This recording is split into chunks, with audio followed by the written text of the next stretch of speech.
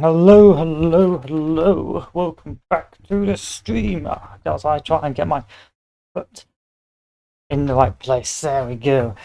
So, I just had a nice cheeky lunch. Still 3 hours left in the download for Red Dead Redemption.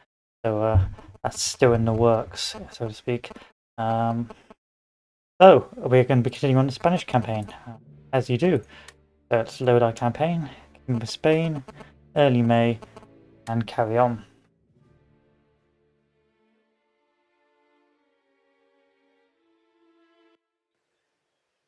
Oof, oof, oof. There we go. So what were we doing? So we were setting up our trade nodes, as you do, and we just bought peace with the British and got a cheeky trade deal, so it'll be away from us for a while. Meanwhile, we're beginning to move an army to take the Kingdom of Naples. I suspect we were actually going to conquer this because I'm going to need a base of operations to replan my armies. All my armies are pretty much healed back up, and France has been resurgent and has retaken Italy. Also, they are beginning to slowly and steadily move through. I suspect that's probably because of the war of the Ottoman Empire has diverted the assets of Russia and Austria.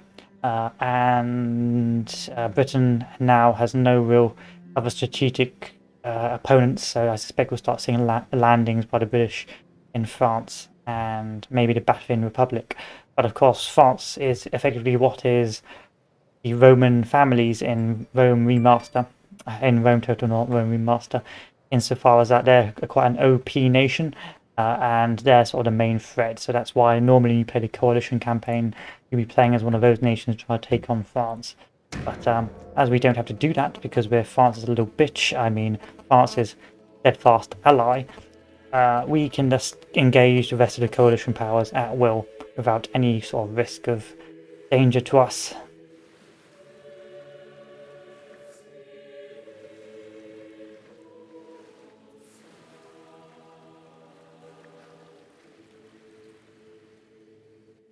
Of course, we could always stab France in the back, but I think that's a bit ahistorical. I think France ends up stabbing us in the back. I'd rather assist France in liberating or bringing the revolution to the rest of the world until at least we get to the Russia, and at which point we will plan it, perhaps a backdoor maneuver. We'll see how France does.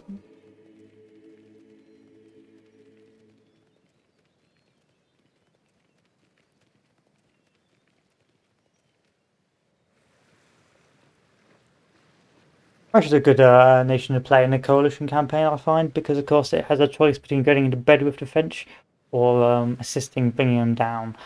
So if you want to play a Central European power that has options, then definitely go for Prussia. Britain's also good for an easy start. All Britain does is just invade the north of France and be a general nuisance. So what do we have here? So we have 1, 2, 3, 4, 6 cannons. They've got 1, 2, 3, 4, 5, 6, 7, 8, 9, 12 cavalry pieces, 2 cannons, and the rest are your box standard line infantry. I've got a lot of line infantry, but also a lot of good units and skirmishers. So fingers crossed, the Spanish Grand Battery will do the damage it needs to do.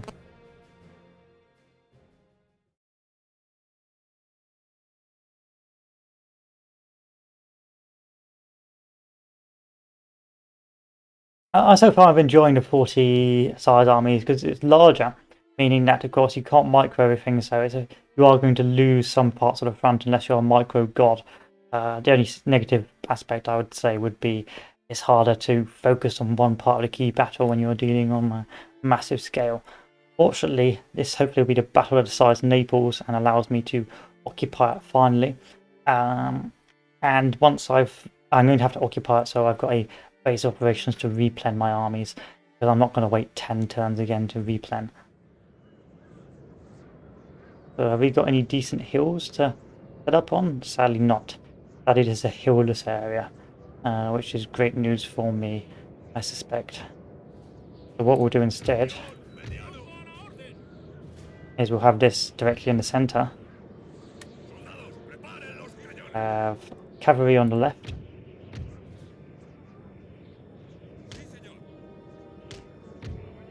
Half of more officers who are just going to chill out the back. And our infantry is going to slot itself in between the artillery pieces, like so. Well, pretty much like they've done now, if I'm honest.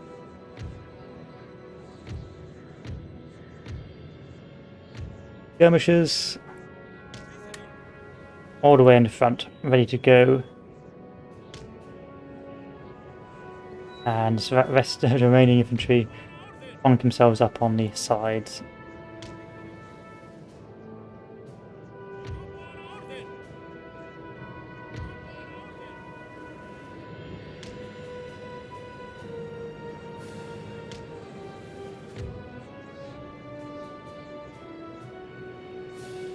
Another cavalry piece, god damn.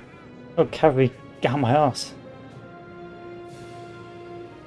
So far, the mass cavalry seems to be working splendidly, so mass cavalry it's going to be. And then these guys are going to be my reserves. Behind the artillery, ready to go once the enemy gets too close.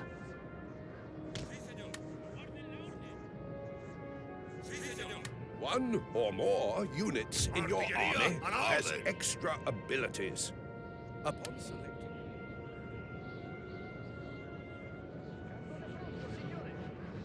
They're going to be moving towards me, so there's no need to worry about that.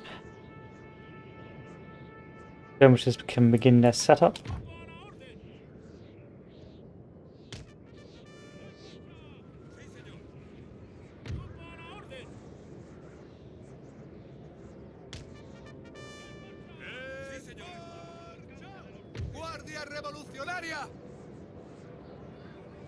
Oh. A little bit, some frame drops, best to be expected. We could always move into the town.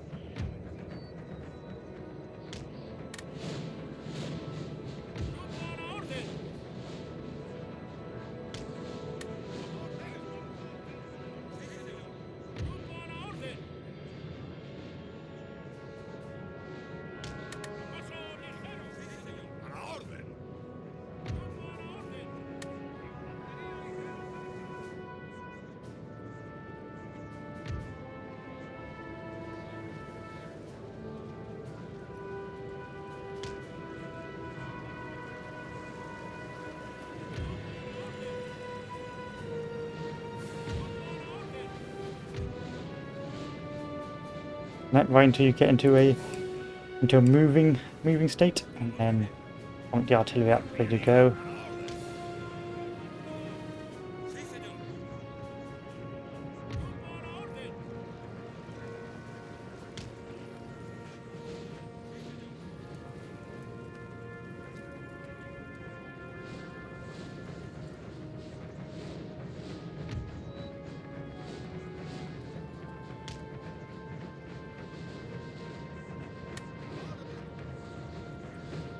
We have taken the building, sir. I'll hopefully keep the cavalry at bay, because cavalry can't hurt me when I'm in a building.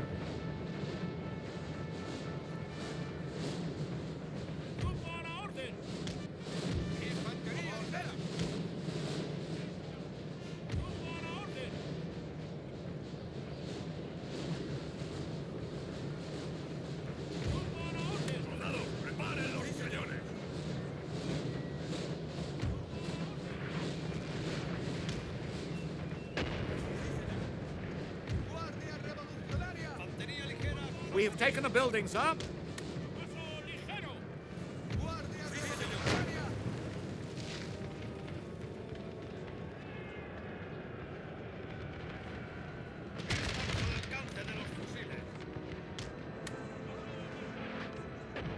Maybe get some canister shot on these guys.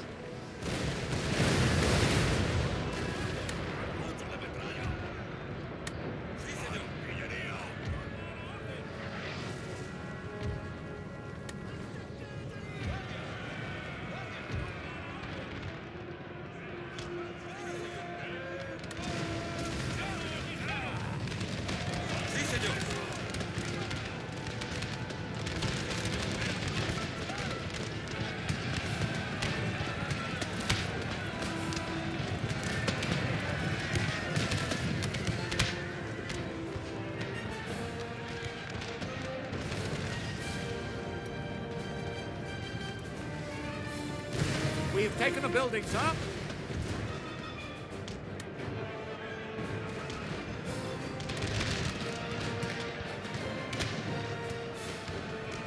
And switch back to normal shot.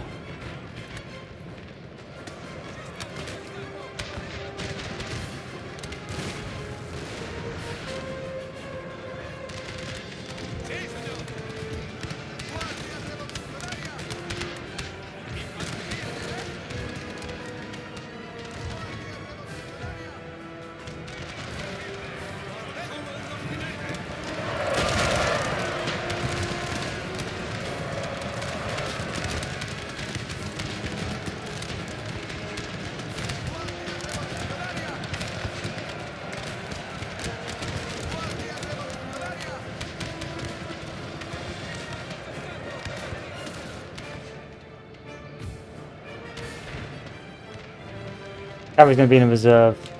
So if a hole breaks open, I'm going to send the cavalry in to sort things out.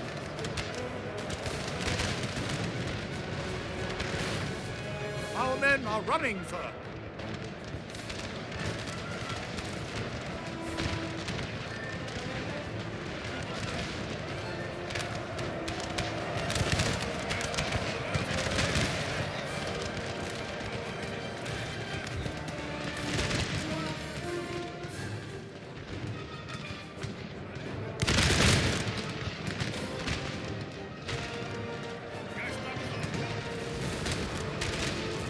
Let's fire all these cannons on this one guy and see what happens.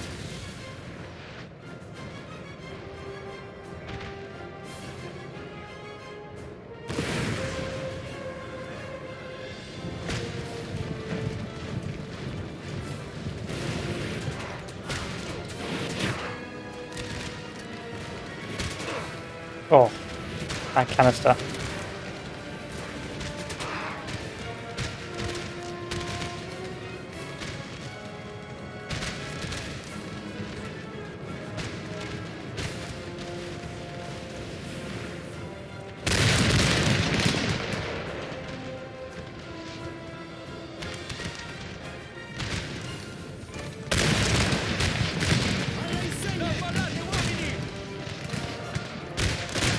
What's going on over here?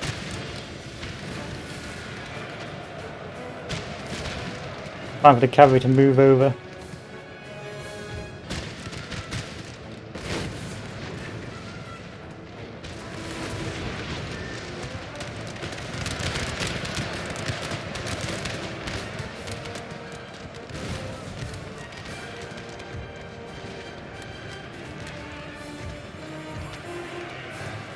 Our men are running, sir.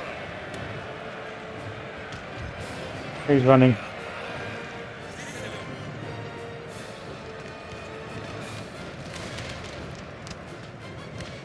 Apart from these guys need to deal with the Hussars.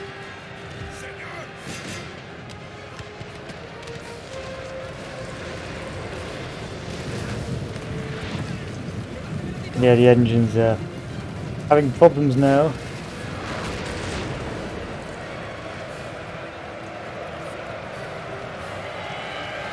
Our men are running, sir. There's the cavalry's in.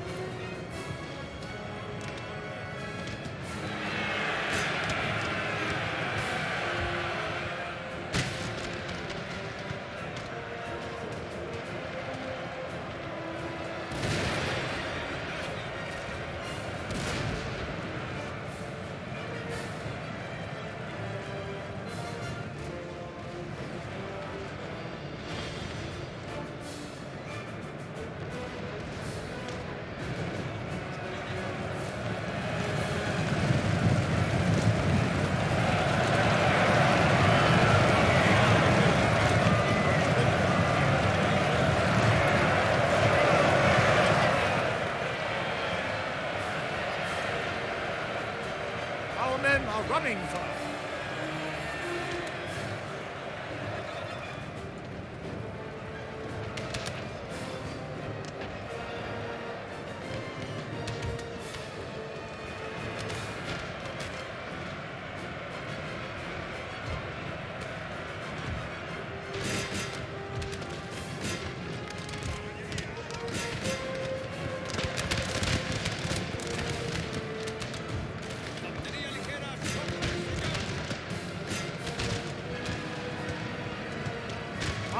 are running for. Not going well, is it? Push the canister.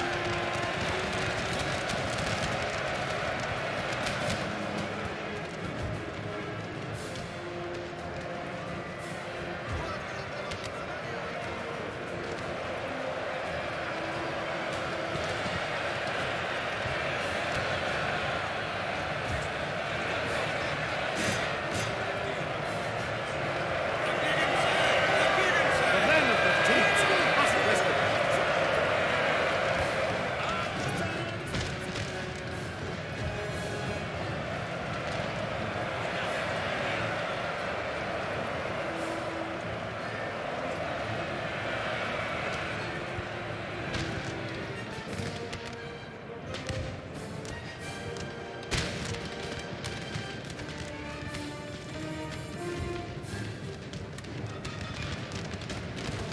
Our men are running for.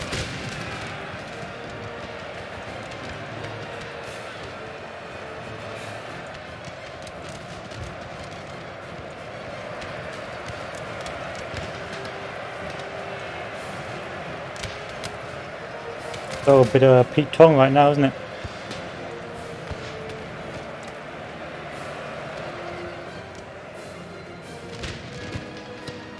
Running, fighting. Our men are running for.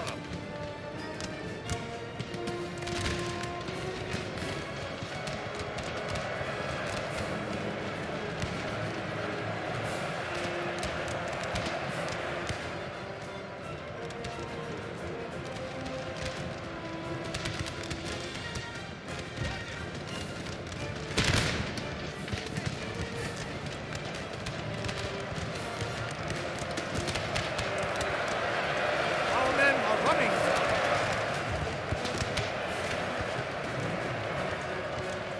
Not going in our favour, is it?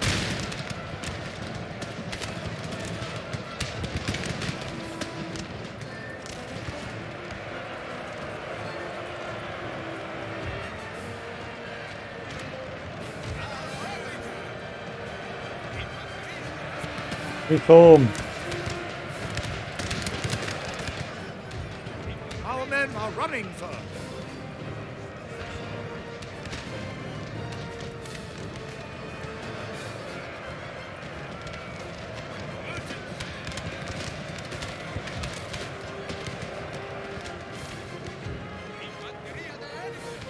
Unless the town is secure, I suppose.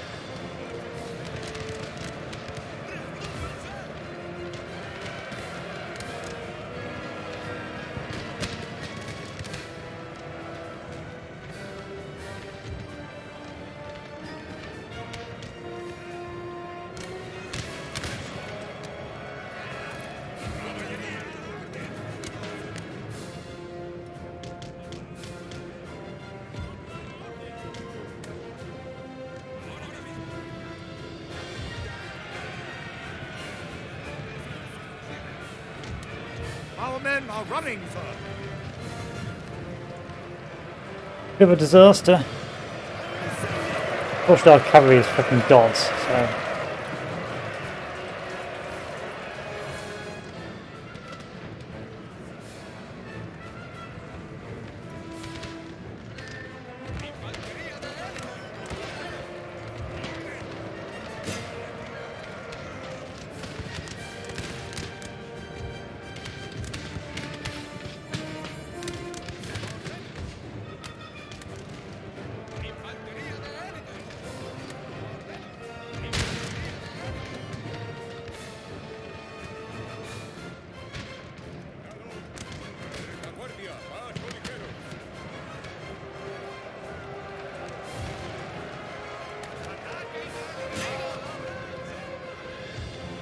I'm gonna reform whatever's left of the army.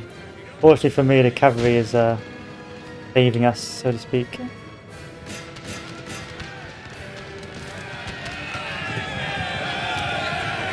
Go on, Assault. Don't let me down.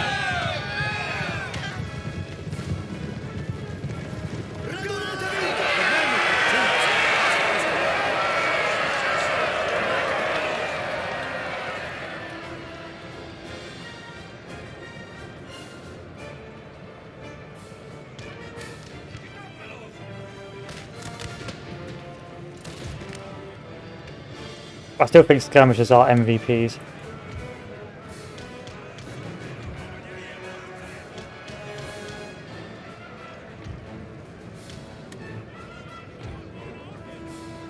That's most of the artillery dead.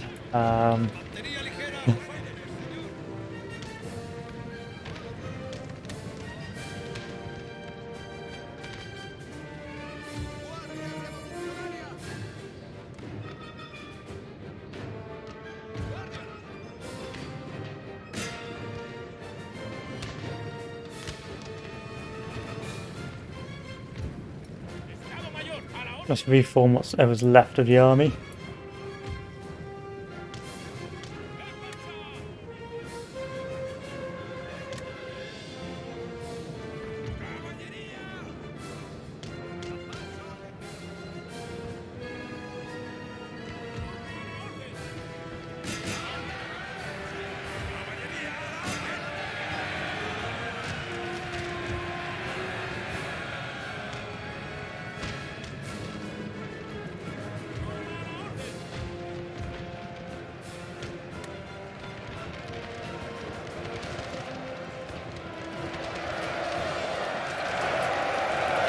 Oh, I've got guys in the building fighting it out. Okay.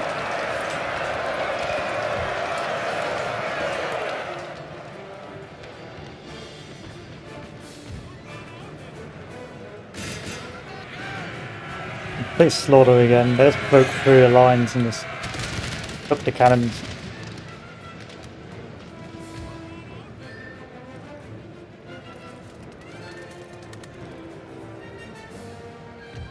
One of our units has used all its ammunition, sir.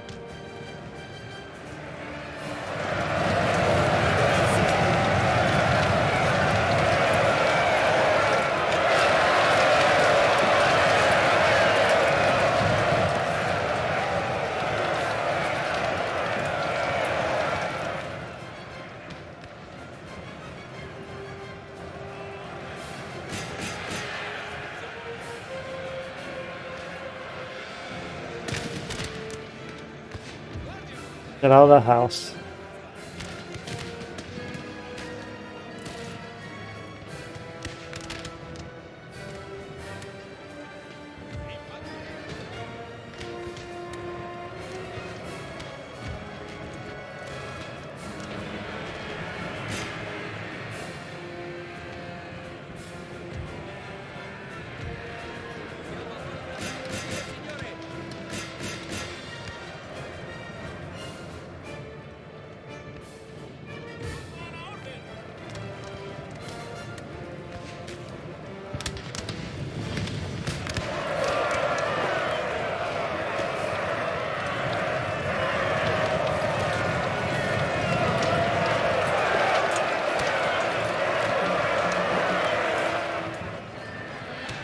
One of our units has used all its ammunition, sir.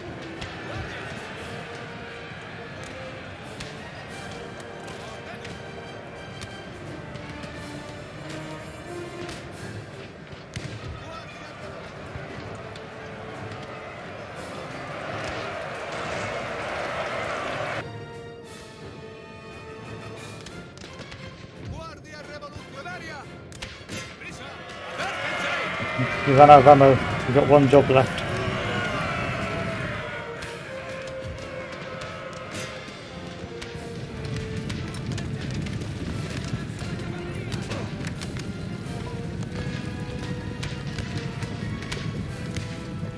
Follow the officer.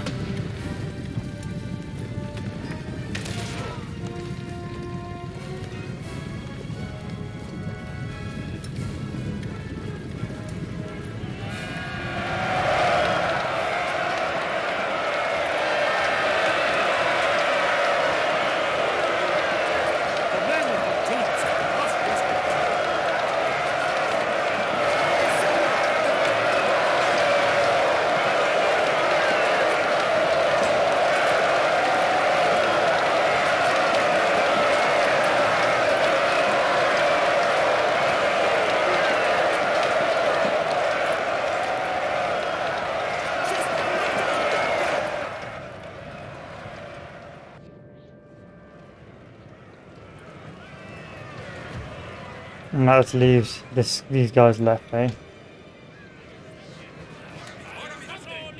And the artillery pieces all the way over here.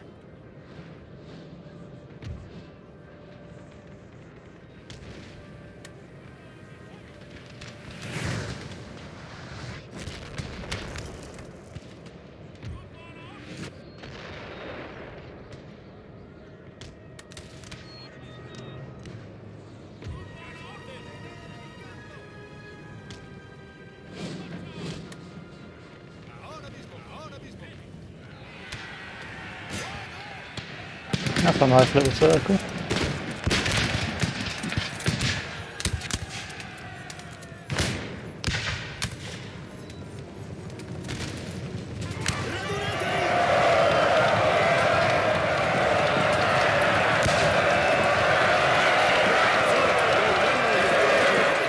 This is a black day. An unfortunate turn of events, but sadly necessary.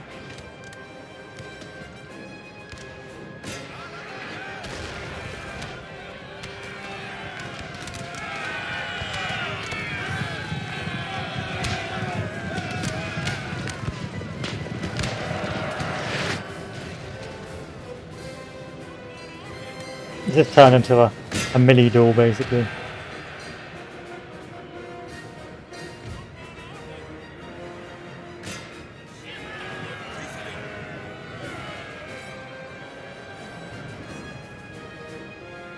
But this was where everything went wrong.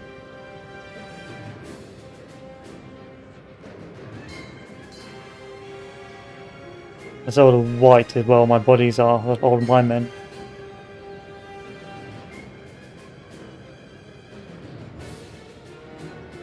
And they pushed all the way through to the cannons. There's not much I could do once they were in the cannons.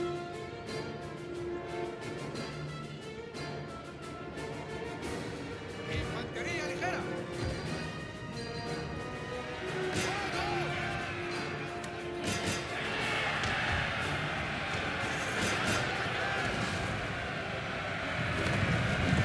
The men of fatigues are a must rescue one.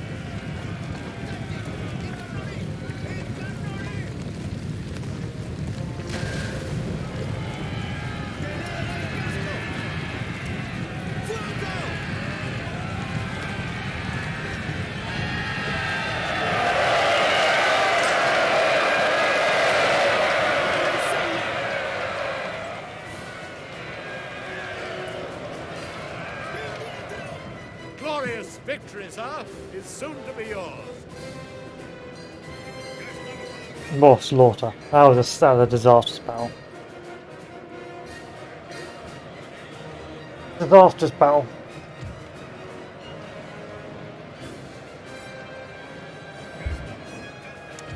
But apparently it's an heroic victory, so here we're getting that bandwagon.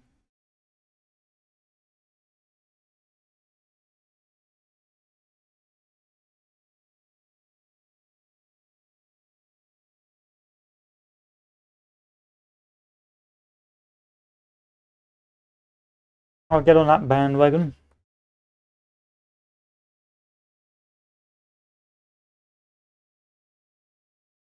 Hemos triunfado.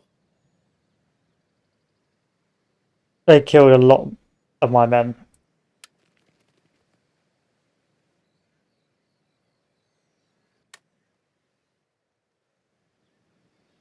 Soy su humilde servidor.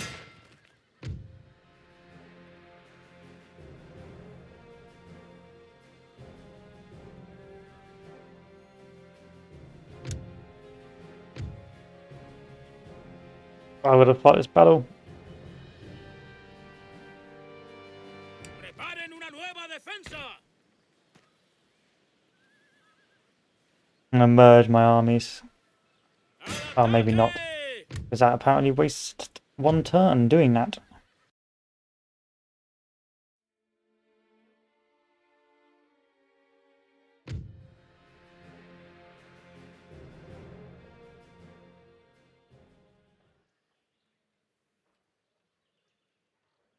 Didn't know the Nepalese, or what do you call it? The Nepali army was so OP.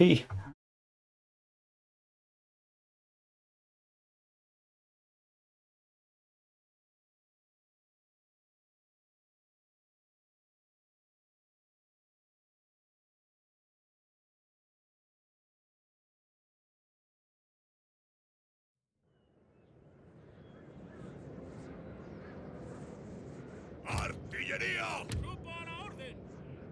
Plonk yourself on top of this hill. And then everyone else. Infantería de la élite.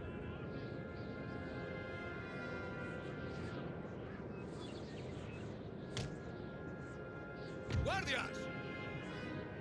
Infantería.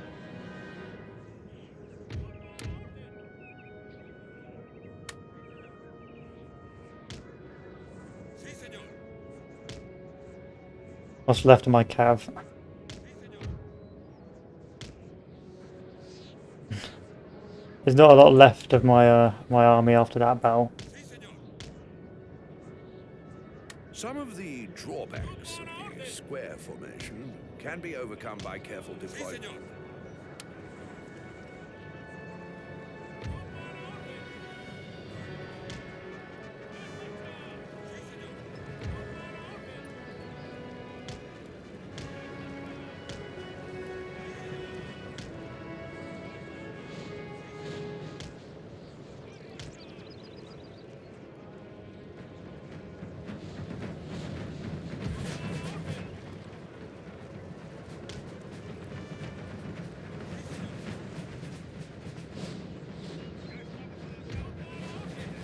Yes, we are not renowned for our...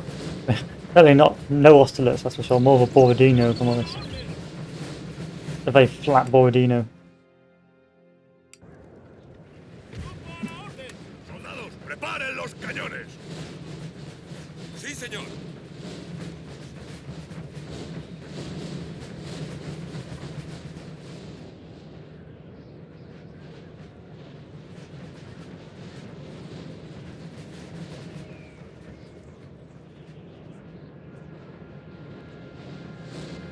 And the cavalry's going to go in reserve again.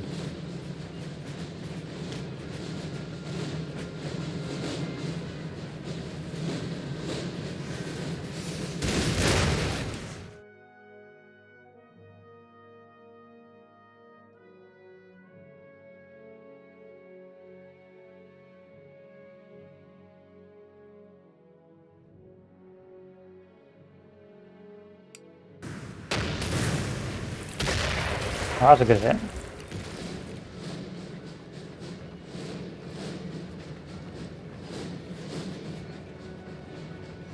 They're abandoning the battle.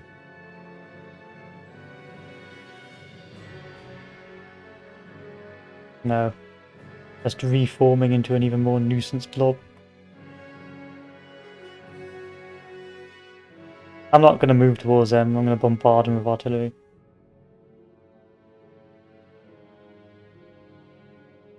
And it's like rout their own artillery.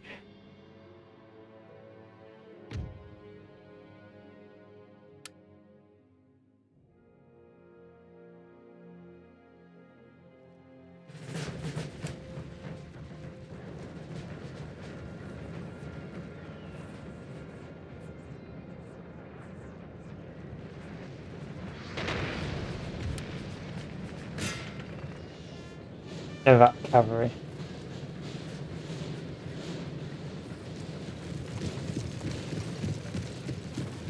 I've got the hill. Leave me alone.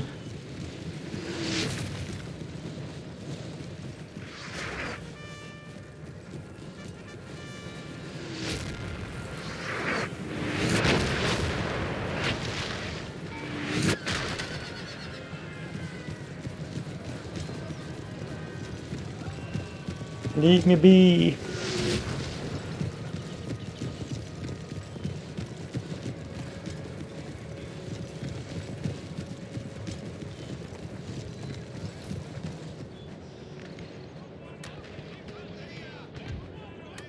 Not playing this game.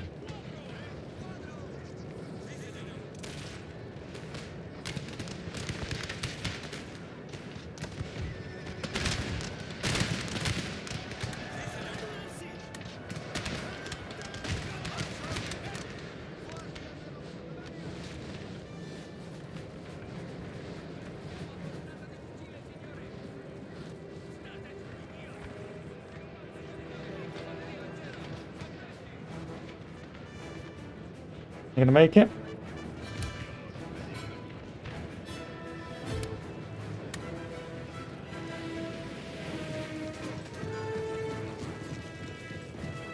Go on, charge it.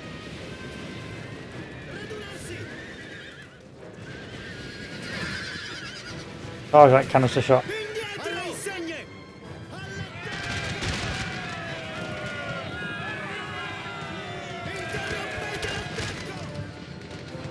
That's right. Get out of here.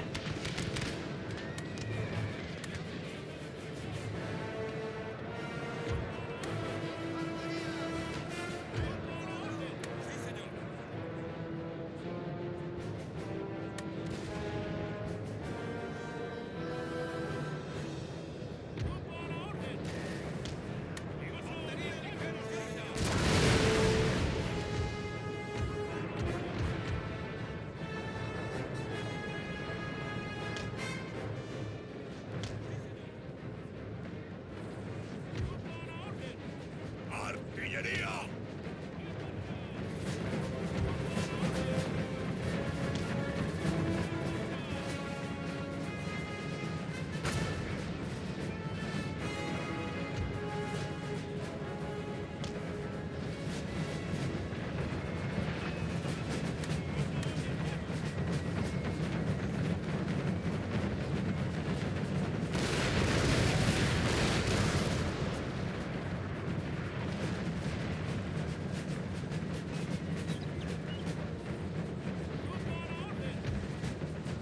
And don't come back.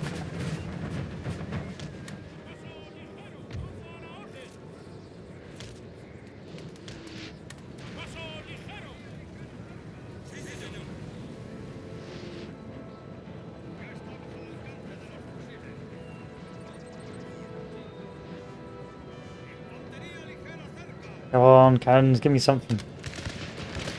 Anything to work with.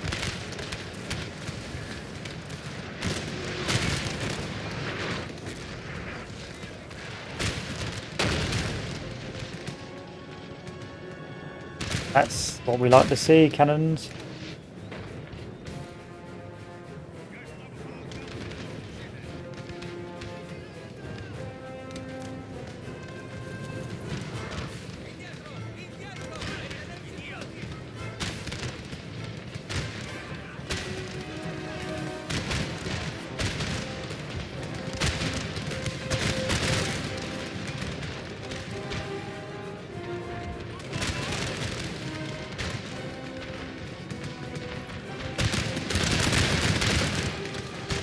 No charge. Get out of here.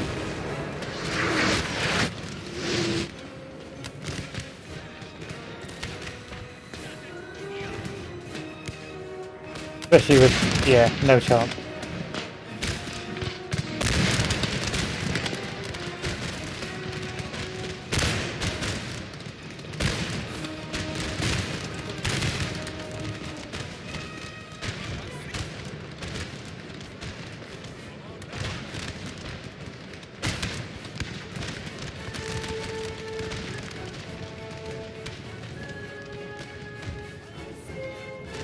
Our men are running for Who's running where?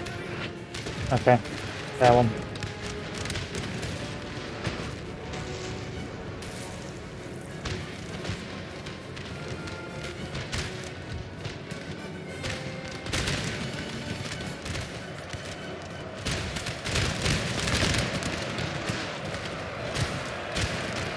Cavalry, do your job. Push over here.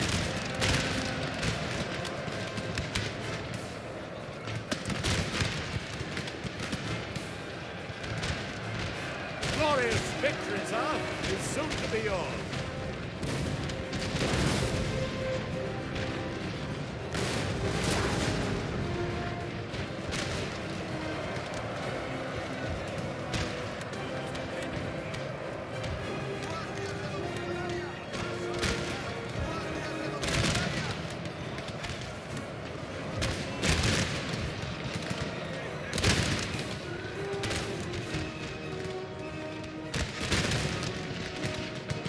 Now cavalry, now's your chance.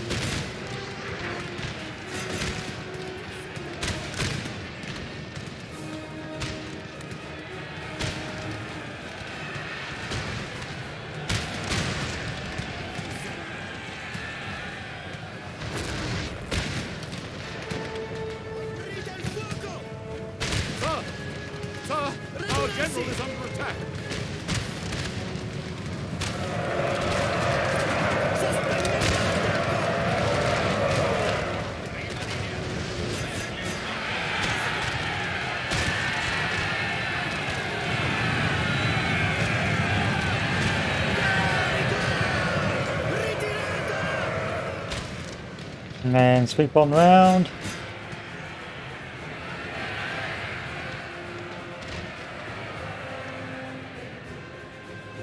I like this grand battery, this makes my life so much easier.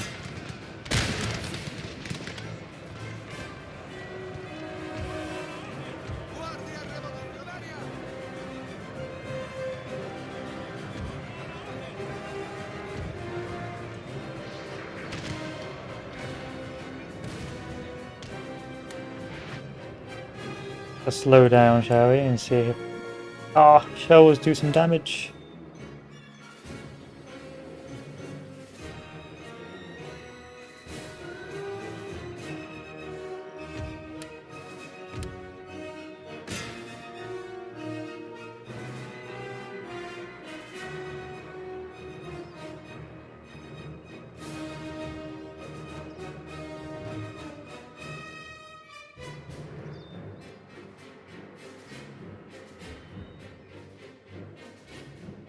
Find out my skirmishers, aren't they? Alright, the skirmishers are pretty flexible.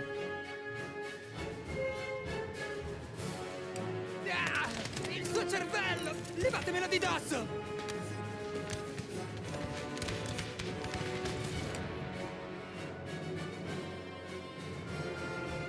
First one's a miss.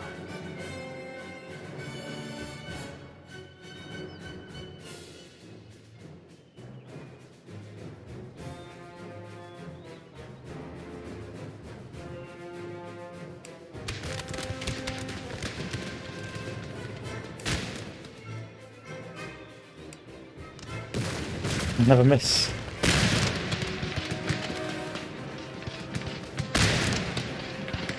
Wow, this artillery is pretty underwhelming. I'll be with you, Chief.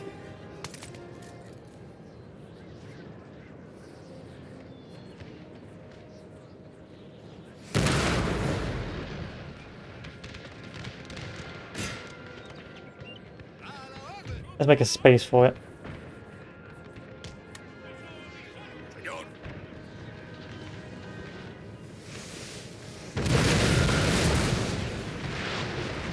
There we go. That was a potent one. No, you survived, did you? Oh, Chumley.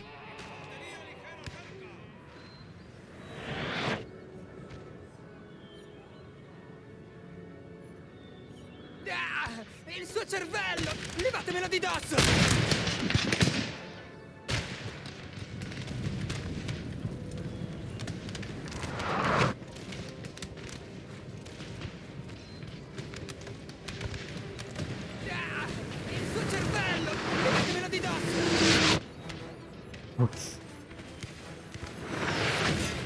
Sospendete l'attacco!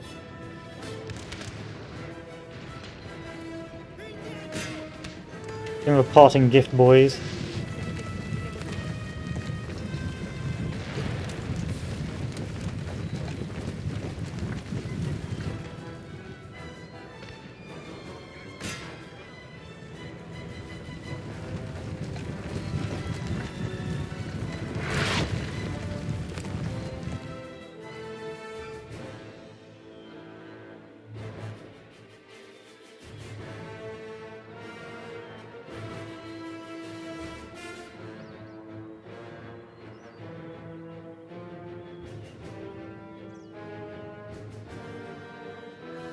Oh, you awful shots.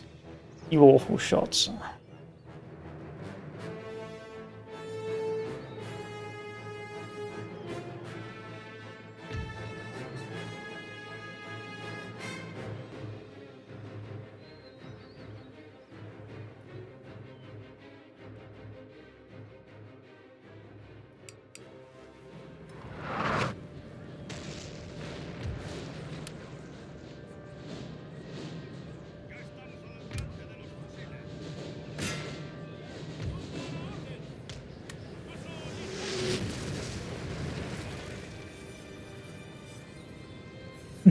Finally, let's deal with these guys.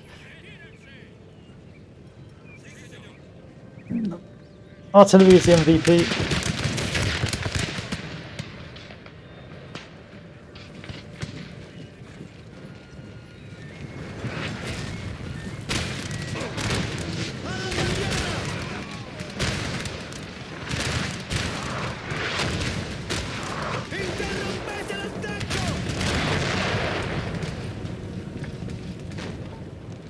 boy. Siamo a portata di fucile, signore. A wonderful time.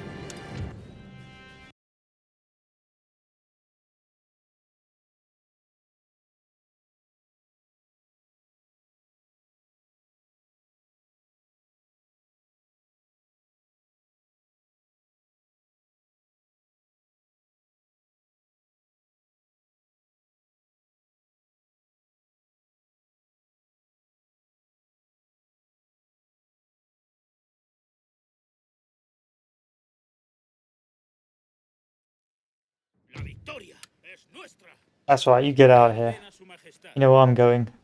Taking your bloody... Línea para la batalla. Batallones listos. Or maybe not. Tropas, adelante. Victoria.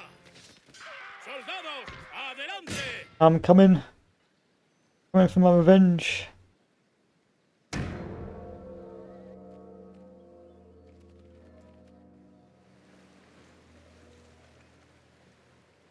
I feel the AI does better with more men, if I'm honest.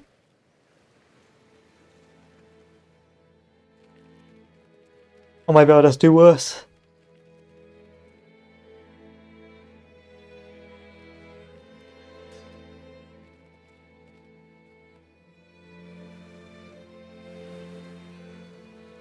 It was a very romantic period of history, I think. I mean, the warfare was pretty terrible, but you know, compared to what would later become the First World War and the Second World War, I like to think that this was probably the right balance between the deadliness of weapons and the mentality of warfare.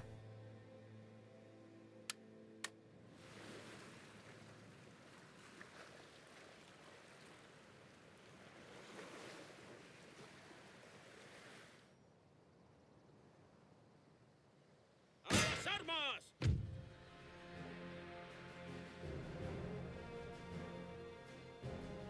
Asentamiento sitiado.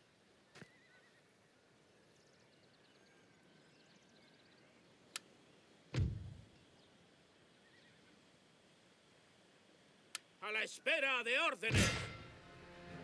Asedio en marcha.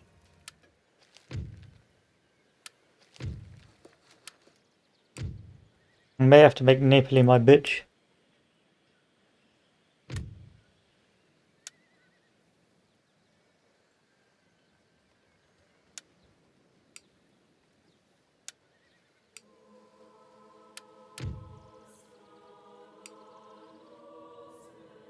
I've run out of men for my further conquests, which is problematic.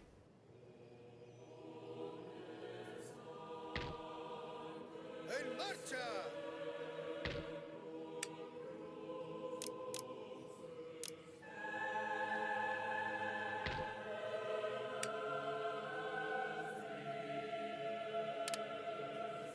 Por la izquierda. En marcha.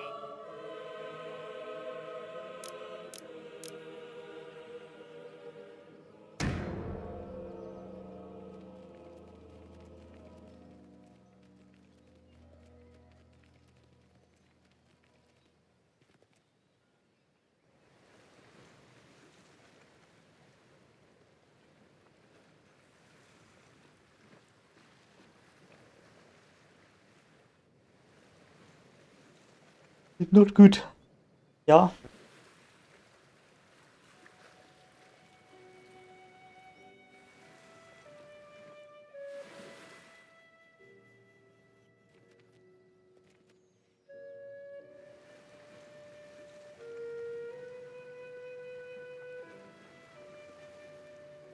That's why the English are on the side, we don't have to worry about any of this.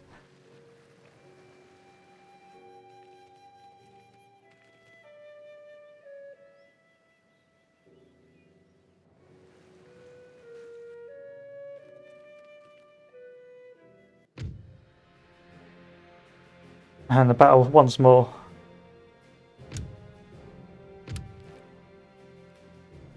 Will we win? I don't know. I have to be very good at what I do.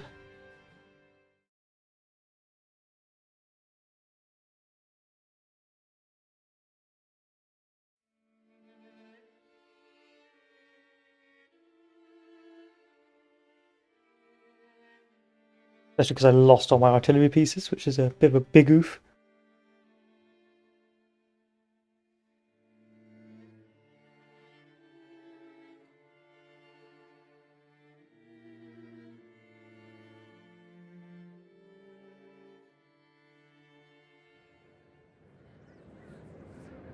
One artillery piece. So where is a defensible location? There was nothing defensible about this area whatsoever. Artillería a la orden. Soldados, preparen los cañones. Infantería ligera. Infantería de élite. Grupo a la orden. Grupo a la orden. Grupo a la orden. Batería a la orden. Guardia revolucionaria. Cañón mediano. Grupo a la orden. Sí, señor. Infantería a la orden. Sí, señor. Sí, señor. Sí, señor. Estado Mayor, sí, señor. Caballería. Sí, señor. Cavalry just has to be ready to be used as a force multiplier. Granaderos. A paso ligero. That's all we can do. Oh, did I lose connection? Did I? I don't think so. Go to Twitch test.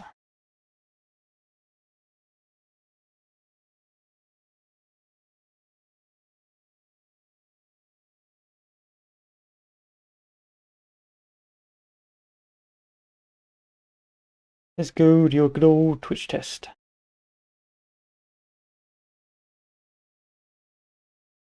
I must have done it then.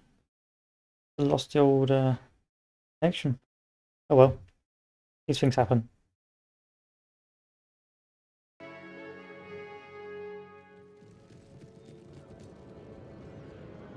Artillería.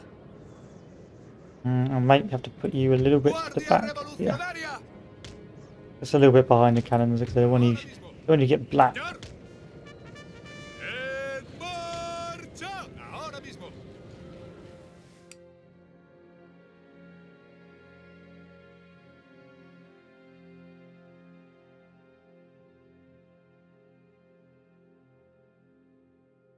That's a big army they got there.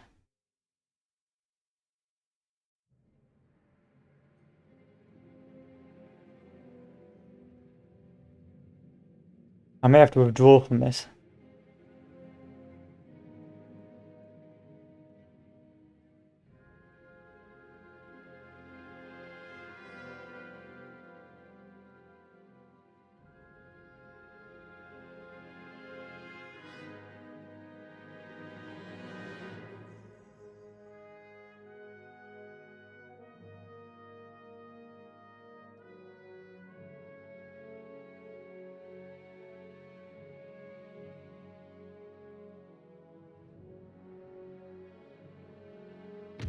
We just switch to Great Shot when they're in lapping range.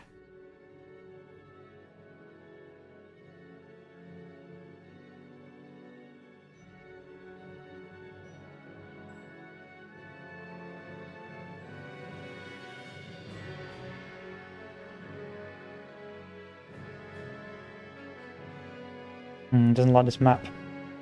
Game doesn't like this map. Right, start switching to Grape Shot.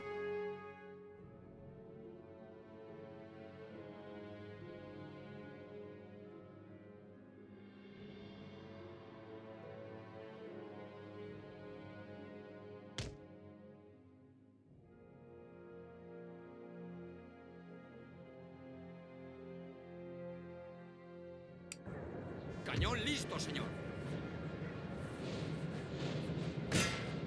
¡Abran fuego!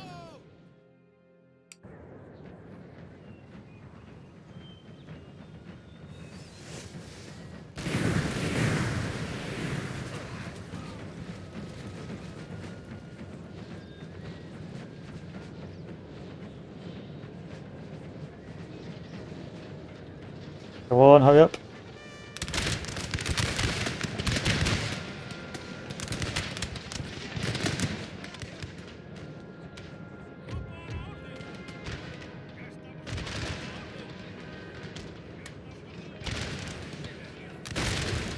That's it. Batería a la orden.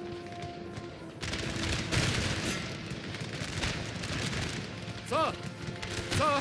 Our general is under attack.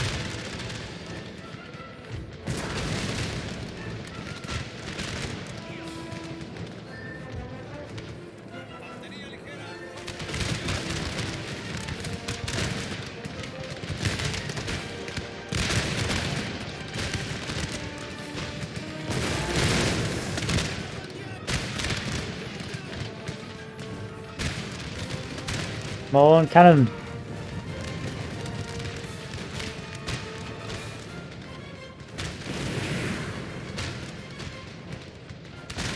Artillería.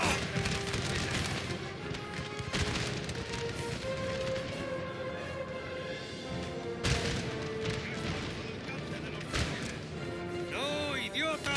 Abajo. Fire again.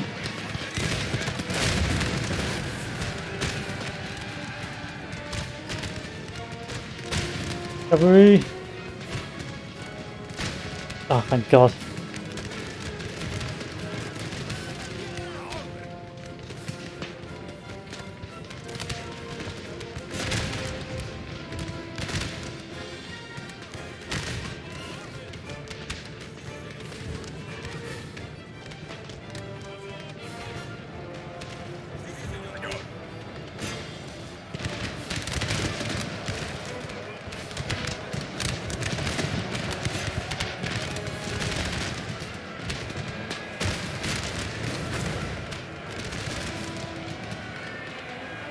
Fire. Batería a la orden.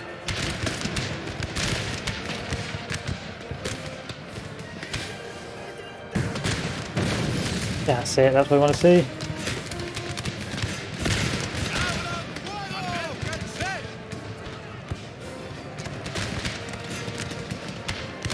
On fire. Shit.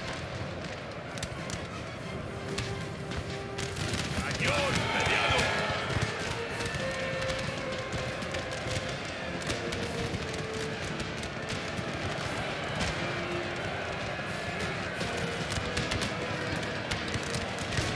Get back on the cannon.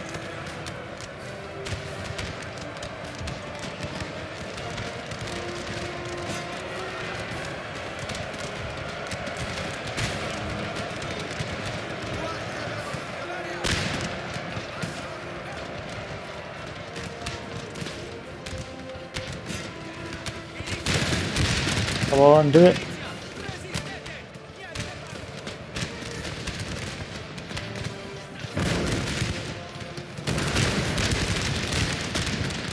They're not firing very well.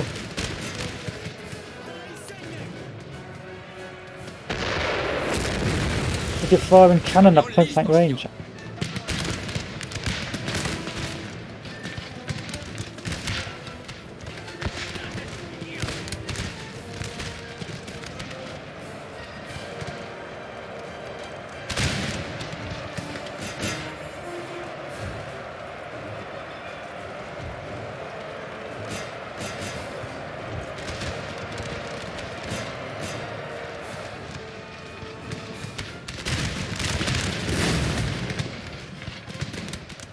You purposely trying to piss me off. Batería a la orden. Fire at this.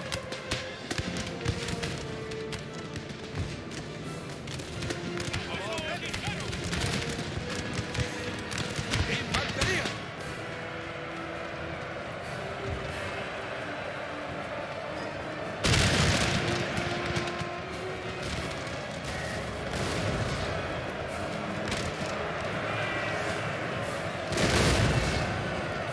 Cañón mediano. Batería ligera a sus órdenes, señor. We have killed their general, sir. Now they must break. You think, you know?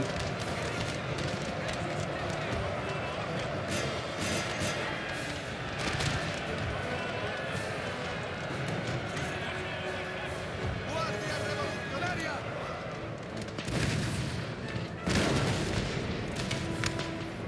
That was a disappointing Disappointing a demonstration cannon.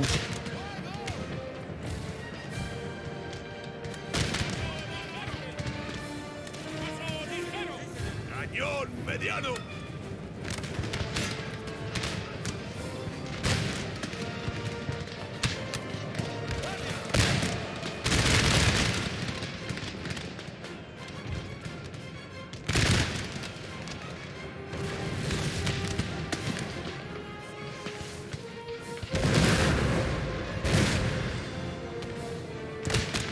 Batería a la orden.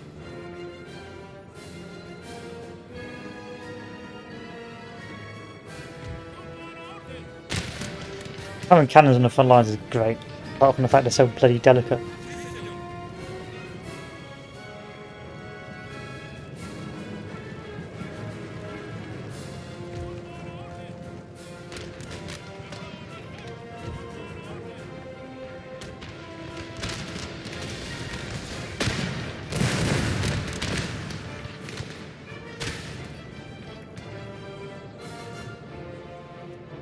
la orden.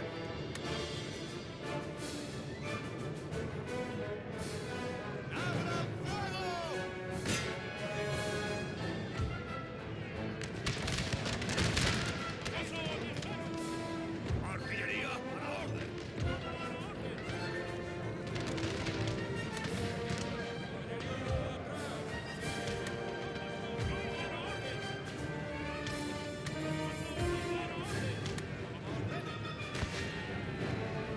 Always with the bloody corpse wall.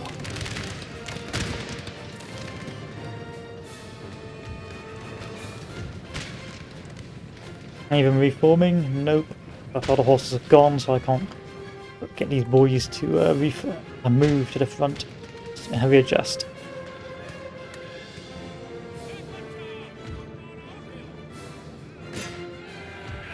Let's get rid of this once and for all.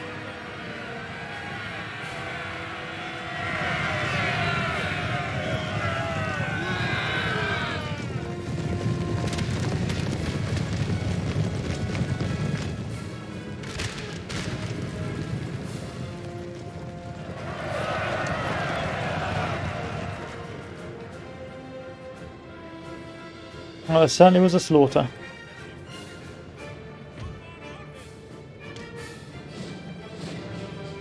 Ah, I know how to fix that plasma checks. So go onto YouTube and there should be a YouTube video that tells you how to do it. It's because this game does not register the sort of new graphics cards. So what you need to do is go to your app data, find the game, go to the preference text and change it to a certain number. I had the exact same issue. I had to Google it to find out the answer. I forgot what video it was. Let me just find it for you, and that will fix it. Let me find it for you. Yep, so Napoleon Total War. Napoleon Total War. Increase graphics. Yeah, I had the exact same issue. Here it is. I got the links. There. Copy, and there you go. Just do exactly what that says, and you will be good to go.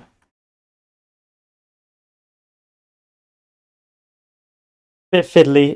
If you've got Windows 10, it'll be a bit of a nuisance. You've got to turn off hidden files. No, don't worry about it. Don't worry about it. I had the exact same issue. And you can thank Prussian Finch for his YouTube video. Yeah, hopefully that works. If not, then there's some other workarounds, but normally this is the right way of doing it. Just make sure you get the right number in when you do graphics video memory. But it's a pretty self-explanatory YouTube video. We'll be able to square you away.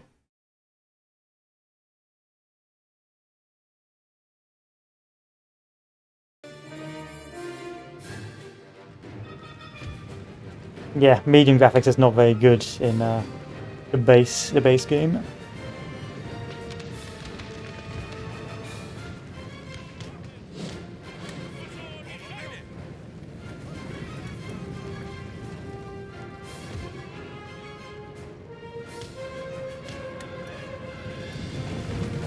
But hey ho.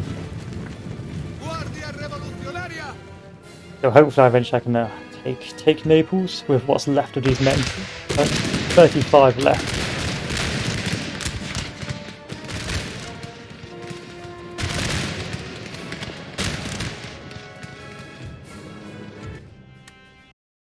What a slaughter.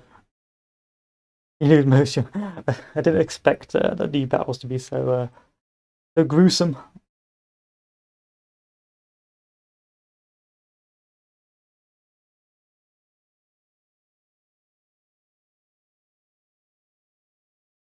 Hey ho. But yeah, it seems like a lot of the old Total War games are pretty volatile with especially laptop graphics cards. So hopefully that will be me able to take Naples. From an enemy fleet. Without your intervention, they'll raid all shipping and take any goods and income for themselves. But we shall see. With Naples taken, I will be a good boy. Yeah.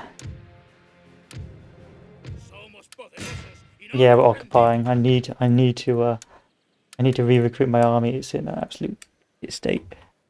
It's not a good situation. Great gained, unstoppable attacker. Don't worry about that. Nation destroyed, Naples. Had that coming. Armchair general, yes. And ancillary gained. Keep on adding the merchantman to the death stack. I've got ivory already. What other wares can I have? Tea.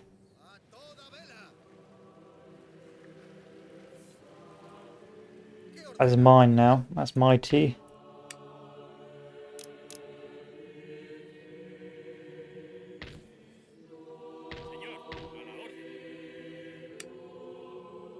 And I don't need to build any more units here.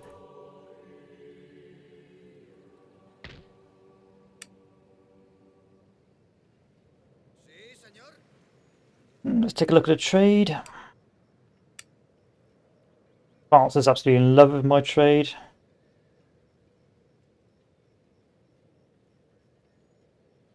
And the Italian state absolutely loves it as well. United Kingdom, however, does not. I don't think, no. Because I'm being blockaded. But hey ho, it doesn't matter. The AI will eventually get bored of blockading me.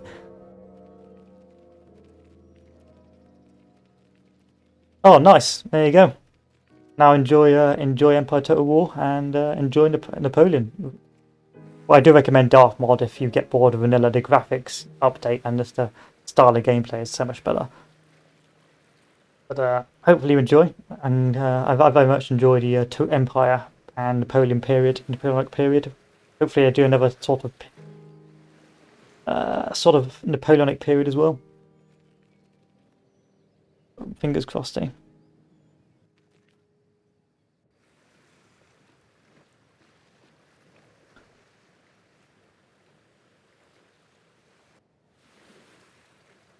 Just don't forget to do it, because what will happen is you uninstall it and be like, oh, I'm done now, and then you uninstall it, and then you'll like a couple of years later you'll read down and think, what the fuck, how the fuck to get off medium graphics again? Like I did, I've completely forgot.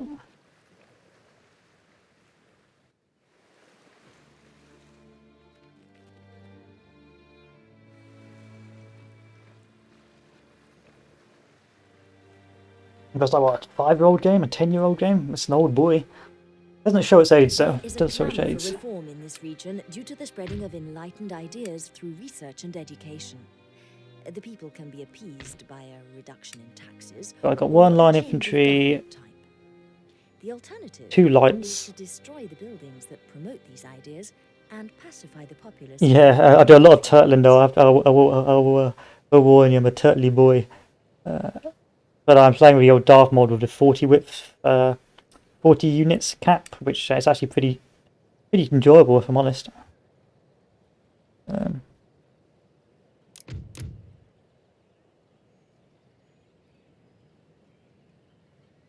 Who's got the best Accuracy 30, accuracy 32, accuracy.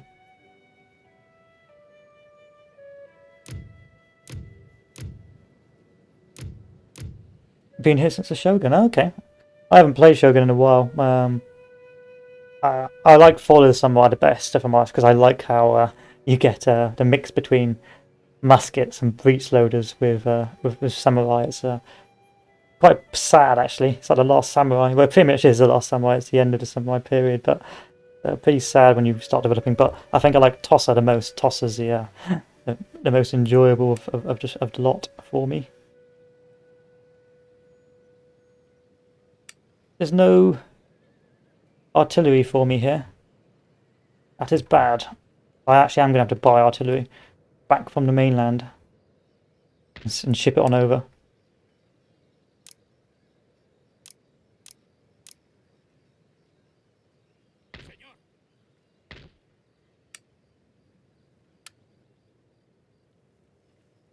Tea. Give me tea.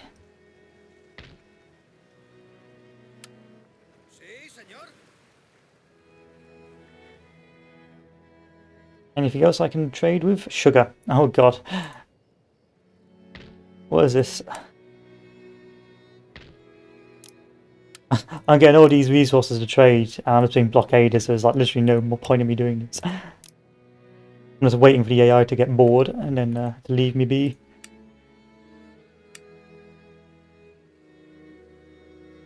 Yeah, I've got plenty of room. So two cav. Actually, one more cav. How many cav do I have? 1, 2 cav plus about 5 cavs enough. 5 cavs enough. And there we go.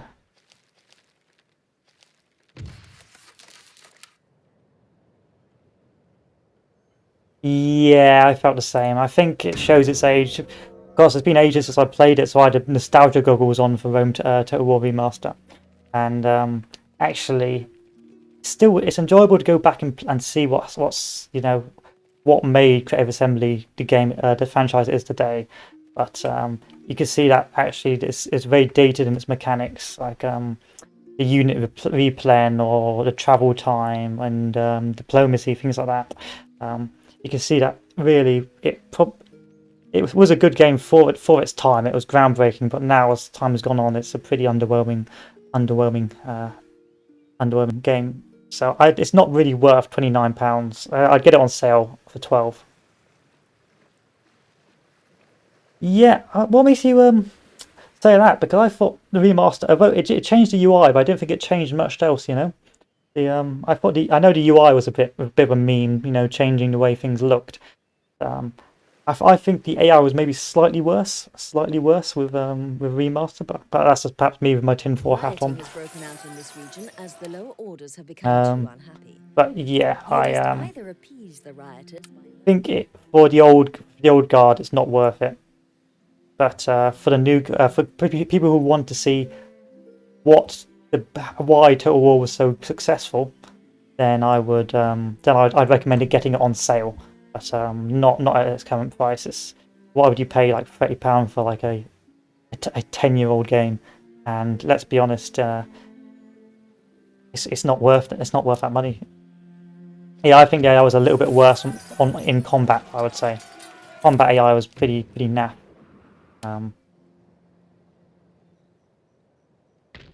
Like pretty awful.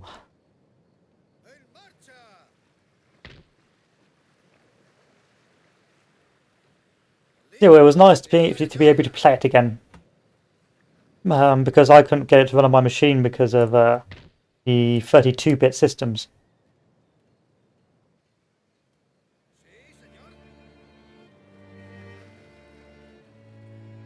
Yeah, I didn't really help that it was overhyped as well. Like people were thinking it was going to be this completely remade AI and it was going to be this really proper remastered game. All it was basically the old Total War with a new UI, and they added some meme features. It wasn't the cat's pajamas, so to speak. But yeah, a lot of people got very disappointed in it. But I think it was a lot to do with misleading marketing and things like that. Like if the remaster was like a Darthmod remaster, like it was Rome but with really, really good graphics, and they added a load more new units, or they added new factions or things like that, like things they had in the works previously but never had the chance to introduce. That, you know, it would make it feel like a bit more of a purer remaster. But really, it was 45 gigs for a 10-year-old game? It's like, Jesus. And really, it hasn't changed much. It's like 45 gigs to download to my SD card. Not SD, my... I think my favourite is Empire. Empire's my favourite. Even though the AI is pants, I think Empire was my favourite. Followed by Napoleon. Followed by... I'd have to go Medieval 2 as well. Because Empire was you could do so much in Empire, even though the Battle AI was pants. With mods and that, it was much more functional. I loved Empire. Because like it was massive. For its time, it was massive. You had North America, you had India, you had all these different factions, you had government revolutions. The trade was actually quite in depth for a Total War game. Yep, I think Empire was my bay, and then Medieval 2 is funny. I like Medieval 2 going on crusades, but I will have to admit sometimes the early game where your generals were just unstoppable killing machines, like proper tanks, because the peasants couldn't kill them, couldn't pierce. Those were the good old days. I did like Medieval 2. So there's the cannons. I'm gonna have to export my cannons over to Naples.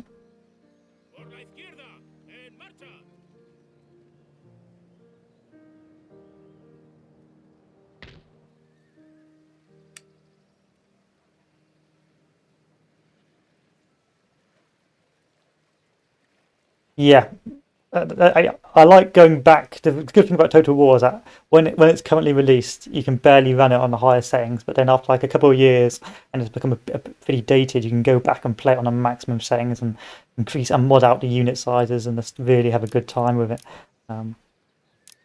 Yeah, I really that's what I really like about playing this now. Is now I've got such a good machine, I can really get the best graphics out of it and really get immersed in the gameplay. But Empire was funny because what do you call it? You had the Maratha Confederacy, and if you ignored the Maratha Confederacy, it would eat up the Mughals, the Mughal Empire, and because it had all that spice there, so it would become a economic superpower. And if you left it alone by about 100 turns, 150 turns, the Mughal Empire would be invading North America with its death stacks, and there was nothing you could do to stop it because it was an economic powerhouse.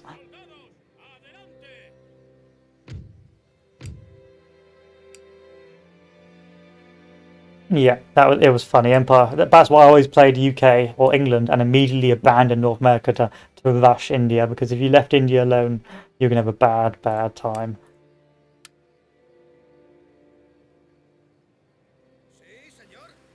Like sometimes I'll be playing Spain and just focus on a new world, and by 150 turns, like these 5 20 stack armies of Maratha Confederates would be moving into the new world. I'm thinking, what the fuck is this? What is this alt history?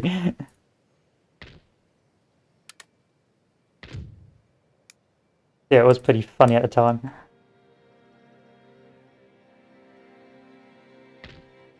What else am I upgrading?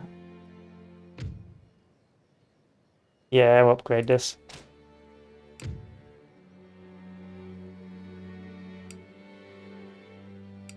I do have to go back and play a bit of Medieval, but I think I'll save that for Strategy Sunday. Note that agents cannot be recruited as a unit.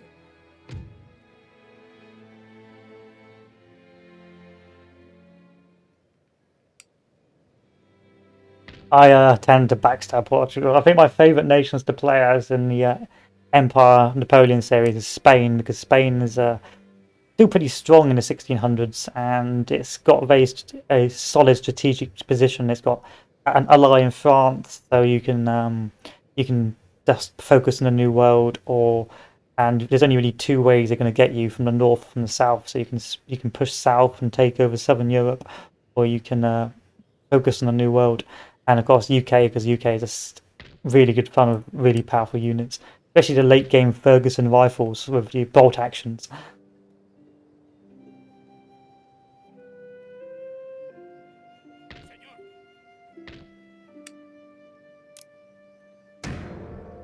Yeah, UK is great fun. France and Napoleon Total War is pretty fun as well, but it's a little OP, a little OP.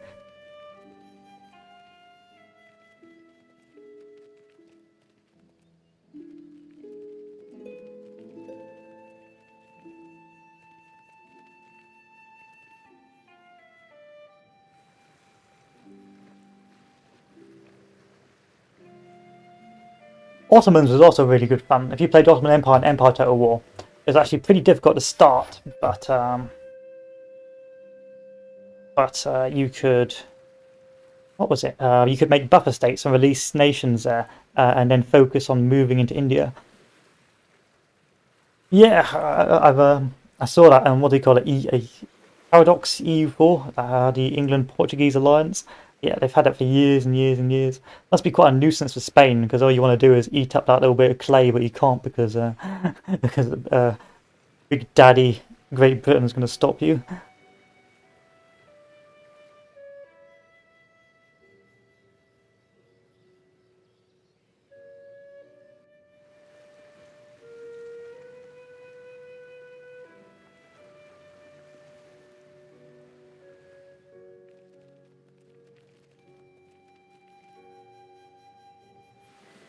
Let's say la vie is what it is.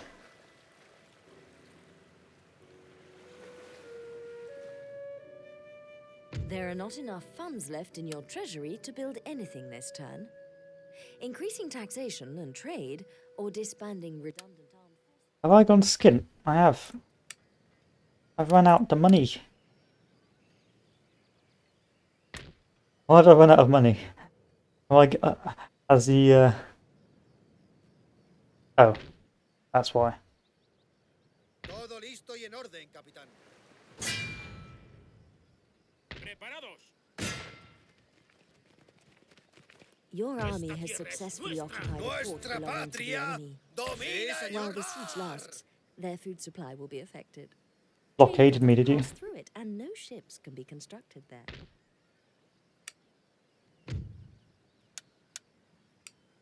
Soldados, adelante. Money's tight. That's what you get for depending on all your finances on trade.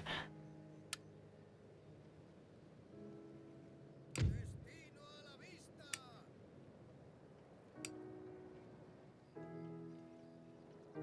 Money's pretty tight. So what nation are you going to play as on your Napoleon playthrough, or your Empire playthrough? What's the first nation you're going to pick?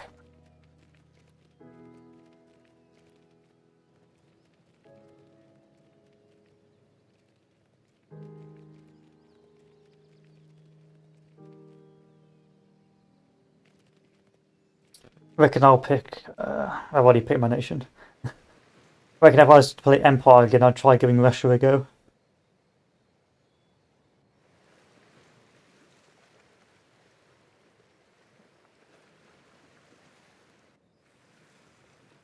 Though Sweden's a pretty nice nation to play in Empire.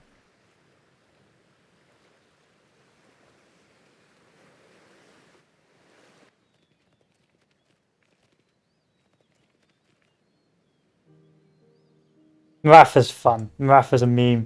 Marafa's such a funny nation because it's a time of what, muskets and gunpowder, and you think, well, okay, these swordsmen are going to be useless, but actually the swordsmen have like the best melee in the game. So at the start of the game, before people would like invent fire by rank, you can literally just YOLO into them and just wipe out the European armies. It's pretty funny, if I don't say so myself. Listos para la acción. Vámonos. Ivory, spices, tea, sugar. 2 teas.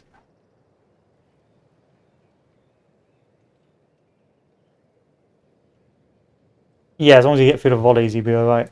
But it's Marathas are pretty funny because you become an economic powerhouse with the amount of like resources you can trade.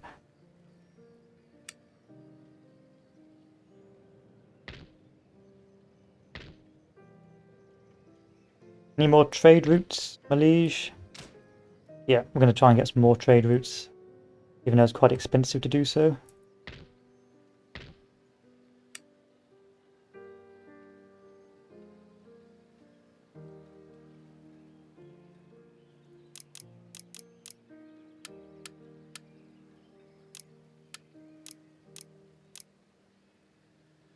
That army almost done. We're getting there. Getting there. Oficial encubierta.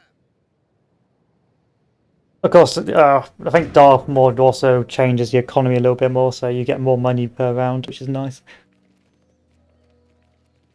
But then again, you've got to wield 40 stack armies, so it sort of balances out. I never played the Mughals. I found the Mughals were pretty underwhelming. Ottoman's fun because you get the best of both worlds. Once you do the reform. Who the heck are Knights of St. John? I think they once the Byzantine Empire fell, I think during the Crusader states they were given a fortress on the island, and then back in the 1600s, the Ottomans tried to keep on invading them, but they kept on fighting them off, so to speak. And in the end, I think Britain co-opted them into some sort of vassalage. But yeah, I think they were a throwback from the Crusader states who just kept on existing after the fall of Jerusalem and Acre and all that jazz. Yeah, I think the Ottomans tried to get those bad boys quite a few times, but sadly not. They were rather unsuccessful. Or actually, not sadly. Fortunately not.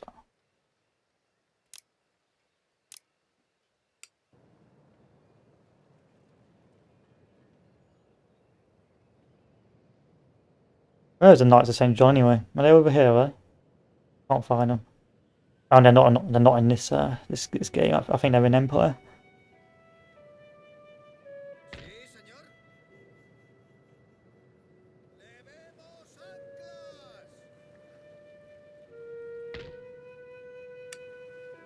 Economically, we're back to being good. But actually,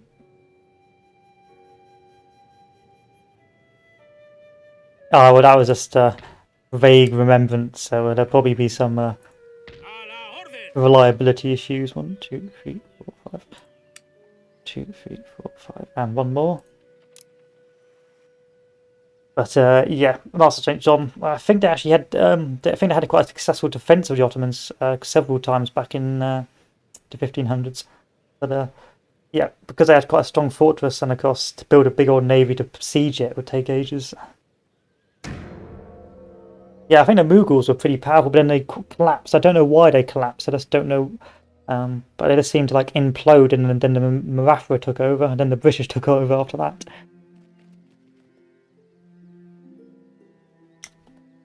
Yeah, we Brits have always been fairly lucky at running into conflicts and profiting off them. Same thing with the Fijians. Like we went to Fiji, warring tribes. Hey boys, want some guns? Want some guns and ammunition? Yeah, sure, sure, boss. And next thing you know, everyone loves us.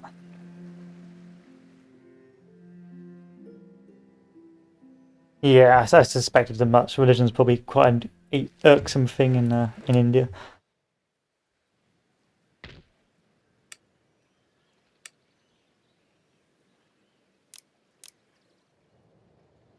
See, now I'm on 17k. I'm no longer getting blockaded, and so actually economically, I'm now an absolute powerhouse. So there's a lesson here, boys. If you're going to do this, actually try and protect try and protect your trade, or just ignore it like I did, and struggle on through.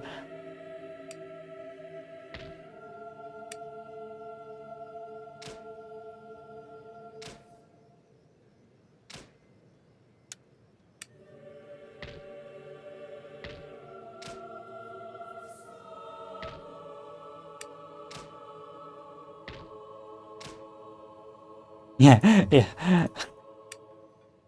Yeah, just ignore it. Don't.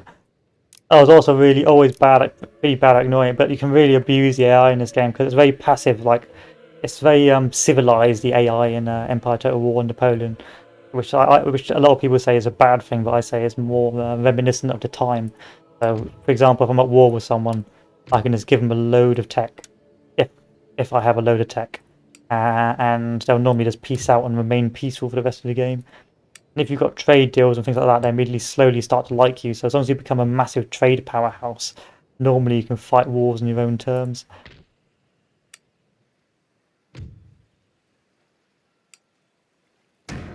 I quite like to, what do you call it, have a revolution as soon as possible in Empire.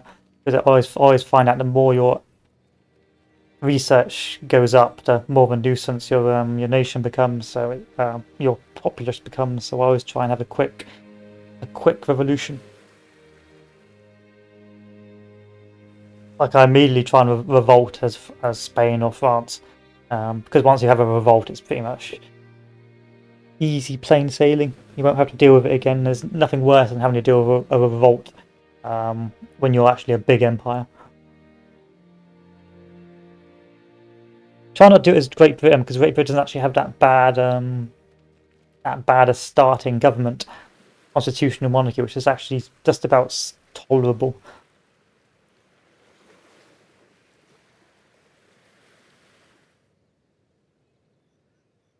Yeah, there you go. Now the money's rolling in.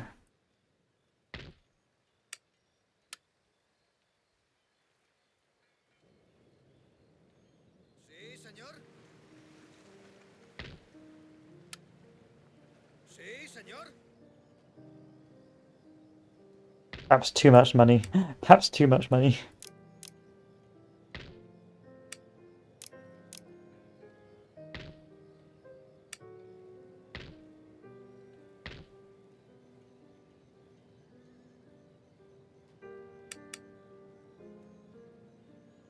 United Kingdom, UK, Great Britain, the Empire.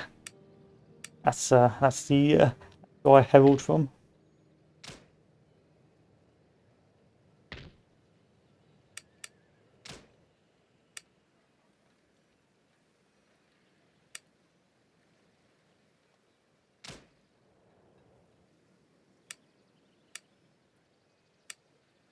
Yeah, I see a lot of US boys. I feel that most of Twitch is strongly American. Here's a game I'd recommend for you. There's a game that's a bit like Total War but set in the American Civil War. It is early access though, but it's pretty enjoyable when it's Grand Tactician American Civil War, and that's really good fun. I've got like 90 hours in that. It tries to realistically simulate the sort of delays in the battle. So, for example, if you send an order to your commander, it sends a messenger out from your commander to the divisional commander, who then sends a message out to his brigades, who then move. And depending on the commander's initiative or ability, depends on how quickly these brigades function. Really good game. Really good game. But low graphics, so if you're a graphics boy, it's perhaps not for you. It's a bit like Ultimate General, basically. Ultimate General, but more realistic. Yeah. Although they are trying to, the campaign's still pretty buggy right now, but I've enjoyed it. Normally I'm quite worried about recommending early access games, but Grand Tactician is it's a nice game really. It's quite enjoyable because you don't get many strategy games from that period. There is a clamour for reform in this region due to the spreading of enlightened ideas through research and education. All right. People can be appeased by a reduction. Yeah, I played Ultimate General instead, so real time stuff.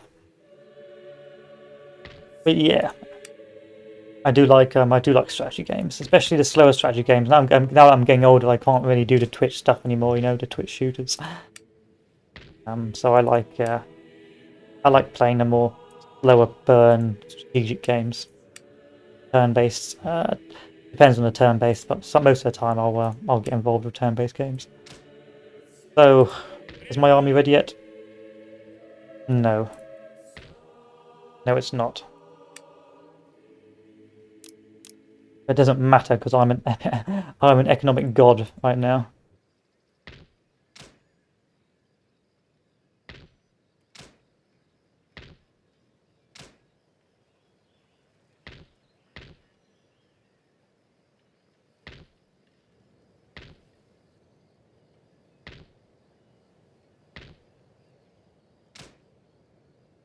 So what's France doing? France is just wiping out everyone. In a word, France is wiping out everyone.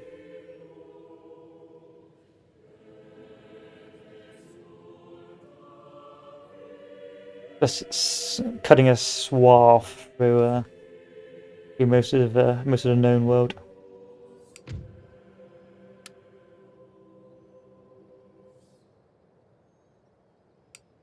I suspect it's because of the Ottoman Empire declaring war on Austria and screwing things up for the AI.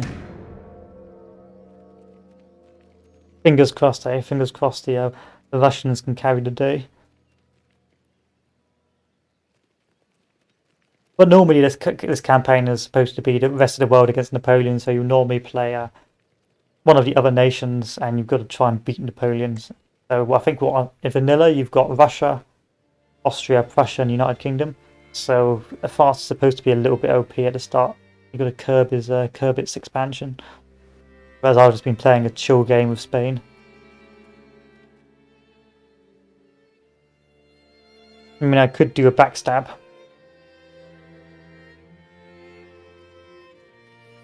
We'll see, we'll play it by ear. The great Spanish backstab.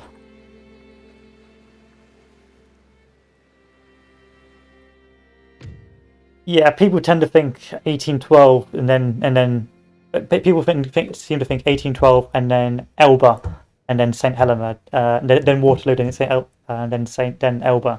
They think after 1812 they skip a year, and then they skip the first part of 1812, 1813, no 1813, and then go straight to 1814. They forget about Jena. Is it Jena? No, it's not Jena. They forget about Leipzig. Yeah, they forget about Leipzig and think, oh, the Russians beat. And then actually, France still had some fight in them. He retreated, built another army, which is pretty impressive. You pretty much lose 1 million men. It's quite a lot of men back then. Like probably the largest army ever mustered back in that period, ever. And then you go and build another army from scratch and fight another battle. Yeah, Prussia certainly does the. Prussia was a bit perfidious, I will admit, in this time period. They were very untrustworthy in the Napoleonic period. Not good boys.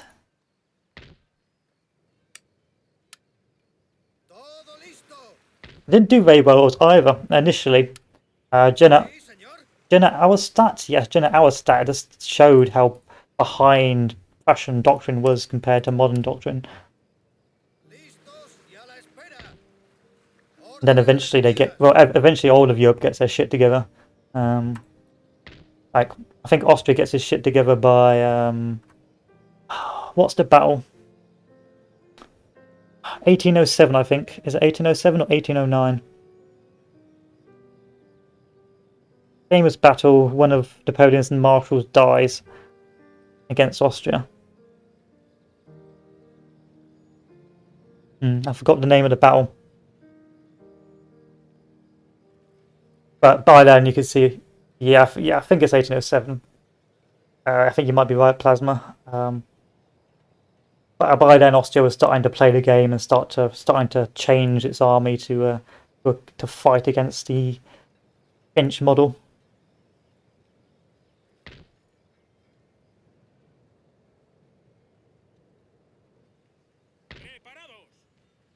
This army's more or less ready. I wonder if I declare war on you. Yeah, you got no allies. You got no fans.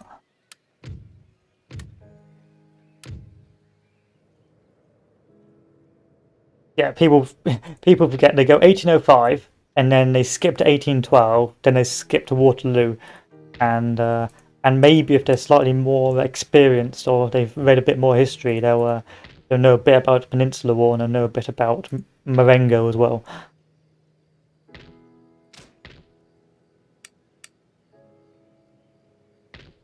But hey ho.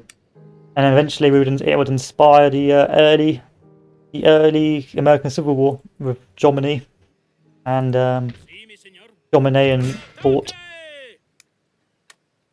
¡Viva la bandera! Están atrapados.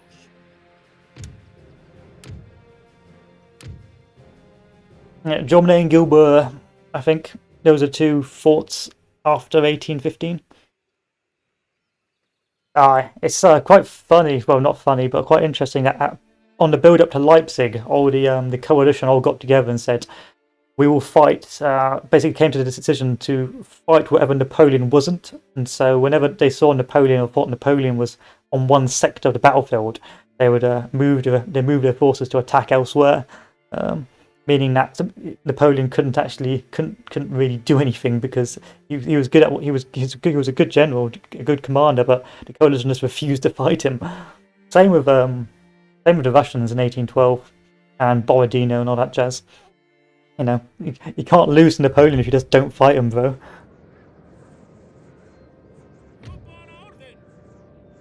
Oh, this is a laggy boy.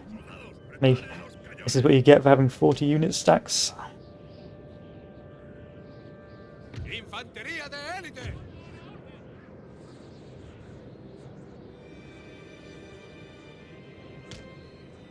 ¡Guardia revolucionaria!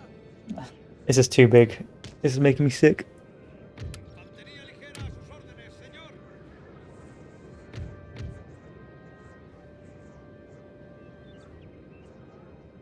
Sí, señor. Sí, señor. ¡Infantería a la orden! I got a nice hill I've spawned on, so I'm not going to move off here. Sí, señor. Sí, señor. ¡Grupo a la orden! ¡Guardia revolucionaria! Sí, señor. ¡Grupo a la orden! Put the cav up.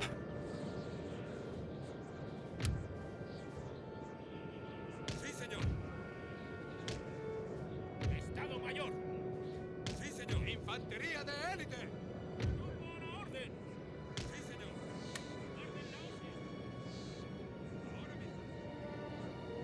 Ahora mismo. We conveniently leave out a lot of history as a UK. I think 1300s. I think Louis, or in order to make us repay our debts, they did launch an invasion and lay siege to the Dover Castle.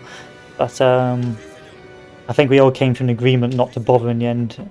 But yes, it's because most of the time France was too busy beating up the rest of Europe, if I'm honest, always getting into fights with the rest of Europe. So fortunately, thanks to European warmongering, we've always tended to stay out of getting invaded.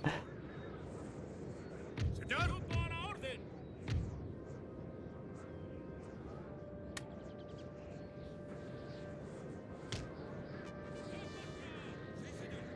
Now let's take a look at the grand cannons. A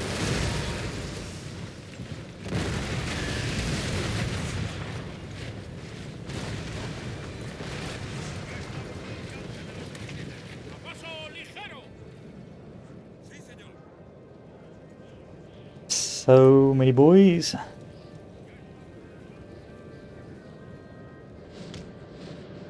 Grupo a la orden. Ahora mismo. Sí, señor. And then of course we end up fighting ourselves a lot of the time, mostly the Scots and ourselves. But again, most of British history tends to conveniently leave out that part, like William of Orange and all that jazz. And English Civil War, we leave out that part.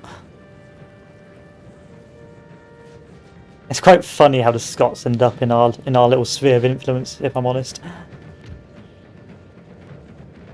I think they tried a colonial venture in, I think, Newfoundland or Canada, and they ended up going bankrupt. And in order to pay their debts, they agreed to basically become part of Great Britain. Yeah, English Civil War. So it's quite a funny thing actually, the English Civil War. It was so primarily we had Charles I, who had a lot of favourites, and he spent a lot of money in disastrous wars and expeditions. So he spent a lot of money doing a disastrous expedition to Spain, where most of the English soldiers got drunk and then captured, then ransomed back to the English. And then he also raised a lot of taxes without parliamentary consent. Eventually, Parliament was being painfully awkward, and Charles just marched in with some soldiers and said, you know, play the game, boys. And by then, it led to the English Civil War. And a lot of people accused Charles I of being a papist, because of course no one after Henry VIII, Catholicism was bad, and in the end that meant the Scots joined with the parliamentarians, and in consequence we ended up losing. Well, the royalists ended up losing, and Charles was captured. And then what happened then was the Scots have a tendency to switch sides a lot or backstab each other. That's historically saying, you know, King James, what's the name? King James, all that jazz. What's King James? What is it? Mary Queen of Scots? You know, Mary Queen of Scots, all that jazz. They have a tendency to start fighting each other and backstabbing. So eventually, the Scots almost joined sides with Charles I, and this led to them losing, I believe. And Charles I had his head chopped off. Then Oliver Cromwell comes Lord Protector. He does some very nasty things to the Irish, and basically remakes the army to make it a modern 1600 style army. Bearing in mind, during this time, you know, Europe's having these religious wars and beating the shit out of each other, and we're too busy squabbling over one another and banning cinemas and banning theatres and gambling. And eventually, once Oliver Cromwell dies, everyone's a bit fed up with the Puritan lifestyle, and Charles II, who's been hiding out in, I think, the Netherlands, comes and says, "Listen, boys, if you let me be the king again, I'll listen to you and be a good boy." And the parliamentarians were like, "You know what? That sounds like a good idea." And so we ended up having a king again. We ended up having a king again because we were so sick and tired of having a republic, and thus became the constitutional monarchy of Great Britain. Yeah, Mary Queen of Scots were pretty big arseholes when it came to Mary Queen of Scots, the Scottish. As soon as King James was born, they sort of threw Mary Queen of Scots under the bus and said, "Okay, you're done now. Good adieu, goodbye."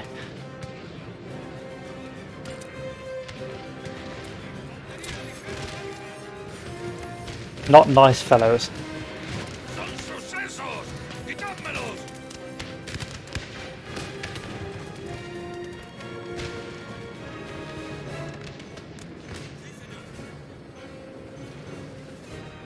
But that's historically. I'm sure there's some lovely Scots these days.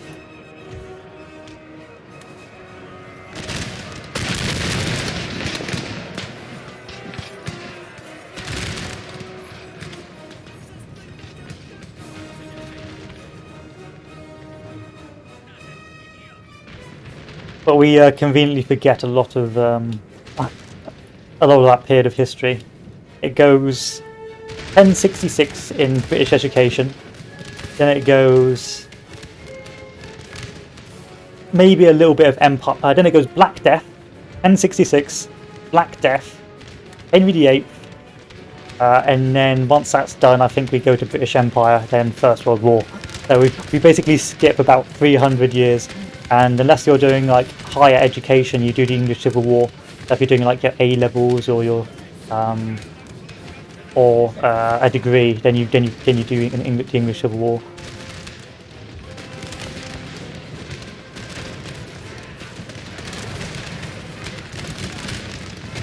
Yeah, yeah, we have a big religious thing because of King Henry VIII. So we had Henry VIII, and he basically made his own Protestant religion because he couldn't divorce one of his wives. So he divorced the first one, and the Pope was like, okay, boy, you can have that one. There's no more divorce. And then he beheaded the second one, and I think on the second one he was like, can I divorce her as well? And the Pope was like, no, you can't. Stop divorcing everyone, Jesus. And he said, you know what? I'm going to form my own religion. And he took all the money from the monasteries and had a jolly good time, and we created the Church of England. And then once he died, we had Bloody Mary, who was a hardcore Catholic, who got into bed with King Philip II of Spain, and did some very nasty things to Protestants. Once she died, I think Queen Elizabeth comes to power, and she's a Protestant, and it flips back, so it goes Protestant hate crimes, Catholic hate crimes, Protestant hate crimes, and then eventually sort of a middle ground of equal disdain.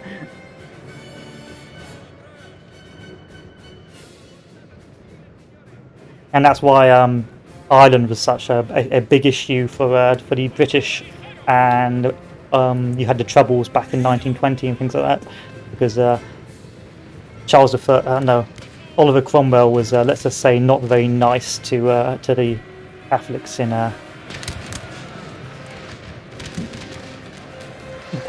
in Ireland. A lot of atrocities.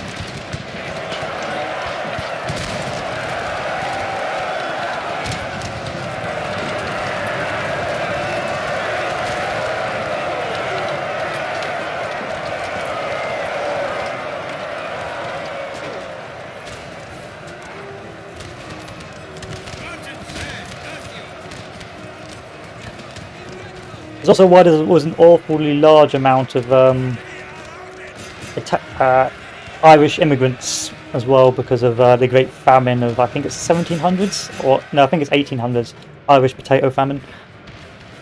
Because sadly the House of Commons did not think it expedient to give any food to the Irish. They were not particularly helpful, and so that's why a lot of people fled from Ireland, due to the Great Potato Famine.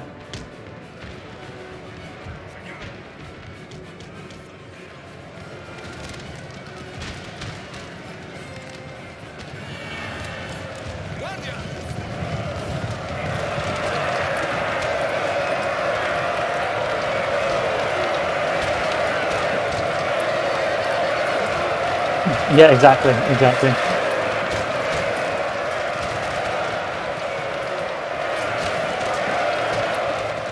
There's my cavalry. Counter charges.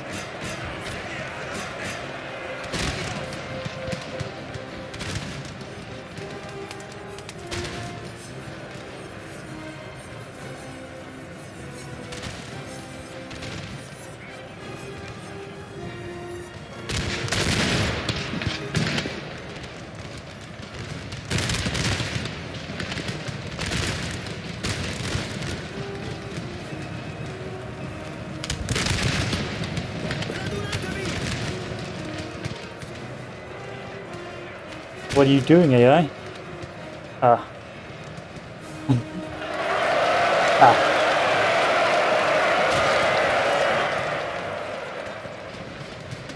That's what you're doing. Not really the best battle, because these are armies, well, it's a papal state, they're not particularly renowned for experienced forces. You know, I'm going for the low-hanging fruit here as I move up Italy.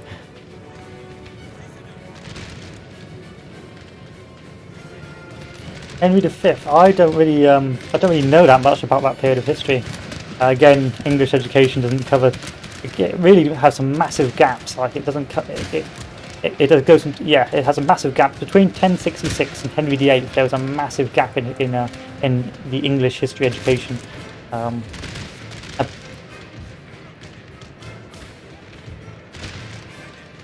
Maybe a little bit on Magna Carta.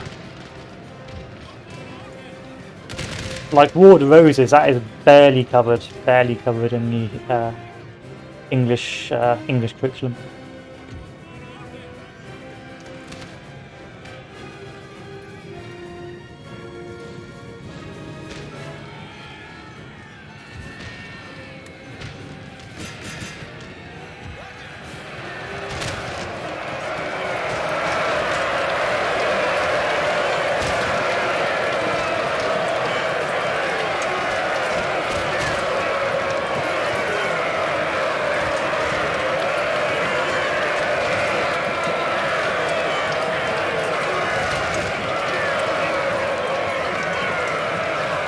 We're getting smashed.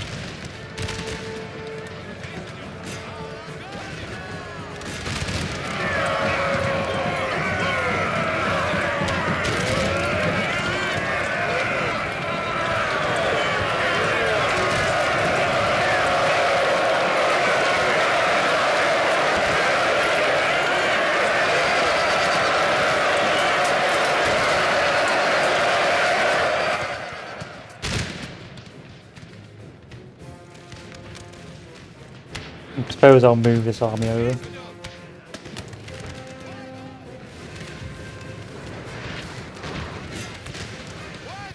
Well, I do like the American Civil War as a history period.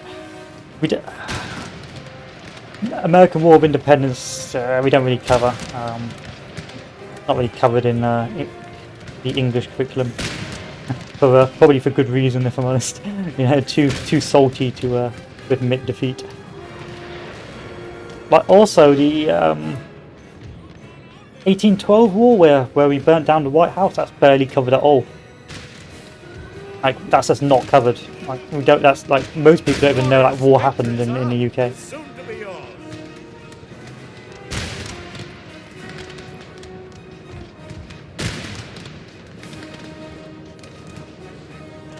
Let's do some fire in advance.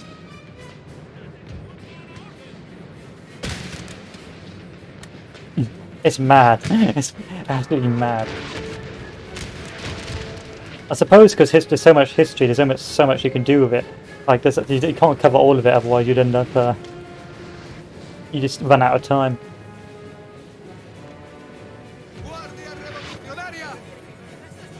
This fire by fire in advance does not look particularly good.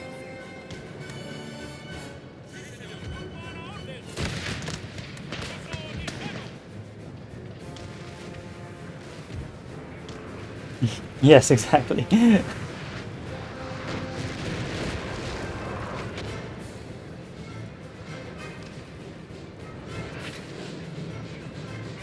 We're not but again, from a military historian point of view, I'm not a big fan of the colonial war period in the New World.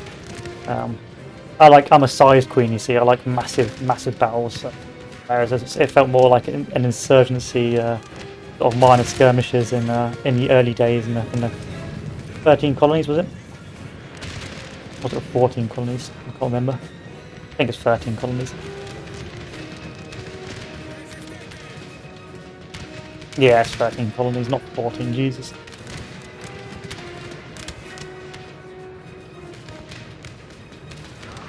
Washington Braun was yeah, Washington. That's pretty meany. That's pretty bad. Like someone, yeah, that needs to be a mandatory question in the American education system. Like, what nationality were the American founding fathers originally? See, we're quite, on one hand, us Brits, we're pretty gutted about losing America, but also pretty chuffed because it's like what do you call it? It's like having a younger son who grows up and becomes like a boss, so to speak. So we're quite happy. We're quite chuffed that America's done quite well. Because even though you went and did your own thing, you can still say, well, technically these guys were originally English. So actually, these boys used to be us, and so we're quite happy how successful America's been. As opposed to other European empire colonial holdings, can you tell me another colonial nation that's done as well as America. I mean, you know, Spain. What you got? What have you got? Spain. You've got Colombia. You've got Mexico. You've got maybe Chile. You know, they're not doing too well. They don't feel so good. And then you got France, which is Algeria, Morocco, Mali. Are they doing pretty well? I don't think so. We're not even going to talk about the Belgium, Belgian colonies. That's a disaster in itself. So altogether, we're pretty chuffed with what the state of our colonial possessions.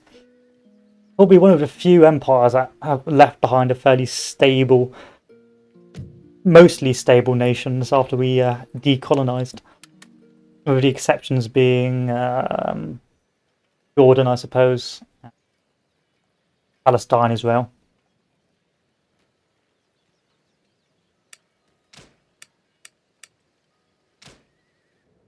I think we're going to get to a terminal velocity state soon where my army is going to be so experienced that I'm going to be mostly mopping the floor with the enemy.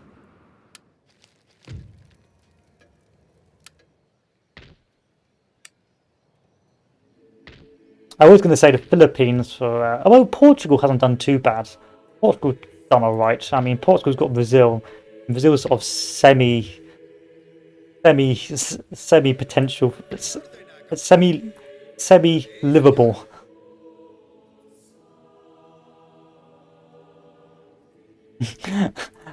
It's a very romantic period of history, the American Civil War, I find. On one hand, you've got these great military generals of the South fighting these almost unwinnable war, and for the first couple of years winning it. You know, winning these decisive victories until 1863, where everything hangs in the balance. And they're fighting these insurmountable odds, and they're still winning. But on the other hand, they're also fighting for a not particularly good cause, and so it's a very romantic period of history where you've got these great victories and these great heroes fighting for what is really quite an awful thing. And it's, I think, the most romantic periods of history are the most complex and the most confrontational, the most conflict of morals, because on one hand you had states' rights and the belief of self-determination, but on the other you had, of course, slavery, which of course was an aspect of states' rights. And then, of course, you had the northern view, of course, emancipation and federalization, and you had these conflicting views between which were quite paradoxical, you know. Yeah.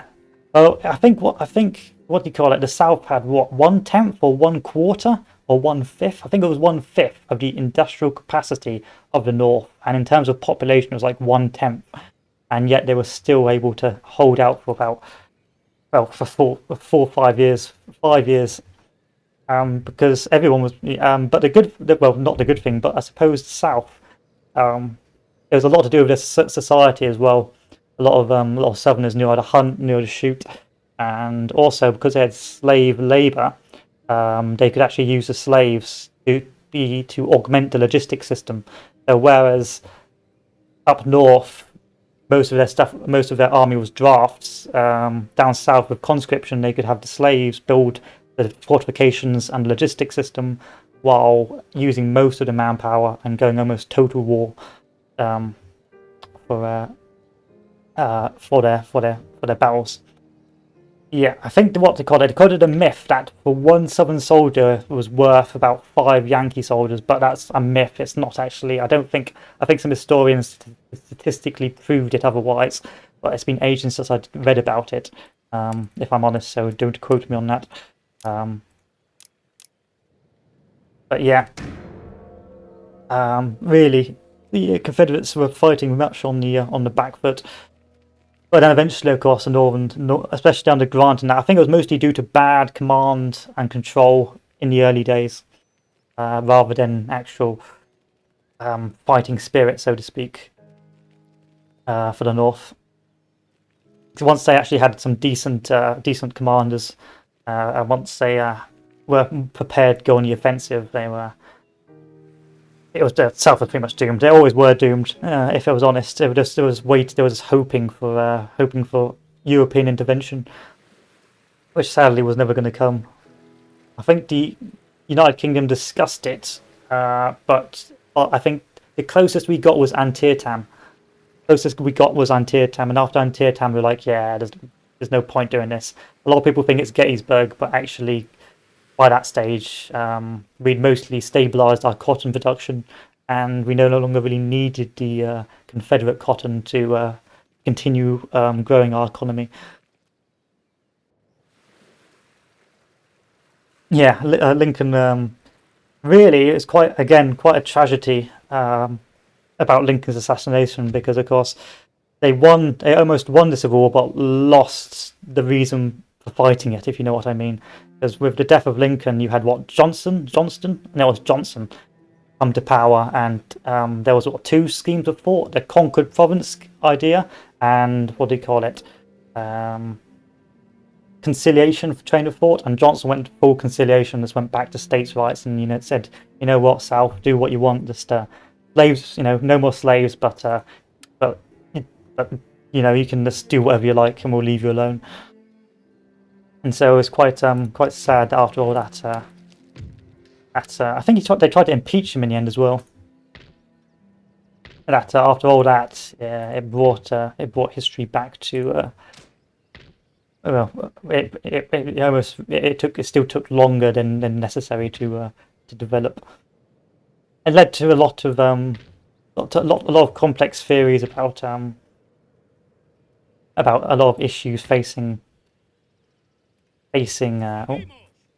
America right now, especially. Well, I can't really go into much detail because I don't want to get banned, but especially a lot of things currently going on.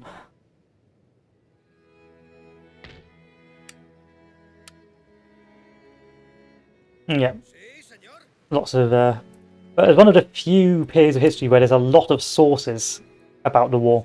So I think what you call it, the North, they collected a big old library of documentation, with the argument being they didn't need to censor any of it, because upon looking at the sources, it would be able to prove the North's moral justification for pursuing the war. So I think there's a massive library on Civil War source work and literature.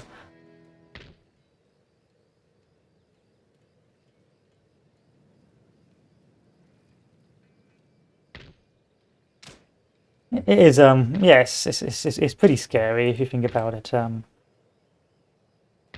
But then again, you're one of the few nations that has a lot of gun control, a lot of gun rights, and a lot of people say that guns are bad and all that. But if you think about it, we don't have a lot of guns in the UK. In fact, our gun laws are very strict, but it also means that we have almost no ability to confront the government. We can do peaceful protests, maybe the odd riot, but actually if things ever got bad in the UK, we'd never be able to actually stop it, because we have no means of doing so. We just have to rely on our institutions.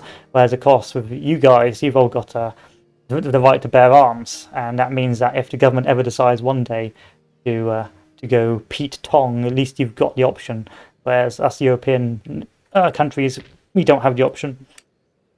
But then again, England's a special case, because we don't really do radical political ideology. We like to be perfectly mediocre.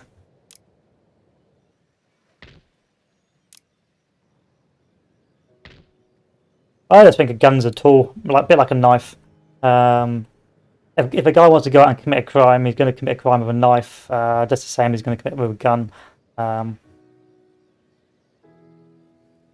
Fair one. I mean, I'm more for what do you call it? Communities policing themselves rather than depending on a big old government. I prefer this decentralization, because once governments get too powerful, they are no longer held accountable, if you know what I mean.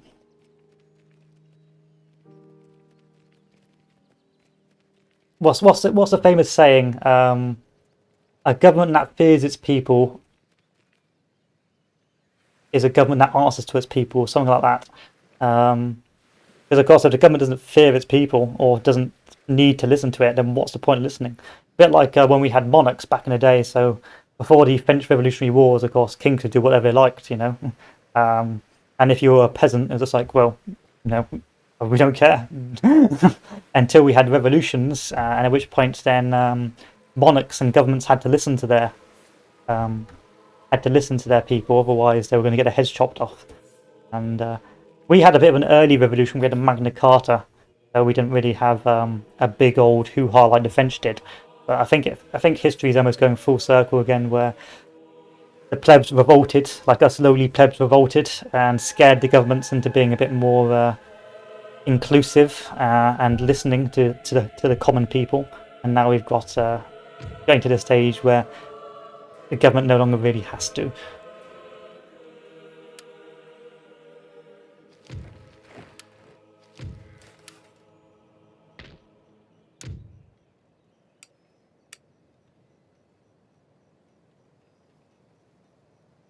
Yeah, I think here you go. This is a political philosophy inspired by Starship Troopers, and yes, I know what you're all thinking, boys and girls. You're thinking, okay, this guy's an absolute fucking nutter. But the book, I forgot who wrote the book, but he used to be a Vietnam veteran, and the idea was that before you could vote or before you could take a part in government, being a government representative of the people, you had to do at least 3 years of national service, and it didn't matter what national service you did, as long as it was unpleasant. And once you did 3 years of a national service, you could basically become a government MP or a government representative. Because I believe yeah, exactly. That's what I'm thinking. Of course, everyone took the piss out of poor old Starship Troopers because they made it because it did have a lot of fascist undertones. I'll be honest, but because it was a military state, but the ground rule seemed pretty intelligent. Let's leave out the fascism, leave out the military government, and just have that rule, and you'll be fine. Yeah, so it was so. It's just a pity that the book was going off a sci-fi fascist state and not a enlightened democracy. But hey ho, swings and roundabouts really.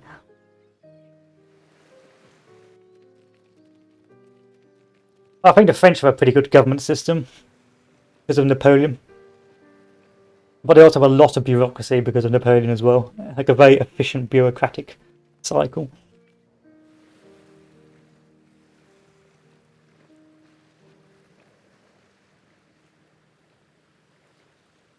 Yeah.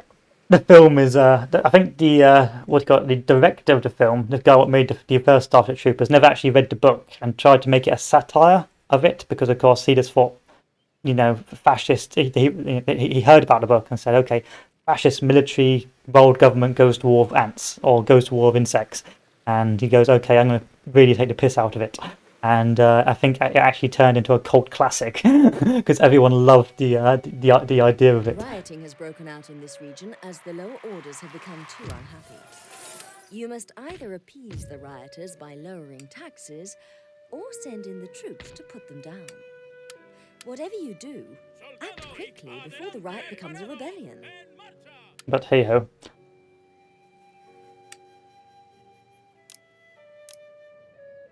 But as a proven rule, military dictatorships don't particularly last very long. They always tend to go horribly wrong. So probably not the best option if you're looking to make a developed nation.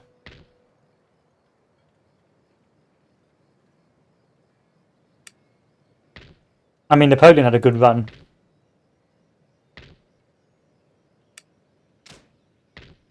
He did all right.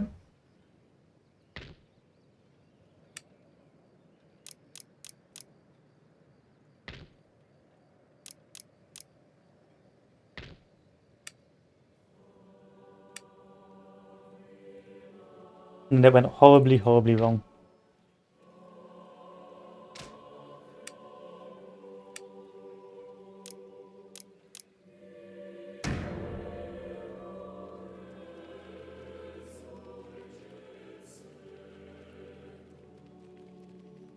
But then again, you can't really say Napoleon was a particularly well. He was a dictator, and he did heavily lean on the army. But a lot of his policy, a lot of his policies and his legal codes weren't particularly militaristic. Although he did govern and he got his legitimacy from the army, he still ran most of France and its satellites, much like a traditional nation. What do you call it? Code Napoleon, old that legislation, still used today in most of Europe.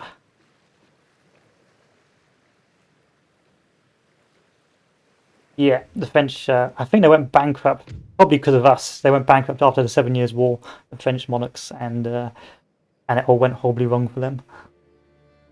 But French Revolutionary Wars, that whole entire period is really interesting. Like, really interesting.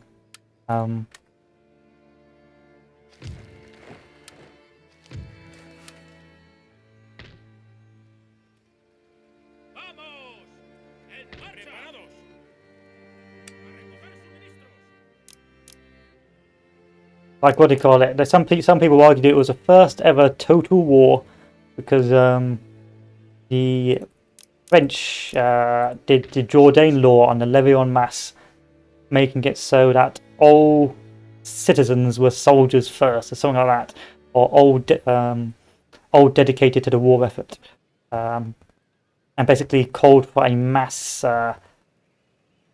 mobilization.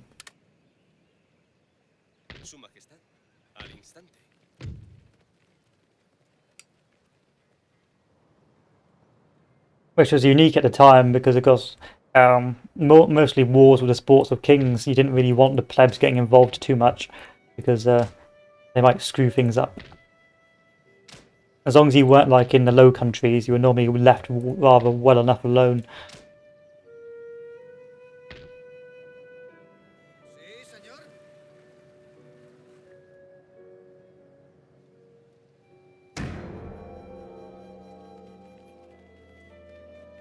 And then eventually you lead to conscription, but it all goes swings and roundabouts. You know, you had levies back in medieval times, and you stopped having levies and had professional armies.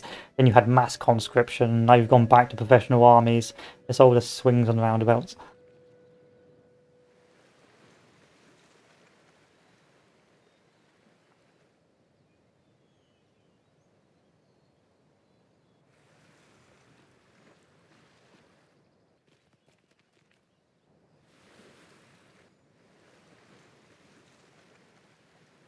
Yeah, but I think my favourite period of history is Napoleonic Wars. They almost like a more relatable Alexander the Great epic. Alexander the Great has gone on for so long now. His conquests, like it's been like it's almost a myth, really. Like what the things he's done.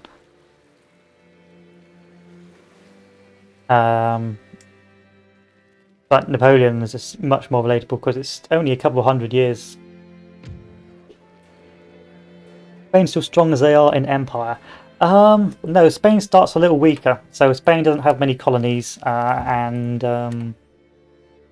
it's got no tech, and its economy is pretty pants.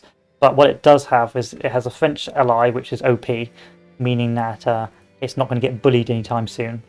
And Gibraltar normally for the first couple of turns doesn't have any British troops in it, so it's pretty easy to expand. And once you do, you're pretty safe, but you will be economically pretty poor for the first 20 or 30 turns, especially with the blockades and that. But you'll be free to do whatever you want, really, because France is just going to be keeping you nice and safe. So it loses its individual strength, but gains the sort of it gains strength, if you know what I mean, from its allies. And Napoleon allies aren't going to really let the team down. I mean, look at France right now. It's just going on a invasion spree.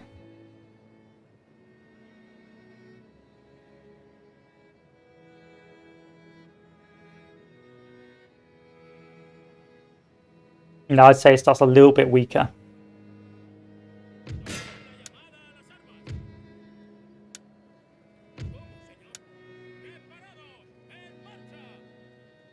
I think it was. I think initially, yeah, 1805, Spain and France went in bed together. That's why we had the Battle of Trafalgar, where we basically destroyed all their navy down in Gibraltar, or down here, um, down the French and Spanish navy. And then 1808, because of a succession crisis, I believe, um, Napoleon decides to weigh in and invade, and then you end up with European Vietnam, where nothing good is happening for. And then it just ends up being this disgusting war down in Spain, where Napoleon goes down there, I think in 1809 or 1808, sorts it out, then realizes it's an awful place to wage war, and leaves it to war recruits and not particularly good commanders to sort of deal with, and that's so. Again, us British like to love talking about the Peninsula Campaign and how great we are, but actually, we weren't particularly dealing with the best of the French army in the Peninsula Campaign. We were sort of dealing with the dregs.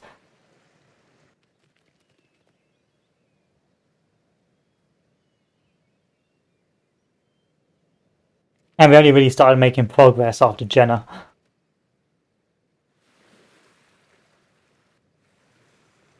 I think it was, I don't know why they were allies, but I think it may be due to colonial things. I'm guessing that Spain wanted to get hold of some sweet colonial territory.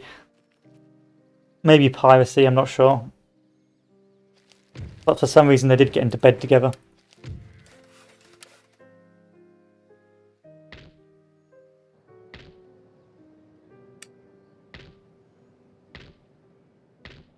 And in fact, I think the Danish actually joined the French as well, because we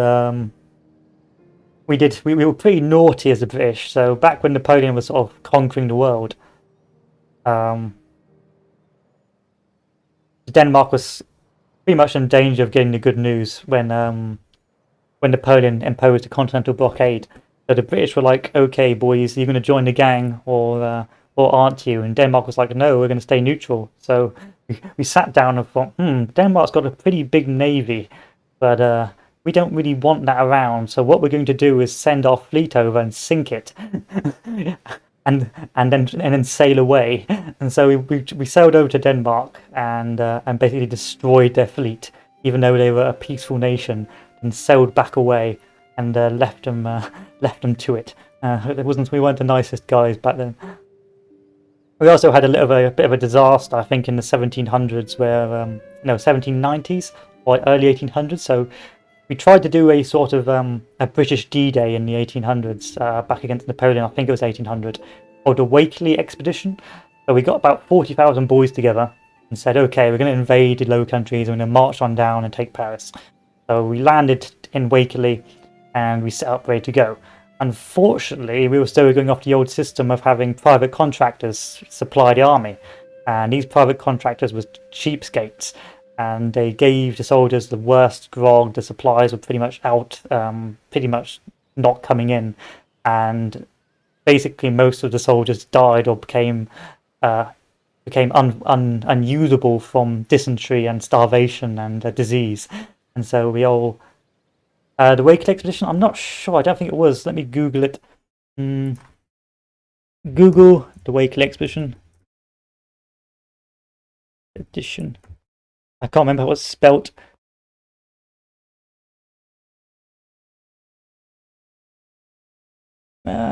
British Wakely edition, 1800. I think it's 1800.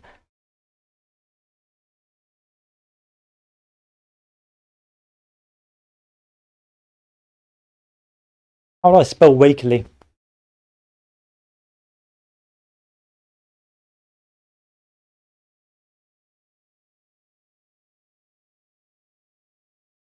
No. Yeah. Maybe it's not Wakely, but I forgot what it was. 1 second. British failed invasion of France, 1800. No, not 2800, 1800.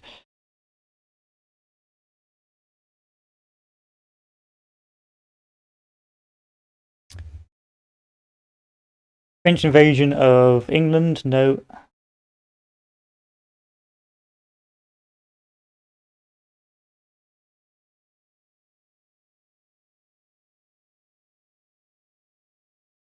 Not well covered. British effort to capture Antwerp, was that it?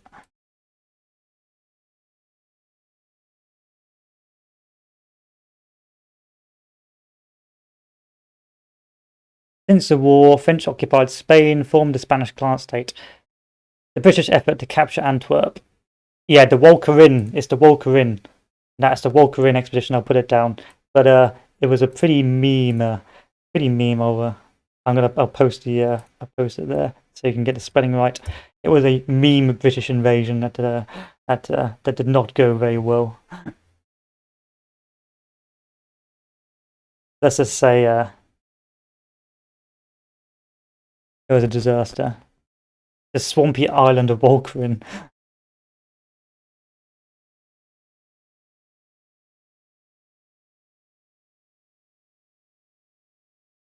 12,000 were ill by February 1810.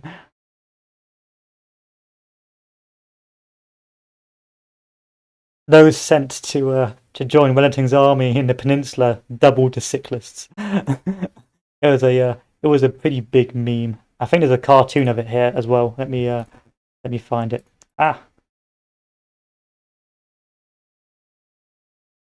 F11 11.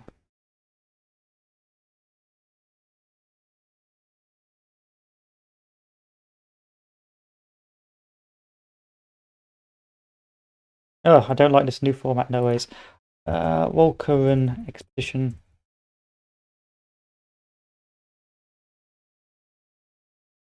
Cartoon. There it is. This is it, I think. No. Why can't I go back?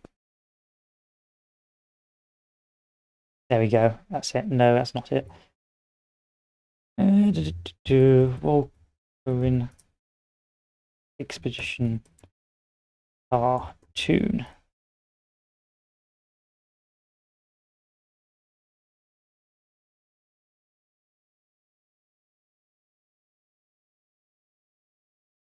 Open a new tab.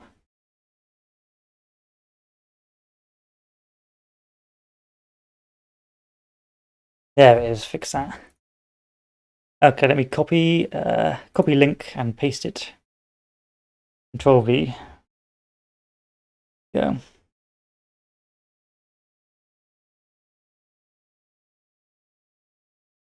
No, I'd like to zoom in on the bad boy.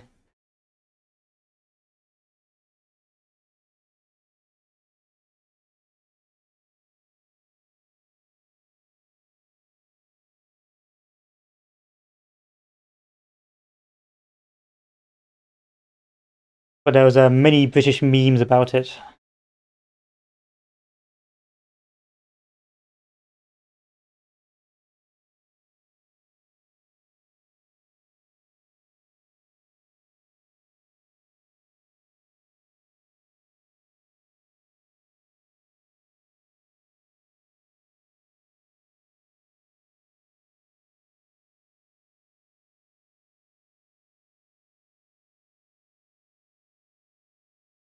And I'll copy the image link here and post a second image for this bad boy.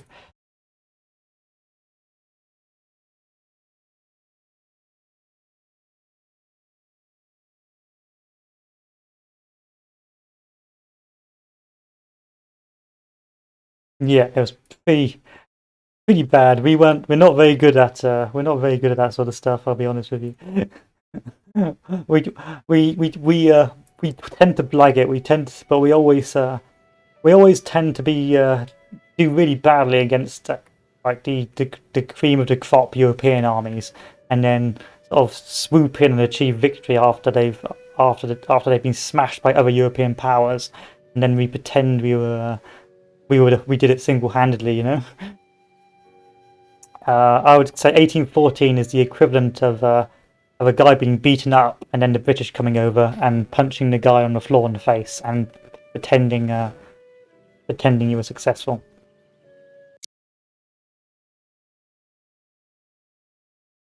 Oh, did I lose my Wi-Fi? No, I did. Okay. Okie dokie. Well, I will have to check that.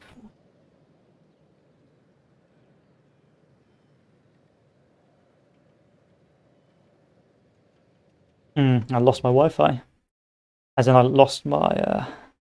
I'm gonna have to do some hotkeys so I can actually read the text. Hotkeys. Numlock. Page up and numlock, okay.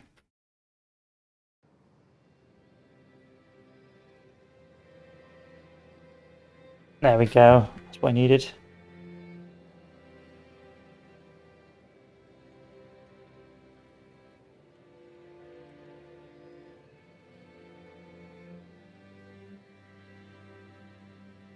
Still, it's all good fun.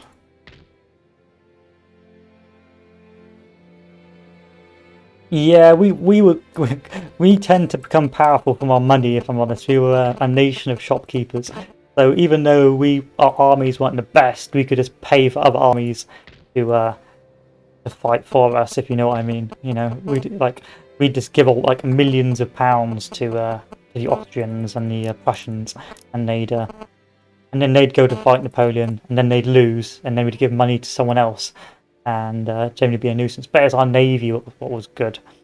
Is our navy is what made us the charge that we are. Great navy, awful army. That tends to be our history.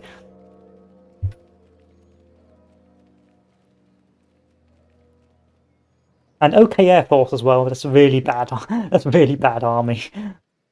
We like to pretend it's a pretty good army, but actually, in terms of like innovation and things like that, historically we were never that good until perhaps the First World War. But even then, it's still a bit iffy.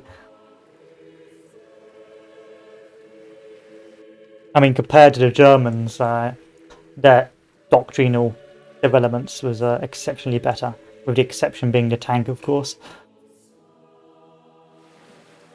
Oh yeah, you took one out of the British rule book with that land lease. You land leased the hell out of us and the Soviets. Have older weapons and older guns. Okay.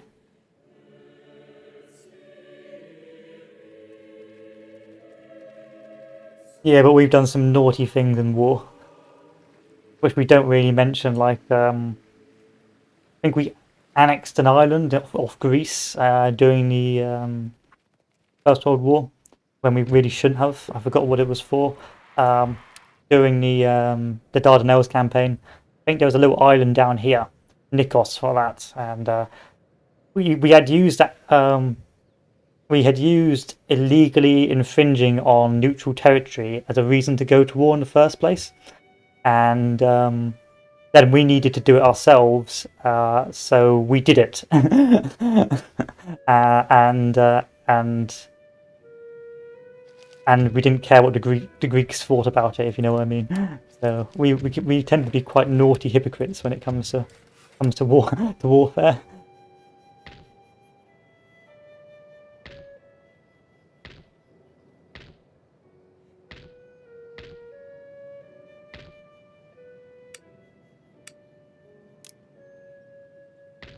But hey, yes, absolutely. We'd never do anything perfidious anymore. We're good boys. We certainly wouldn't do anything naughty. We've learned our lesson. So what am I doing now? I was going to go to war with the Ottomans.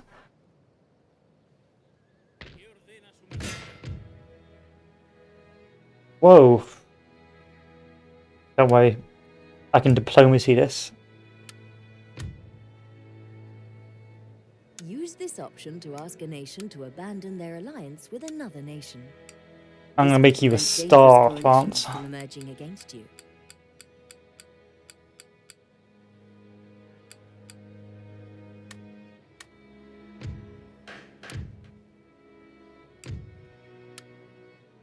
Now, I am Britain now. I am the moneylender now.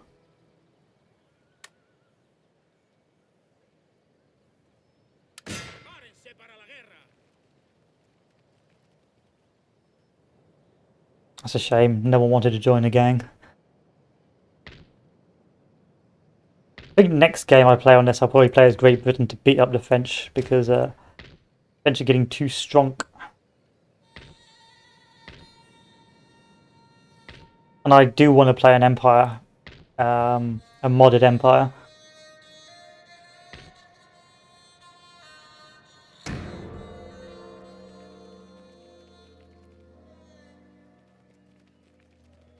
Yeah, more or less. More or less plasma. It's, I mean, the good thing about the Anglos is that we tend to forgive easily.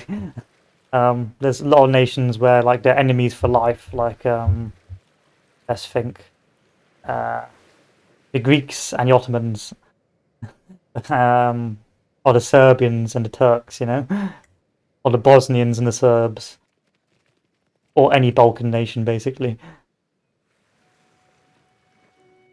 Yeah, but the Anglos, we're pretty chill dudes. Yes, the Anglosphere, the great Anglosphere meme. With the power of the United States, United Kingdom, Australia, Canada, South Africa, New Zealand, united, we become the Anglosphere.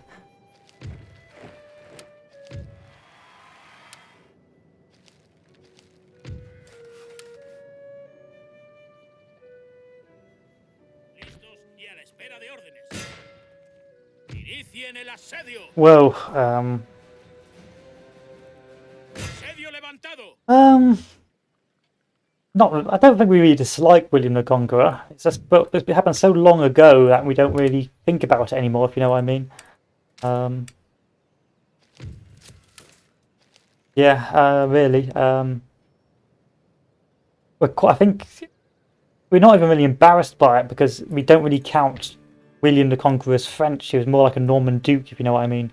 So us English don't really care too much that he was from Normandy, because in the end, they more or less become English anyway. And so, yeah, we're not too bitter about the William the Conqueror the Norman conquests. We'd be more butthurt if it was like a French invasion. Once you had like the Kingdom of France and that, but even then, like back in those days, historically, like those dukes and duchies more or less did their own thing. They were just really independent. So we didn't really recognise William the Conqueror as part of France, but more of a duke that sort of did his own thing.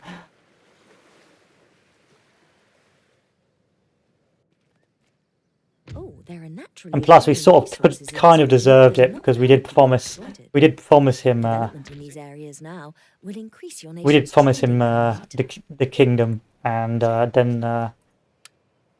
then we sort of ended not both just refused to give it to him.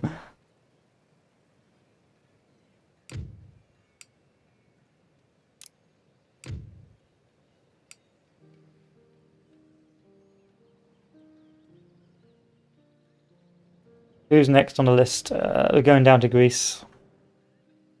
Vamos. En marcha.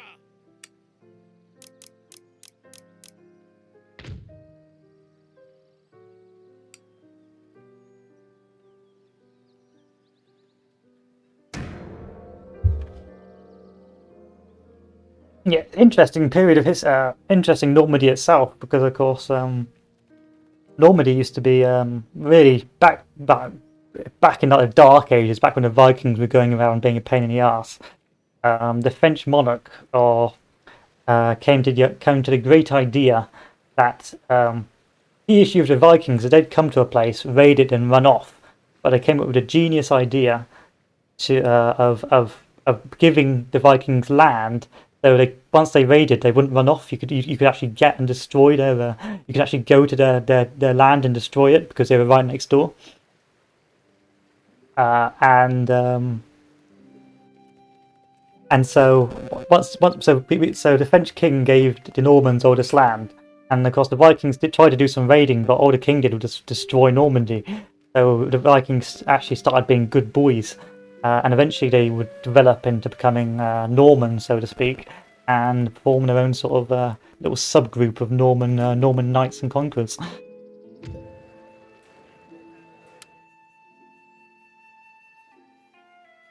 Sí, señor. ¡Vamos! Mi señor. ¡En marcha!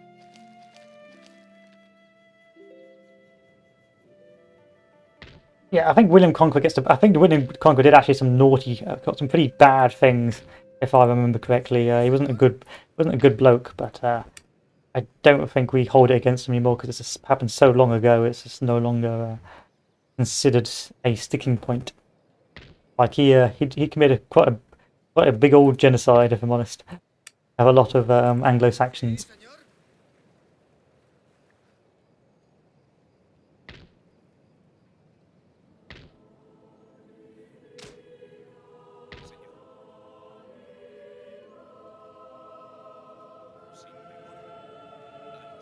In fact, I think that's how he died as well. He was raiding a village that was revolting, and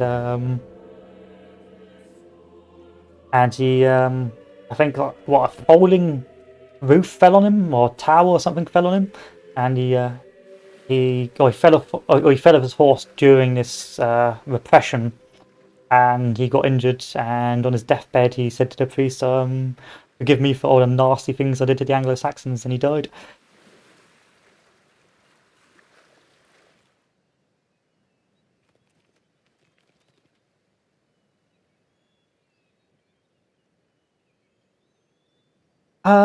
Yeah, there's like islands up in the north. So Norway, of course, Norway had some Viking influences. So like the Orkney Islands, northern parts of Scotland. Um, that's where most of the Norwegian says. Yeah, he fell off his horse. Yeah, and then on his deathbed, he was like, "Oh shit, better apologise for the nasty things I've done, otherwise I'm going to hell." Same thing with Charles II. Charles II pretended to be a good boy Protestant, and then on his deathbed, he converted to Catholicism, which was a great meme. Banter was had. I think it was Charles II. Por la izquierda. Su majestad. ¡En marcha! ¿Qué ordena su majestad?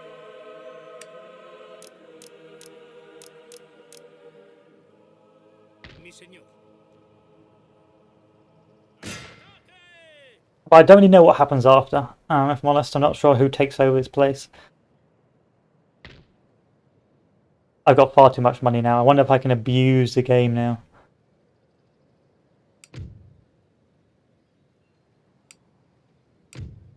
Listen, France, let's do some deals.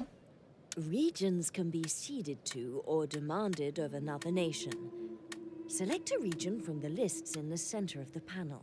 Then click on the button at the bottom of the panel to either offer or demand the specified I'm just going to region. test this to see if this works.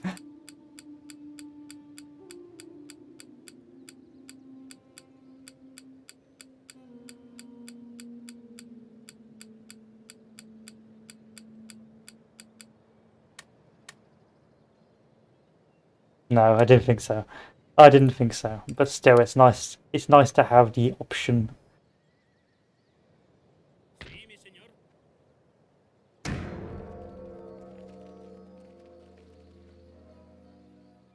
Oh, I can buy tech off people though. That's what I can do.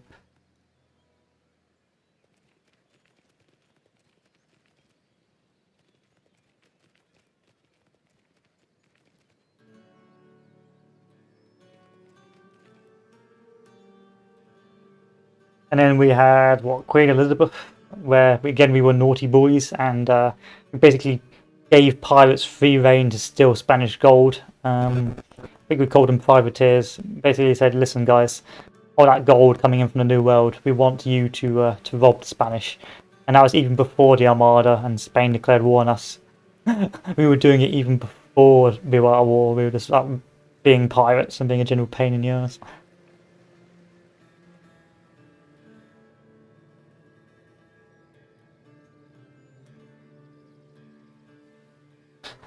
Yeah, I mean they've got to present. Yeah, they present. We were fractured, but we weren't particularly weak, if I'm honest. We had quite a strong king, the King of Mercia, and actually militarily we were fine. It was just that the Vikings were too quick, if you know what I mean. They just come in, raid, and run away. In terms of actual fighting the battles and that, we weren't that bad. I think a good example of that is Vikings. That television series, that Viking television series, does show us in a bit more positive light.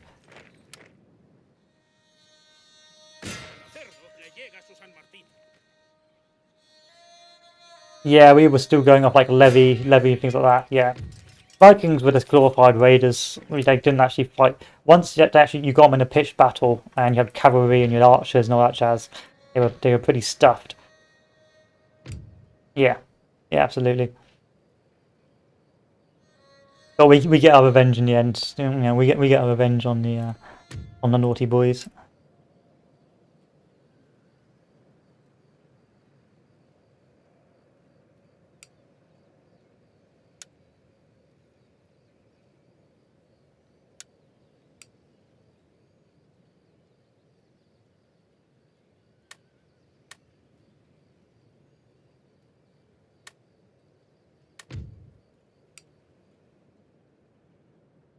Now we're pretty well researched.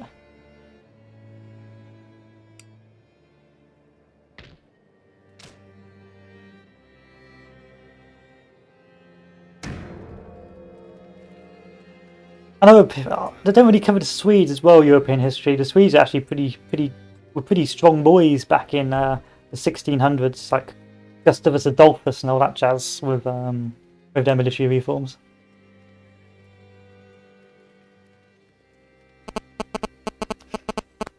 But then they get smashed again when what do you call it? Charles X, I think, of Sweden marches down to Moscow and gets the good news. Yeah, the Swedes were big old bullies against the Finnish and the Norwegians. Not good boys.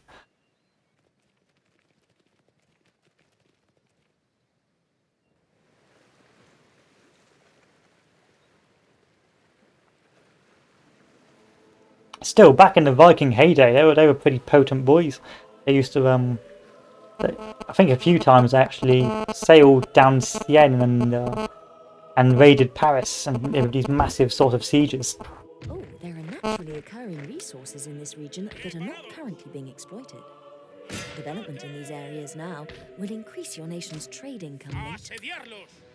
¡Sitio interrumpido! ¡Vamos! ¡En marcha!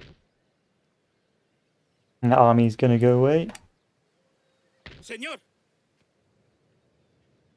Soldados, adelante. Mi señor. So we're just literally just marching through the Ottoman Empire. I'm not seeing much resistance from the Ottomans.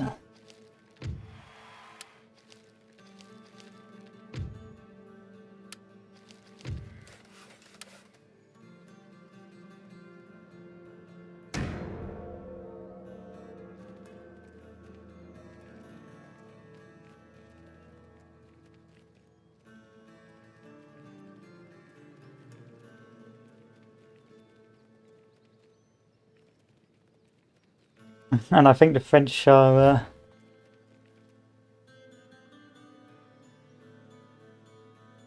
So the goal in this campaign, I don't actually know the Darthmod, I'd have to check, but I'm assuming you're going to take a certain number of capitals and win.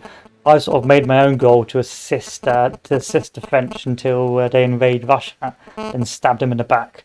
But I think if you're playing as the coalition, your job is to beat up Napoleon and have a certain number of provinces.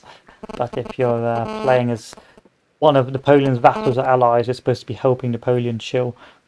So this is a pretty chill campaign because you're literally just riding France's success, so you never really have to worry too much about losing.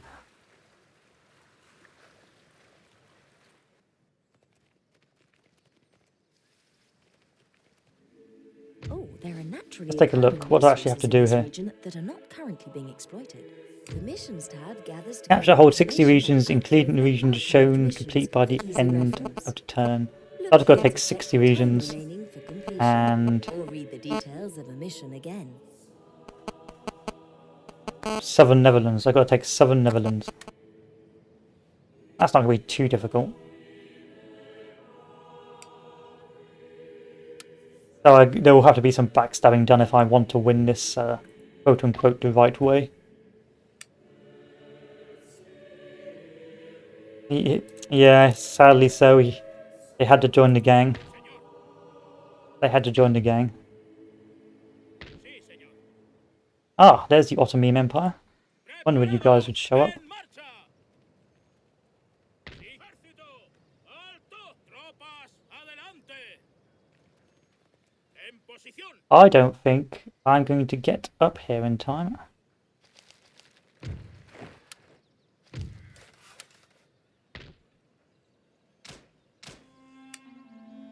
That's a shame. Hey, Ottoman Empire. I'm not going to peace out. That's too cheesy. In the meantime, though, I can begin Operation Become Extremely Powerful. Yes, I think you can liberate it. So if a nation falls and you take its capital, you have the choice to either take it for your own or liberate it. And if you liberate it, you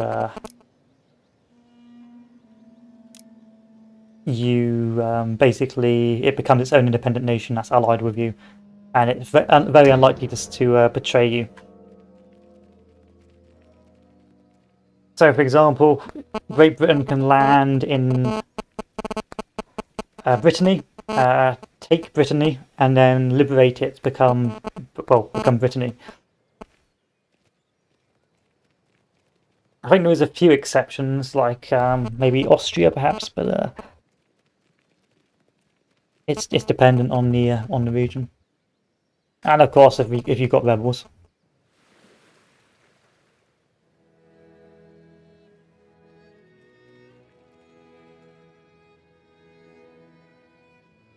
No, I think it was a new introduction. I think Empire's got rebels, but rebels don't actually take territory. They just what they call it. They just turn you into. No, I think they do take territory. Yeah, they do. It depends on where the rebels are, but they'll normally just turn you into I don't know, a constitutional monarchy or a republic or communism. You know.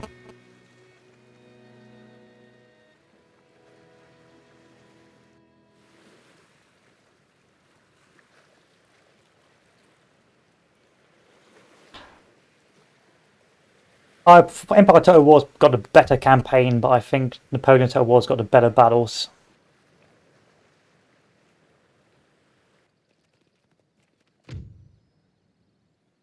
Yeah, I'm surrendering. I'm getting the fuck out of Dodge. Acampemos. Why would I peace out with you? Suleiman?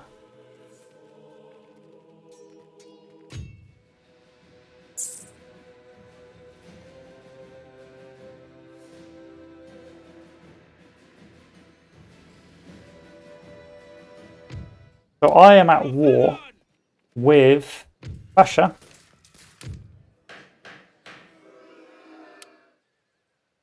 Probably about to be Prussia, Austria, Russia, and ¿Qué ordena su majestad?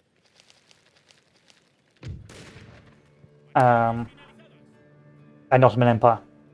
And I think I'm about to be at war with the French if they don't join. They don't let me be allies. Okay, France has decided it no longer still wants to be friends with me.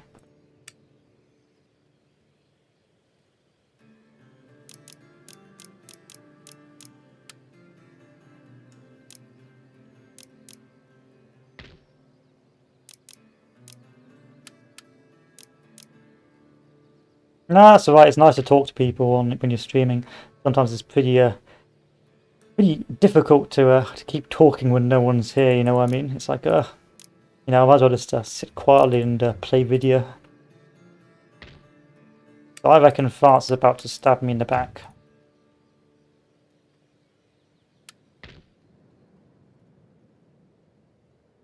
That's why we're suddenly building up a big old army over here.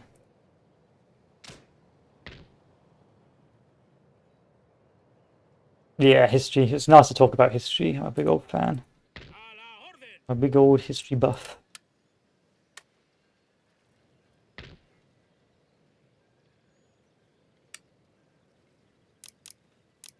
I don't really want light infantry, I just want normal infantry.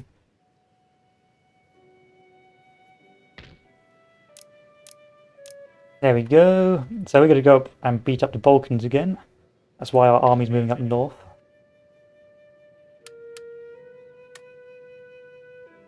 I'm probably going to move over here now. I don't really want to take Belgrade. Take Istanbul instead. But I reckon, yeah, the French are about to do its 1808 strat.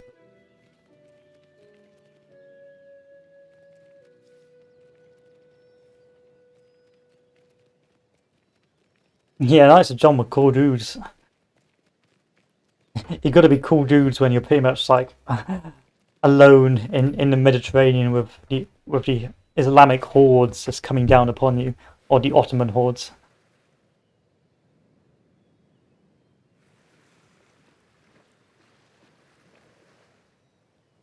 So to speak, the Ottoman hordes, not really the Islamic, well they were Islamic, so.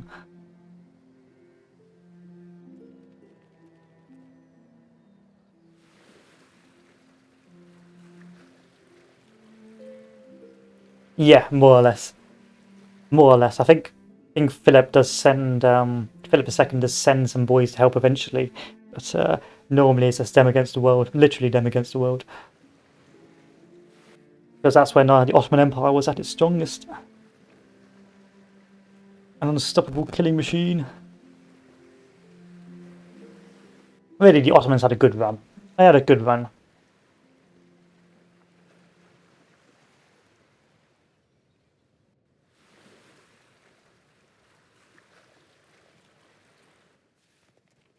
No, 1600. 1600. So Ottomans 1500s. What, maybe 1490, 15, 16, 17, 18. Yeah, about 400 years. They weren't doing too badly, the Ottoman Empire, let's be honest. It would be a bit unfair to say they were pants.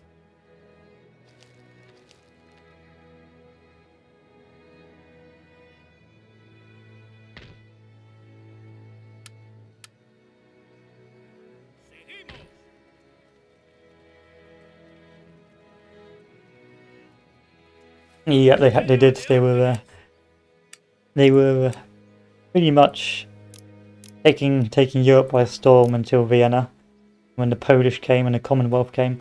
That's another period of history that a lot of people don't know about, is the Commonwealth period. And even I don't know a lot about it, but very interesting period of history.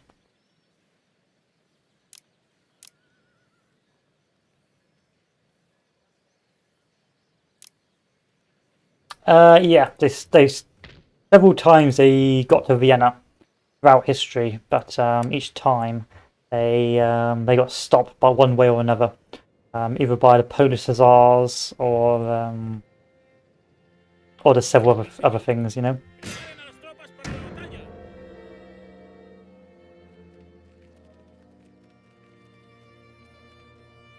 Yeah, that's why the Polish Hussars are still well known. Yeah, still well known historically, as one of their greatest moments. I think that also, you know, the scene out of Lord of the Rings: Return of the King, where you have that charge of the Rohirrim. I think that's a lot. I think that's inspired a lot by the Polish Hussar charge, because that was something, a sight to behold. But the Austrians were never particularly good military commanders. They got their empire a lot by marriage and prestige. They married into a lot of their influence or positions.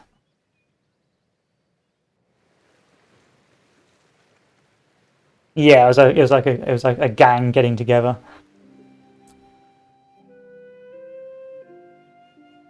Of course, we sort of screwed things up when we during the Fourth Crusade and destroying Byzantium by sacking it. So we basically left it defenseless for the Ottoman Turks to come. So yeah, we sort of deserved what came next, if I'm honest.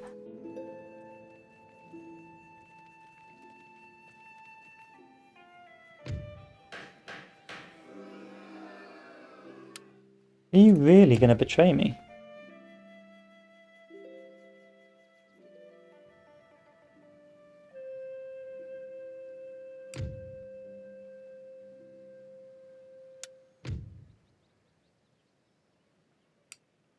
Hope not. All'attacco! Okay, let's do this.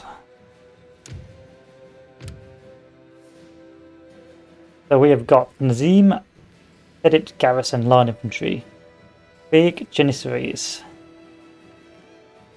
Delhi Lancers, Peasant Levy, 18-pounder foot artillery. Damn, son. 18-pounder. Wow. Simak Janissary Grenadiers, European Provincial Nazim.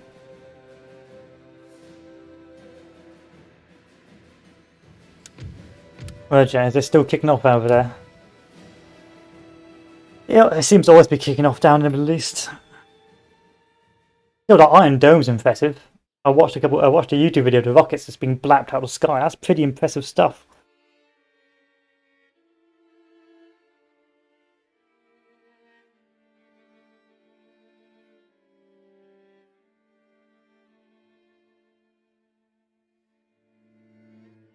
Fingers crossed, fingers crossed.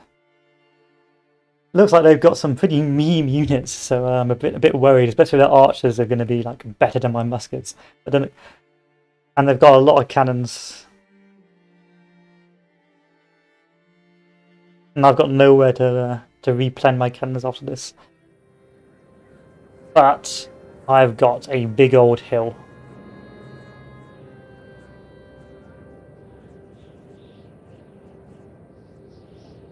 Got a big old hill.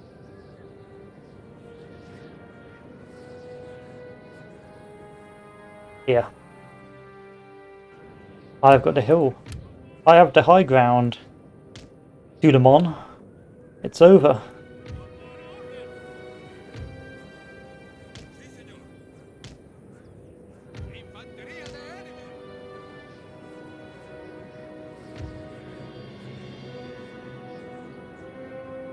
That's why they invented save scumming, you know. That's why save scumming was invented, so men like me would be able to never to lose. But you're right, you do need some challenge, otherwise there's no point playing.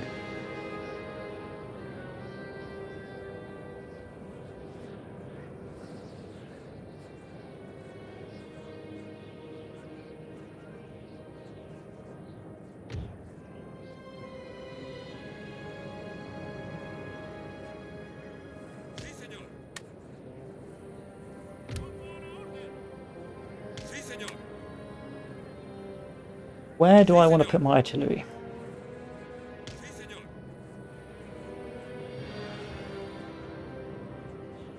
Okay, the artillery is going to move over here. Right, where's the tallest hill? Here. But there's a lot of vegetation, so...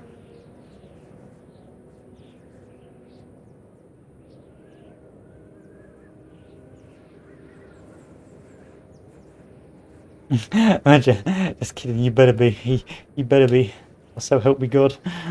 I'll be as passive aggressive and snobby as possible.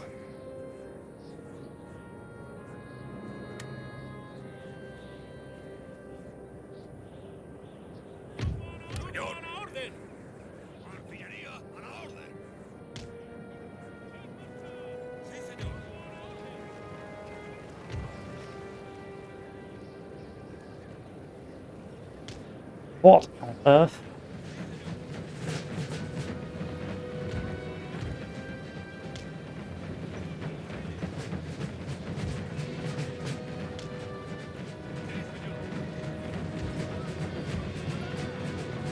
Yeah, exactly.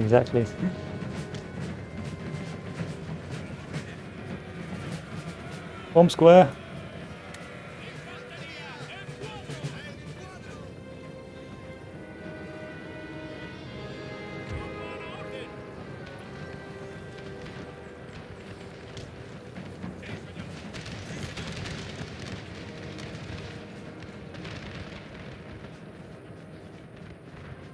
Yeah, gonna take notes.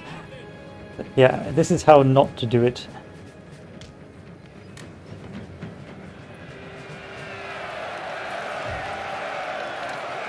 Guardia revolucionaria! Guardia revolucionaria!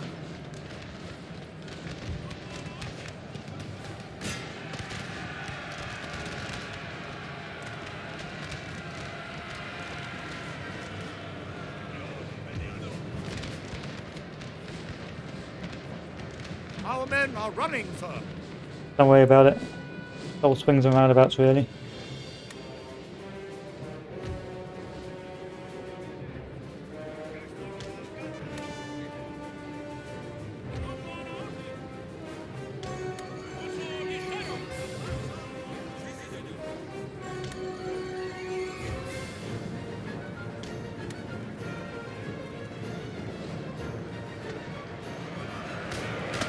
Jesus.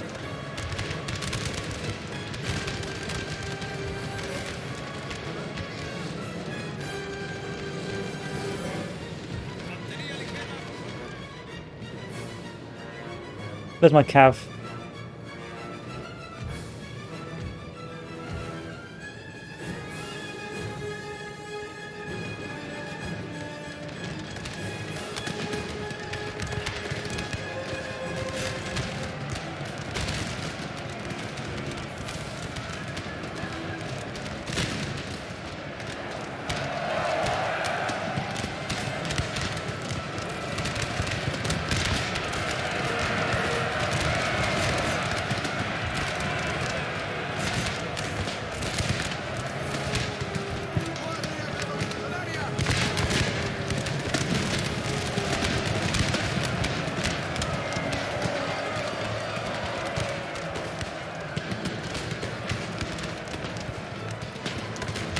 Good. Let's get that cap.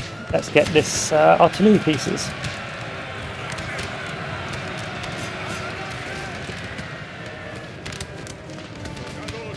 Preparado.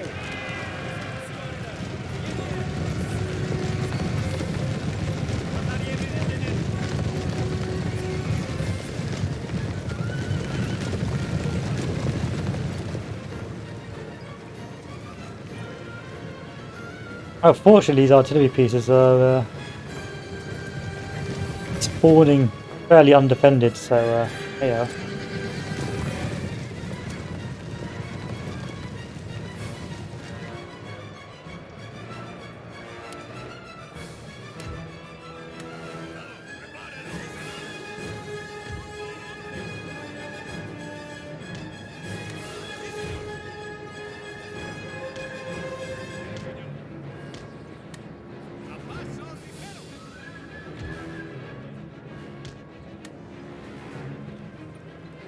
Doesn't look too bad. Doesn't feel too bad either. Oh, until more troops started coming in.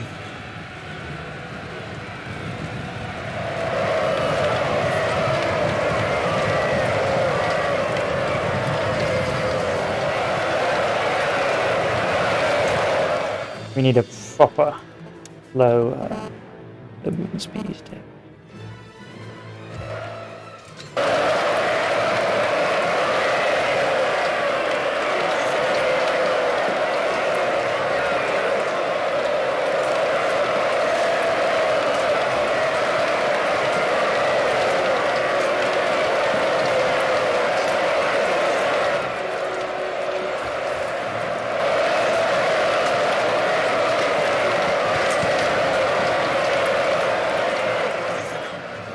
Maybe a bit too slow. Maybe a bit too slow. Let's zoom this back up to about here. Go!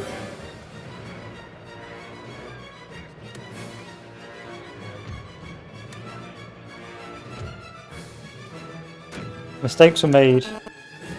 There we go.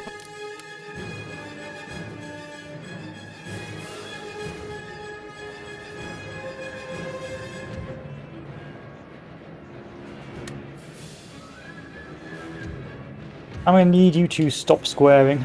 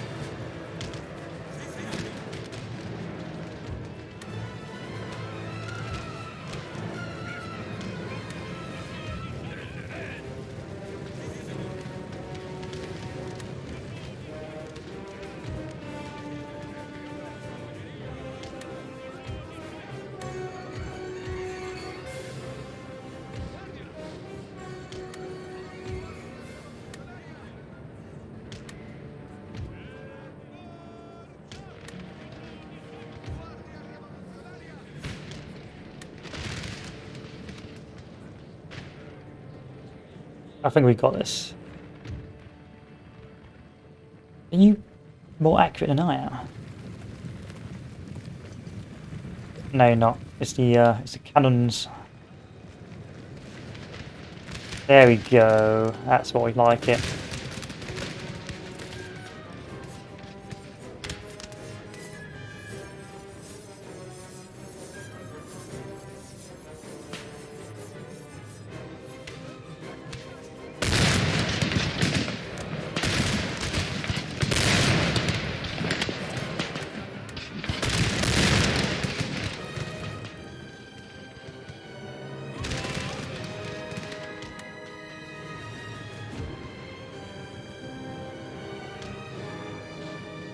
A lot of you boys spawning in there. An awful lot.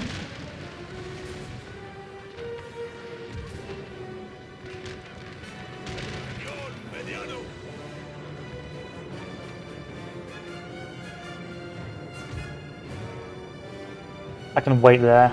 I just got to destroy one army in detail. Got to destroy them in detail.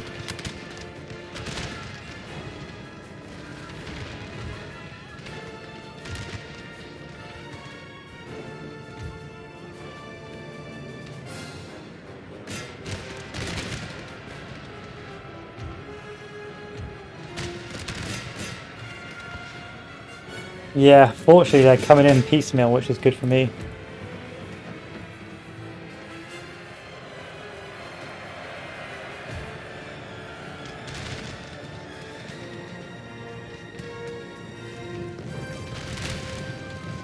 Bows don't work too good against cavalry, doesn't they? Do they now?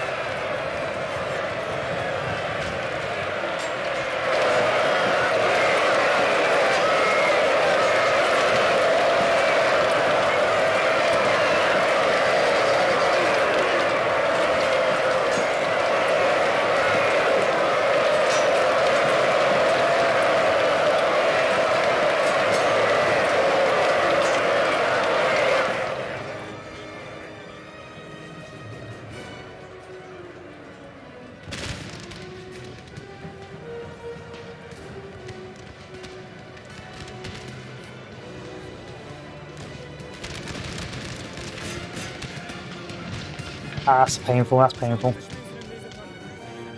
No way.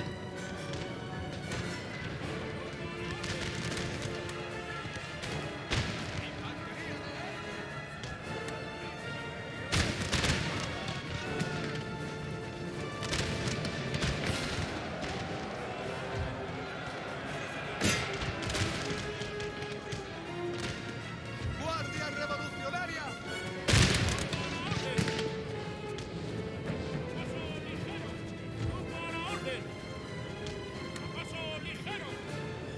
Not good fun to charging volleys.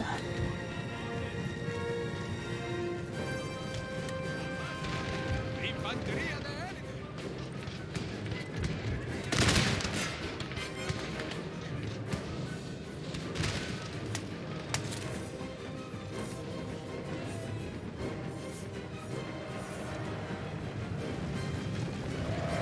They're literally just designated melee infantry, okay.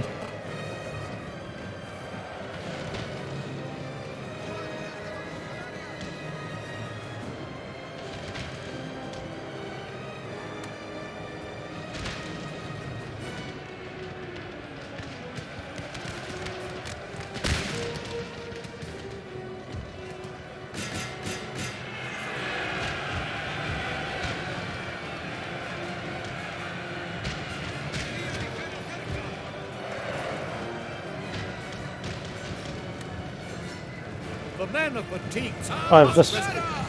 I just ran through my my skirmishers and killed loads of them.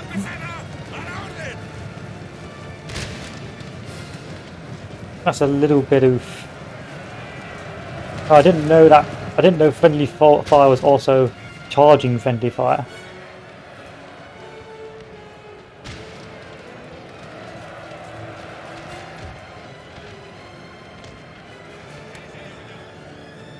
That was all self-inflicted.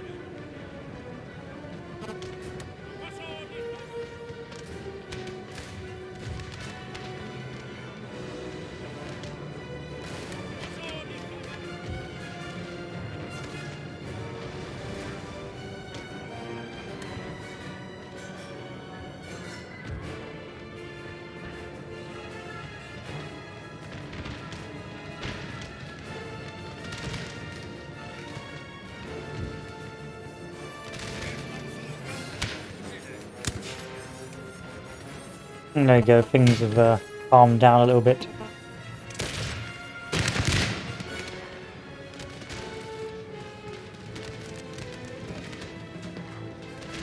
Very glinty.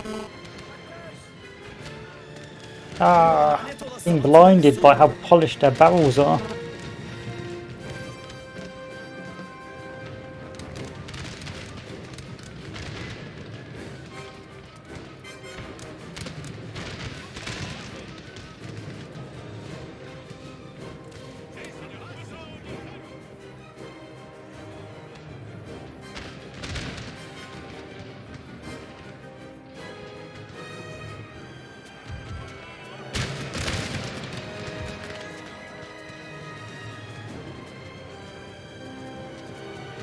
Dodge! Oh yeah, they got bows. I forgot about the bows. I wonder how effective those bows actually are. Pretty effective.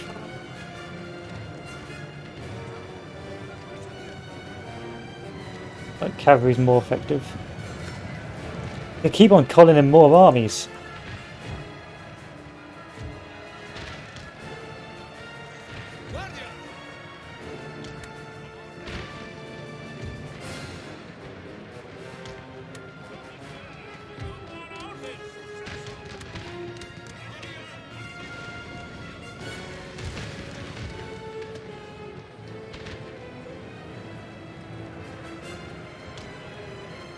Our men are running, sir.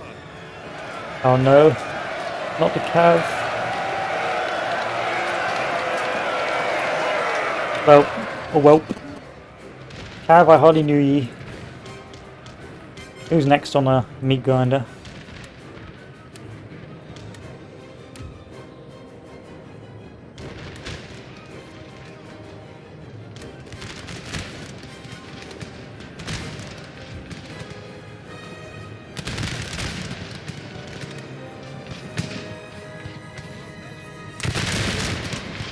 Last square.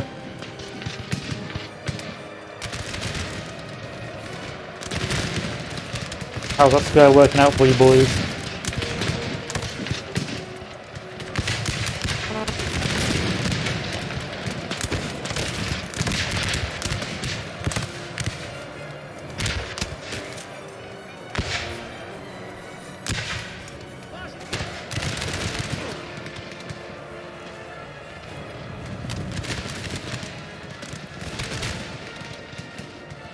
Apparently it is working out rather well. There you go, the more you know.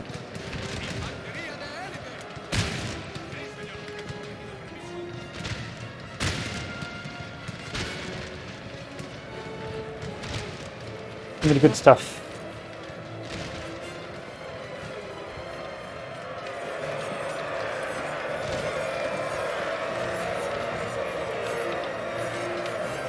Give me that sweet, sweet volley. No! Don't run. Why do you take ages to load?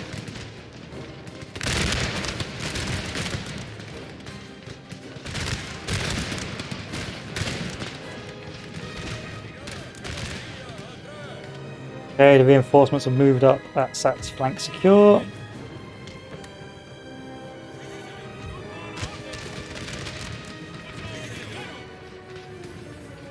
Didn't take too badly of pasting. Our men are running, sir. Who's running?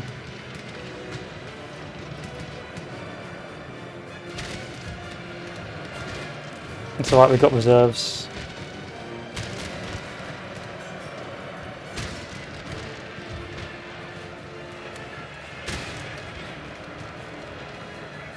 He said. It's the bloody, the bloody hordes.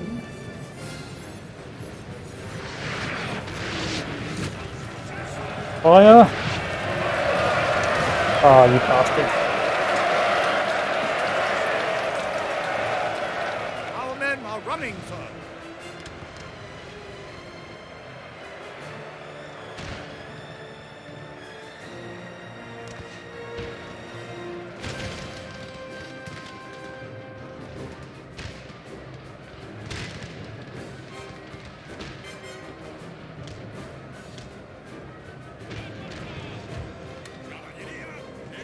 Don't worry, we're going to do a Murat charge. If my boys get there in time.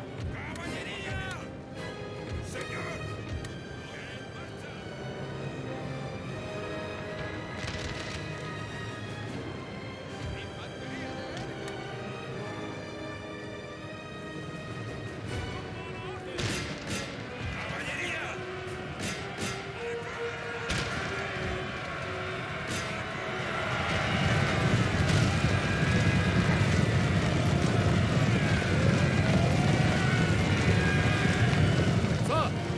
Sir! Our general is under attack!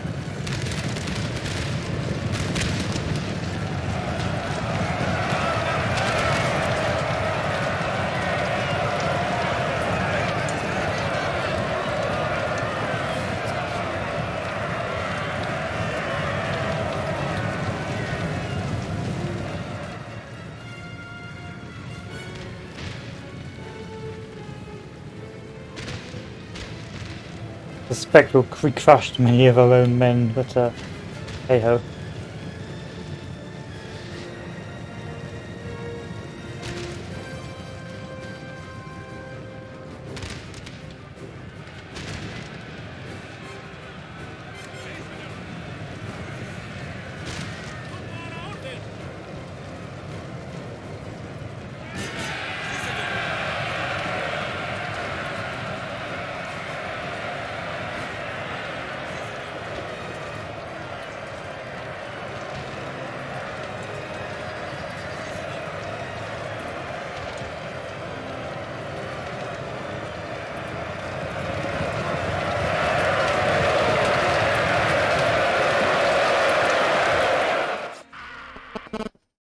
And a job well done. Pat on the back all around, boys.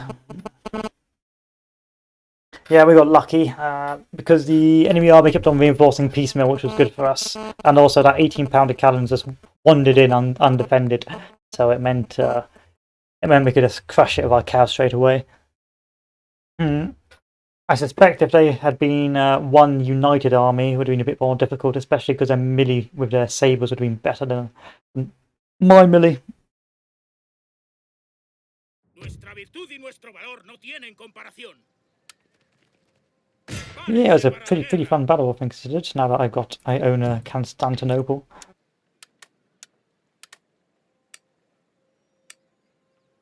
I do have to recruit more cav though. Yeah, they were sending later, one after the other. Which wasn't that shabby, I have to admit. So what I'm doing now is I'm building up defences for the inevitable rush by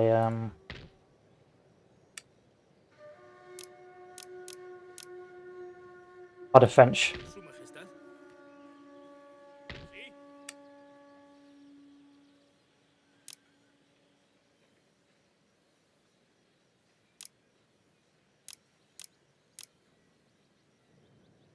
That's what's going to happen. Adelante por la corona y la nación. So I want at least about three 40-width armies here ready to go.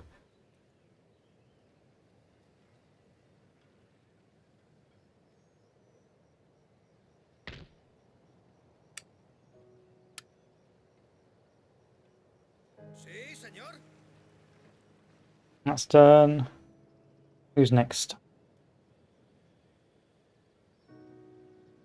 And then I'm going to have to recruit up here.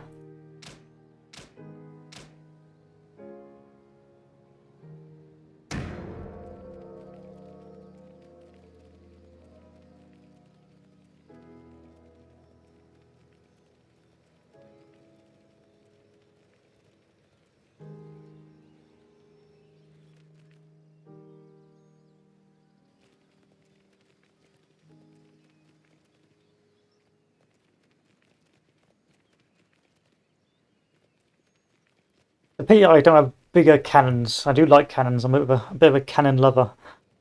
I know the French have got loads of horse cav, but I think the Ottomans have and the Russians have got the largest caliber cannons. Horse cav's great. Good fan of horse cav. But 18 pounders is, oh, it makes my mouth moist just thinking about it.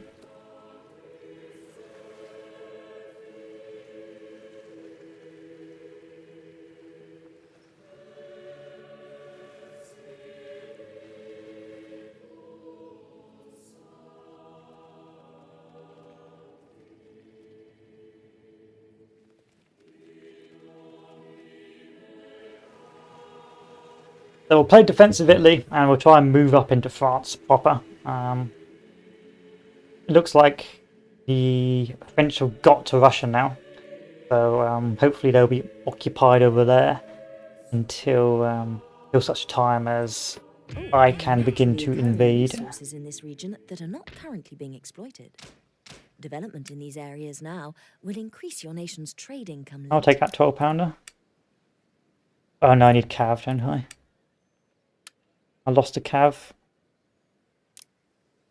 And then we'll just recruit some... No, not militia. Standard infantry.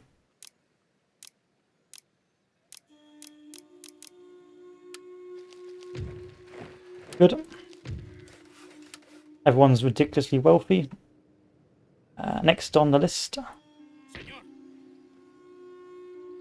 How's my death stack coming along? Su Majestad. A la orden. Tropas, It's getting there. adelante. 4 cav, that's plenty. Señor. 2 more artillery pieces, that's plenty. Señor. Yeah, the rest of it's going to be line infantry.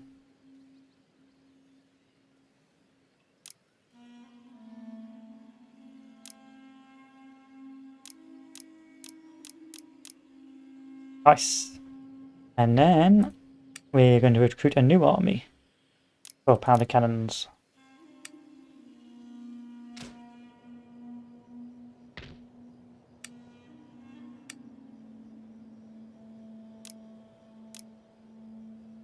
Building a couple of armies here as well for defensive purposes.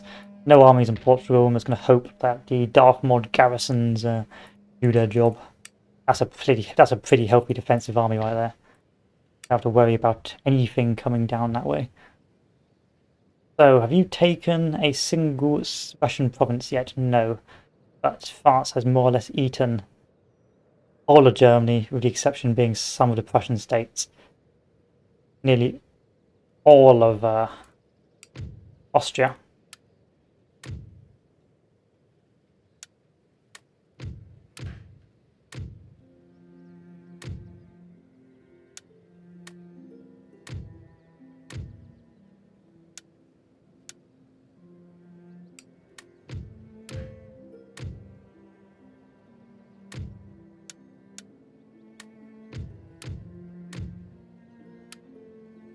Ottomans, not yet. I'm going to eat you. Russia, trade. And I'm going to bankroll you, Russia. Next turn, I'm going to bankroll you. I remember that being quite an effective strat. I'm going to be the UK for the coalition.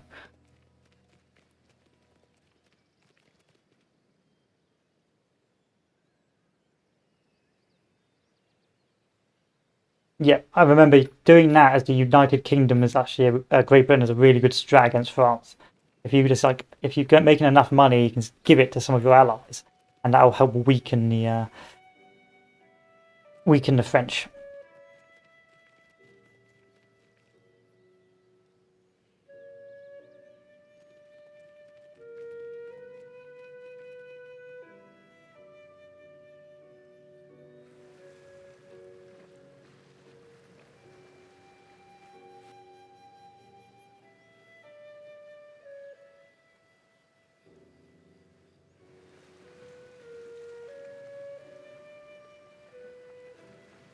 It's a pity I don't have any decent naval units, so I'm going to end up very poor once the French Navy starts to interrupt my trade.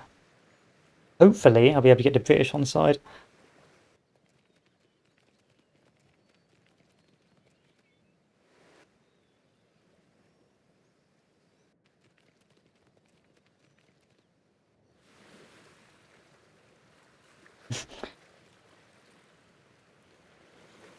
if I have to come and save you, Greece, I may have to call a peace with the Ottomans because I got better things to do right now.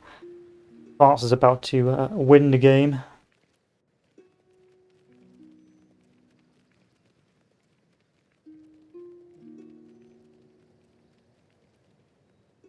Oh, there are naturally occurring resources. I'm making 30,000 gold a turn. That is plenty. So, France. So I'm going to give you payments of 15,000.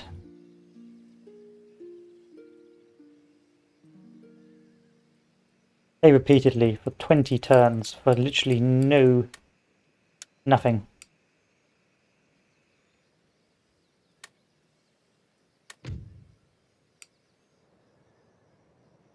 Thank you very much. And I think I should have a few merchantmen.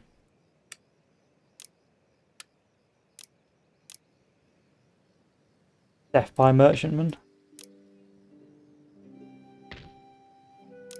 Perfidious Spain strikes again.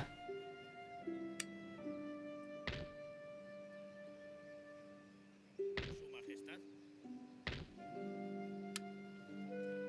¿Ordena algo más? Aguardamos órdenes.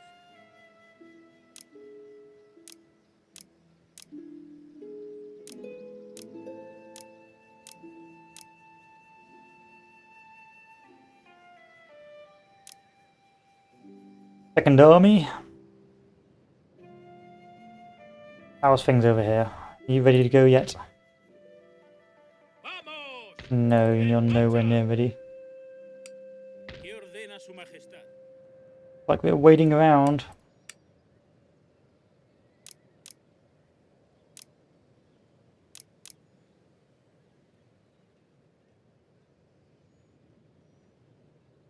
Where's my money coming from? Mostly France. France. So as soon as I go to war with France, I'm going to end up bankrupt, in more or less.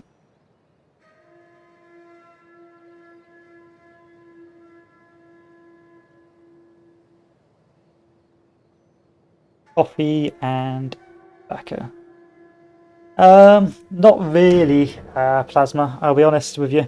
Normally I stream after work, so I will, normally I'm doing week on, week off right now because of COVID, so I will normally stream during weekdays around about 4 o'clock British time, and then on weekends I will normally stream after lunchtime till about 7 or 8ish, but because I do it part-time, pretty casually, I'm not, I don't really stick to a strict schedule. No worries, have a good one, Plasma. It was rather enjoyable talking to you and discussing history. So have a good one, Plasma. Enjoy your Empire campaign. Actually means I can have a little smoke soon as well. Little cigarettes, little smoky poo. Ugh.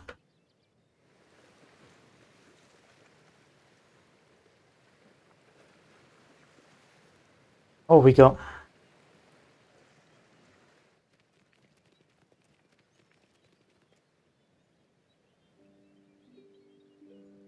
Yeah, I'll probably end it around about 6ish, 7ish. I haven't decided yet, but we shall see. Well, actually, probably 7, 8ish, 7, 8ish. But no worries, and plus you probably want to be playing that Empire game. That's what I like about streaming or watching streamers. Sometimes there'll be a game I haven't played in ages, and I'll be seeing some other streamer play it. Like I haven't played Napoleon Total War in ages, but I saw that Soviet Womble fellow playing it, so I thought, yep, I'm gonna play that now because that game is absolutely amazing. No, we know about Virginia Slims, but because Britain has quite a large tobacco industry, we've got what have I got? I've got Lambert and Butler, for example. But no, a lot of American cigarettes we don't use. You see.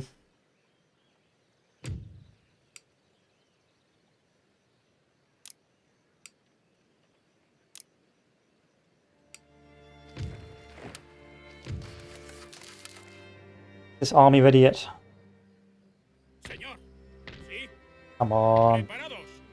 Por la izquierda. 4 more and we'll have a 40 stack army ready to go. Tropas adelante. 1,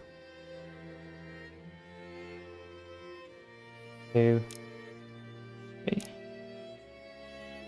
4. ¿Qué ordena su majestad?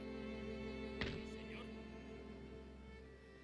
Soldados, Is that a pretty strong army? No, it's nowhere near. Yeah, I like menthol, but they banned them in the UK, so you're gonna get flavoured paper instead. Feels bad, man. ¿Qué ordena su majestad? Preparados. Feels pretty bad. Still, hopefully that funding will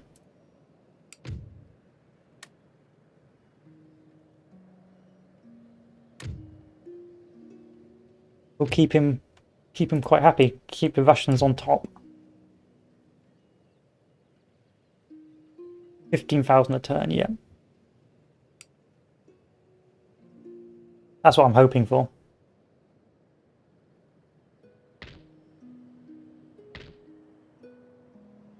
Hopefully we allow for a Russian comeback. Russian's quite big though, which is good. It means I've got time. I've got time on the clock. Can I go yet? ¿Qué ordena su No. majestad? Vamos. En marcha. Sí, mi señor. I think one more turn I can go. But, I don't really like the a lot of the taste of tobacco. I like the that's why I've got to have the menthol. But I suppose it depends on tobacco. But I'm not a fan of the tobacco flavoured vapes.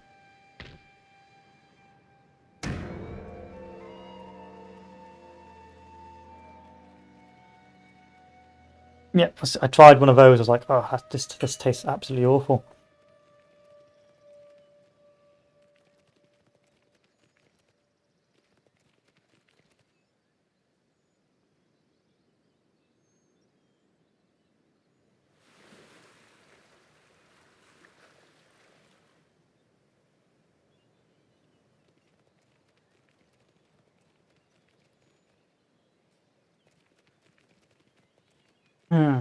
So it seems like Britain's scripted to do stuff because it hasn't been doing much of anything for the past 50 turns. It did one peninsula invasion, and since then it has done sweet FA.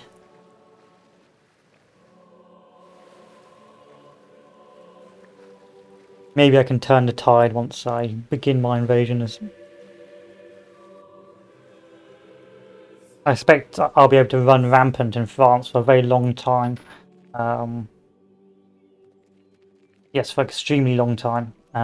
Before their armies can come down to check me. So as long as I can get to Paris before that, we hopefully will be golden.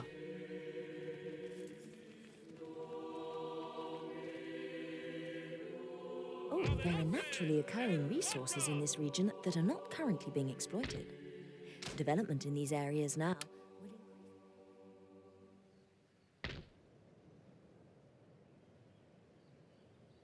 Sí, señor.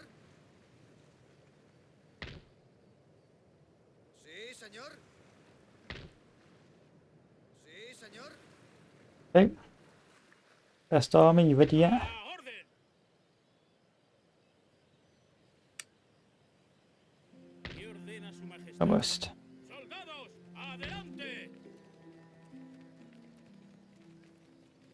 Señor. Por la izquierda. En marcha. Preparados. En marcha. Sí, señor. Sí. Al instante. Sí, señor. Sí. Adelante. Sí. Por la corona y la nación.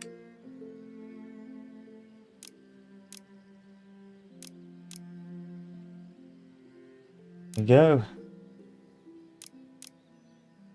Alright, now we're running out of money, so I may have to be SP 240 whip armies.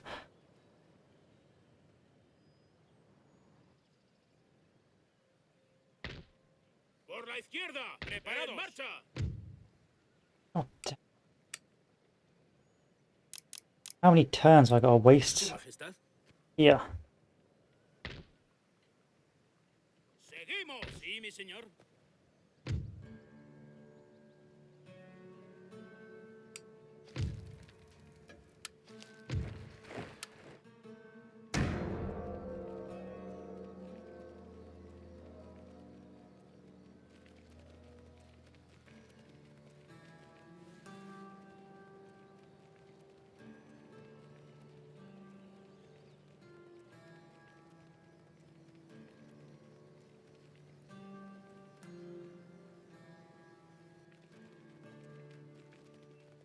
That's a big old stack up Paris.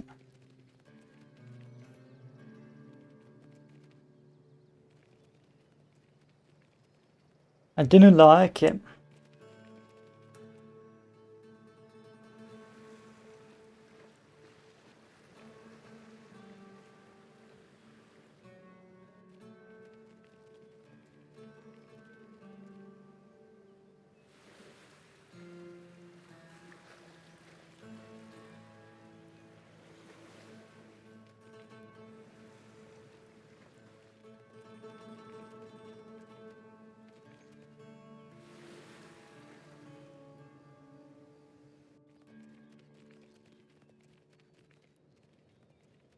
Good, it looks like the Russian army's slowly getting its shit together.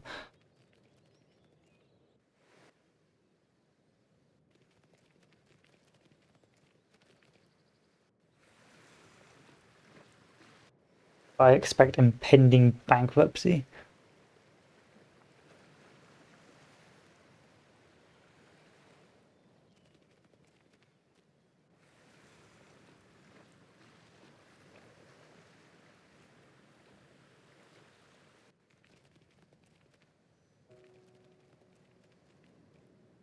Adelante. Por la corona y la nación.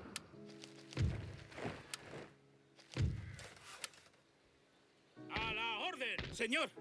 Por la izquierda. En One more marcha. dude. Sí, mi señor. Here, have a cannon. Adelante. Por la corona y la nación. 10k, once we get down to 5k, we'll cut our losses. Por la corona y la nación.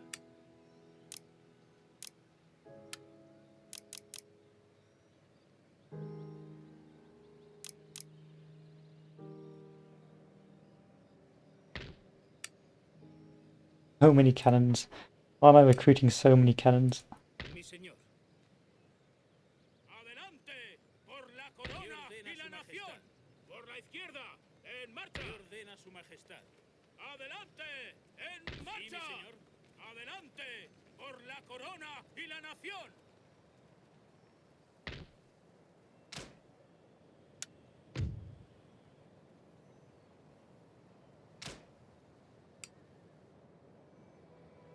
Finally, can I leave?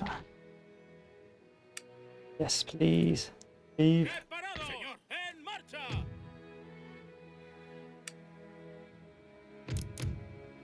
Taking a piss here, guys.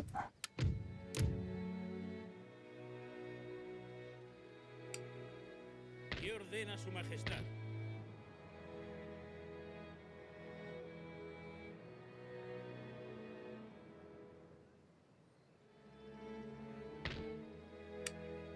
Yeah, we're done with naval recruitment for now.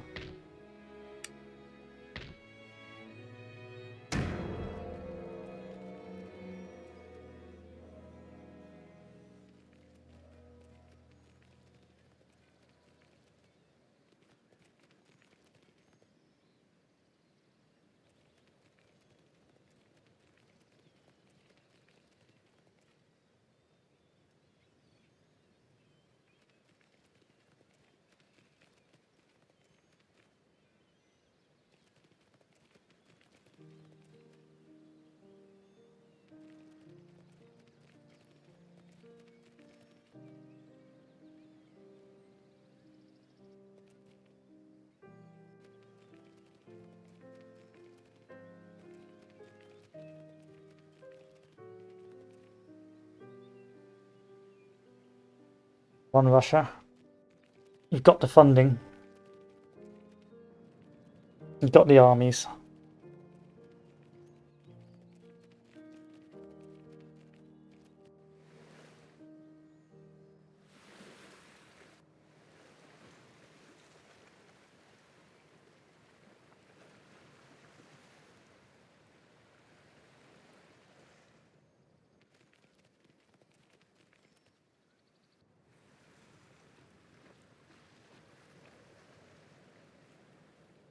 Oh, there are naturally Workers occurring on resources strike. in this region that are Where? not currently being exploited. Development in these areas now will increase your nation's trade income later. You're bankrupting me here, boys.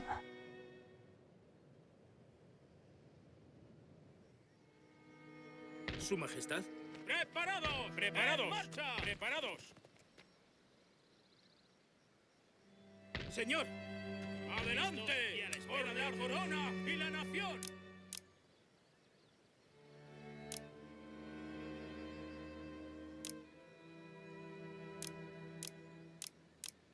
That's it. Enough. Señor, a la orden. So many cannons, so many cav, ¡Marcha! ¿Sí? so many horses. There's no line infantry. Y a la espera de órdenes. There were one army here, and in the advance soon. Sí, mi señor. Militia. Why on earth would I want militia in my army? Sí, marcha. Soldados, adelante.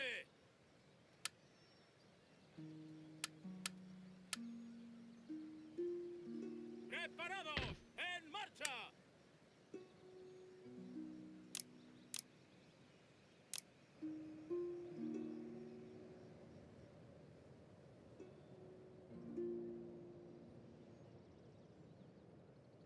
Yeah, it's pretty much over for everyone apart from the Ottomans, Austria, Ottomans and Russia. Everywhere else is done for.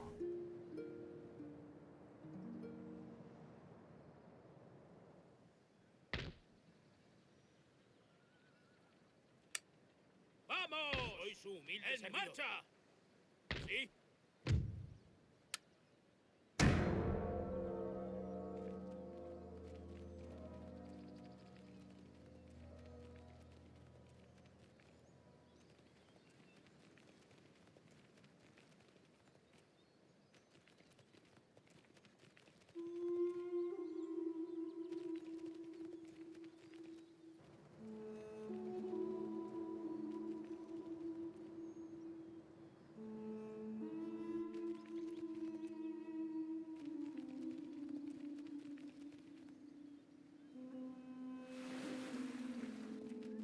A lot of troops.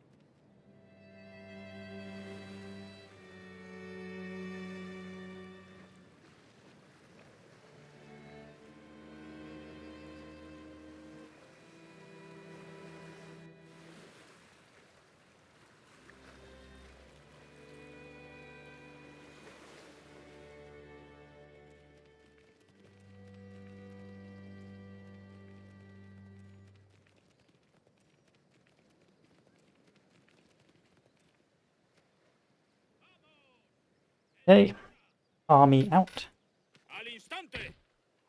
¡Por la izquierda! army in. ¡En marcha! There we go. Let's go. ¡Arriba la bandera! ¿En qué puedo servirlo? Soy el instrumento de su voluntad.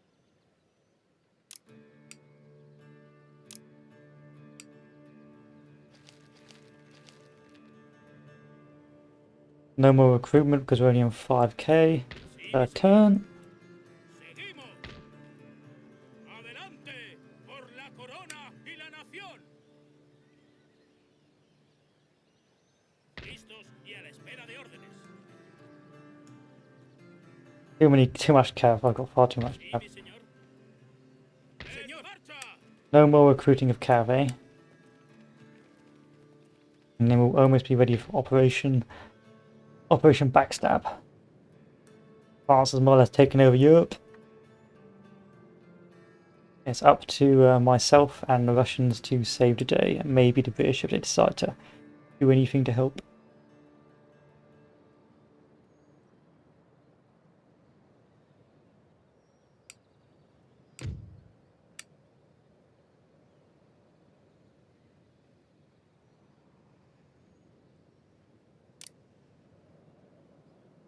It's a pity that no one else wants to buy my shit, meaning that once war starts, I'm going to be very, very poor.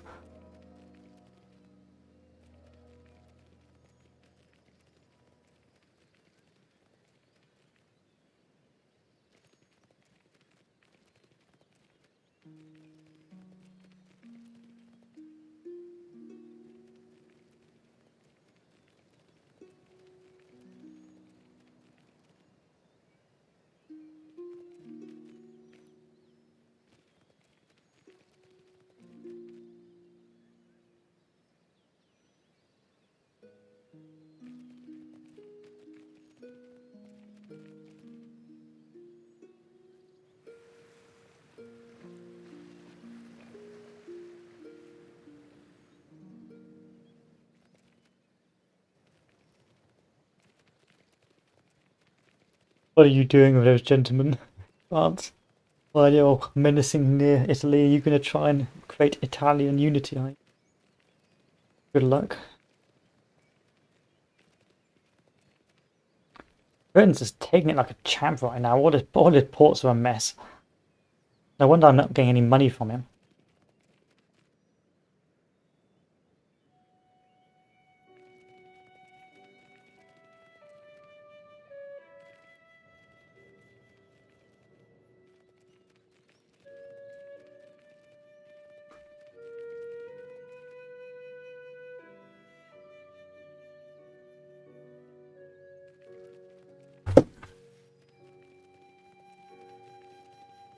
Spoiler alert, this does not end well for you, Ottomans.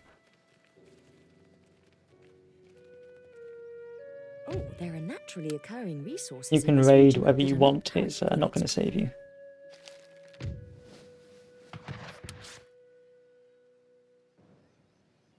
Sí, mi señor. Seguimos. Su Majestad. Tropas, adelante. Preparados, en marcha. Por la Oh, it looks like we're full. izquierda, en marcha. So we'll move this army over here, Al instante. Sí, señor. there, for the war. ¿Alguna orden más? I think we'll do one more final battle before the end of the day. So strategically, France is ascendant. They have wiped out the Prussians. The Austrians are clinging onto a final province in Transylvania. The British are getting blockaded by the French. And the Russians are still holding onto their territory, but not looking good for them. They're the last man standing. So what I've done strategically is I've secured most of Italy, and with using the rather large forts here, I've now also done some forays into the Ottoman Empire, which has been mildly successful. Unfortunately, we're going to have to fight a two-front war.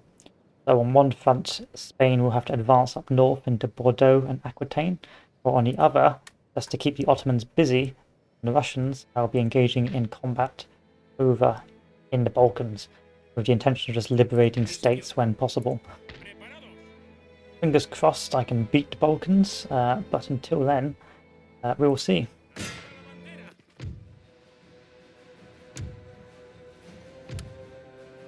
Let's first fight this battle. Armed populace, Delhi Lancers, 18-pounders. That's alright because I've got 1, 2, 3, 4. I've got 5 9-pounders, so I'm not too worried if I'm honest with you.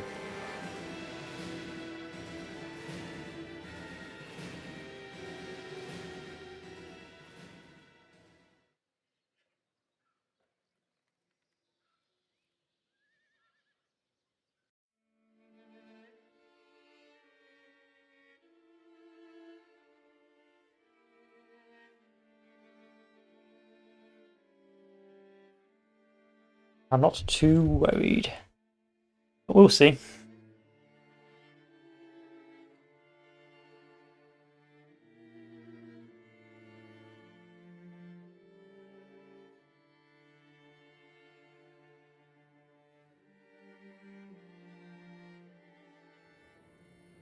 What we got? The enemy is located over here. Again, there's a town in the way. I don't particularly want to fight in the town because that means my cannons can't be used. In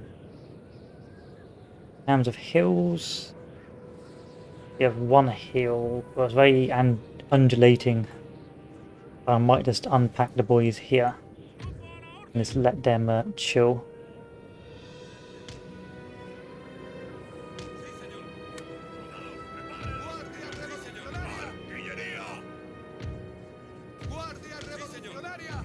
You know the drill, boys. Get our skirmishers.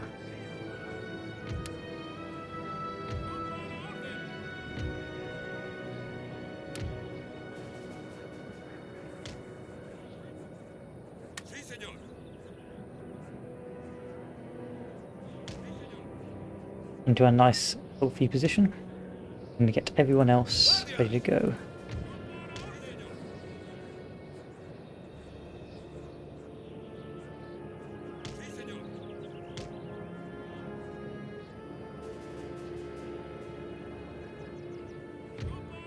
Man, the army's just too big. It was bad, man.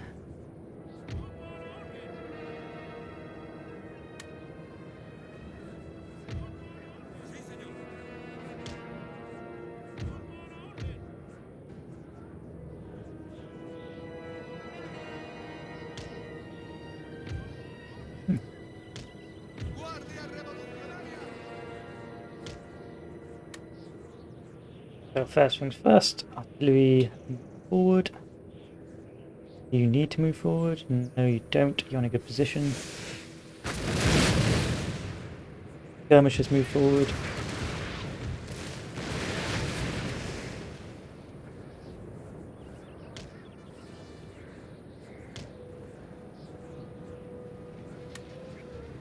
And infantry move forward after.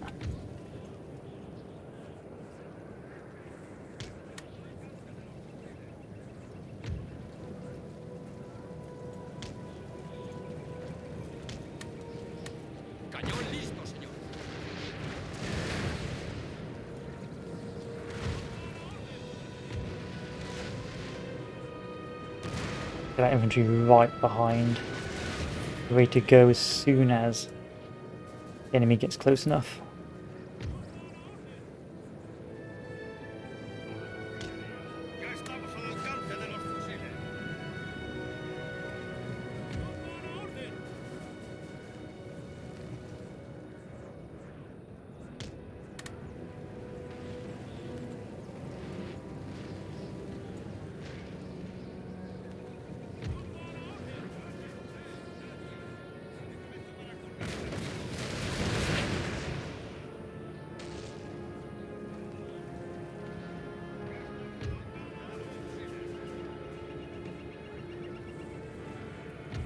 Cavalry.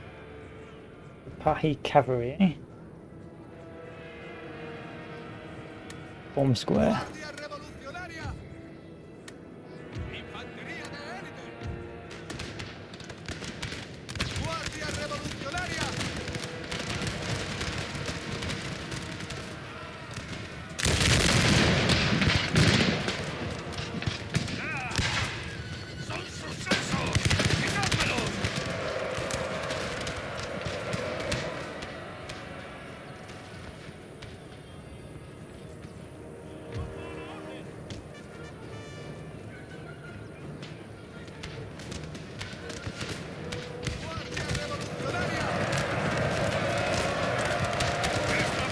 Yeah, go away.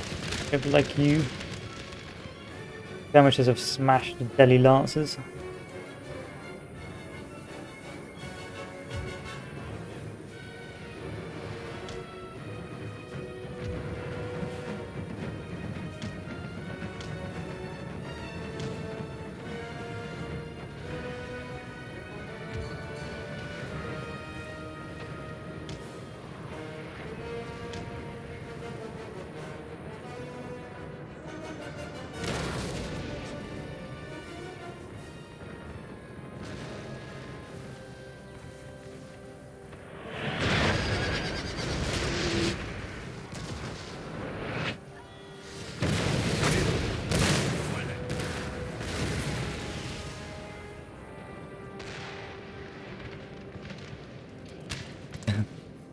Oof.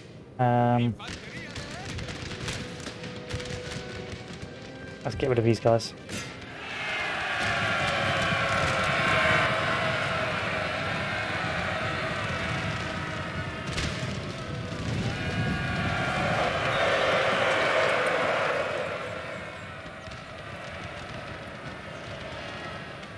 Form a square.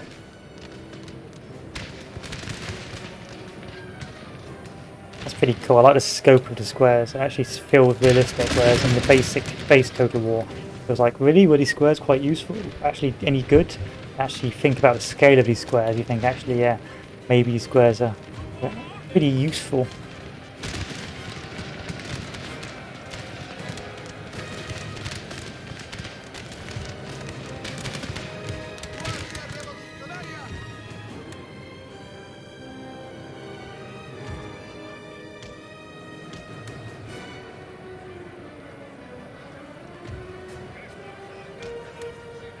Guardia revolucionaria! Guardia!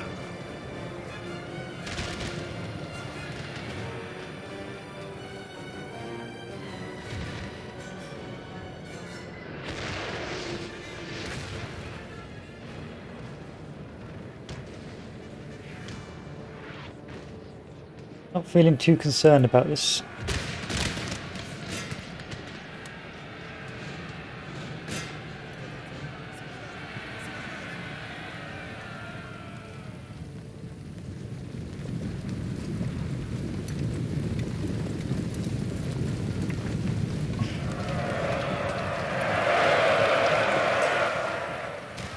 Then there's some more cow.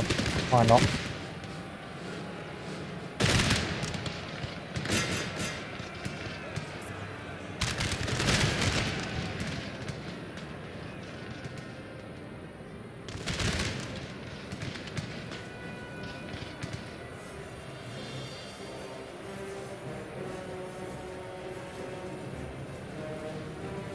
Some emissaries, eh?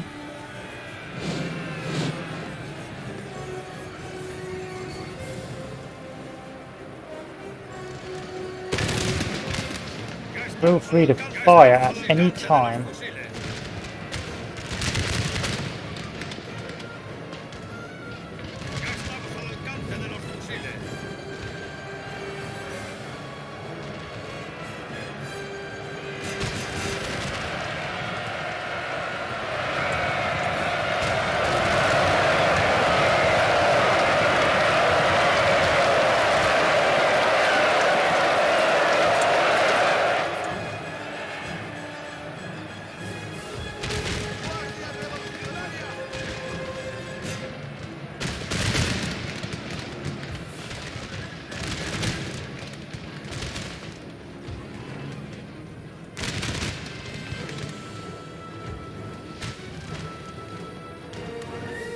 Skirmisher horde, assemble. Send the cavalry up. They'll be pretty useful now.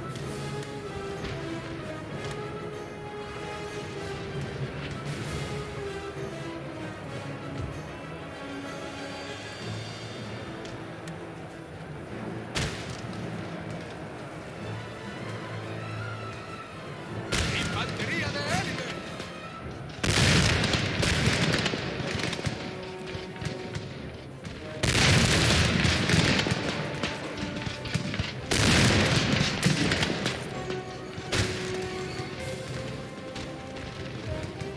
Guess what's going to happen next?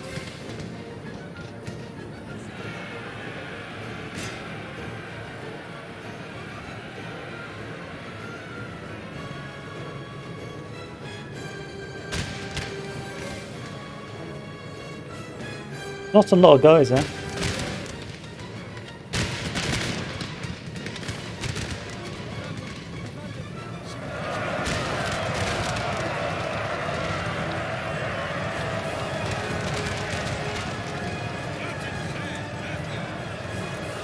Can I get a flag bow?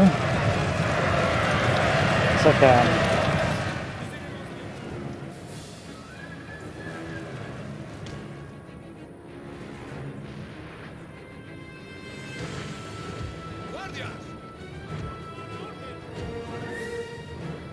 They're reforming. What a bloody nuisance. Ugh.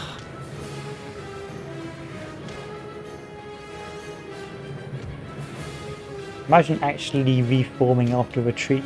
Like, who does that?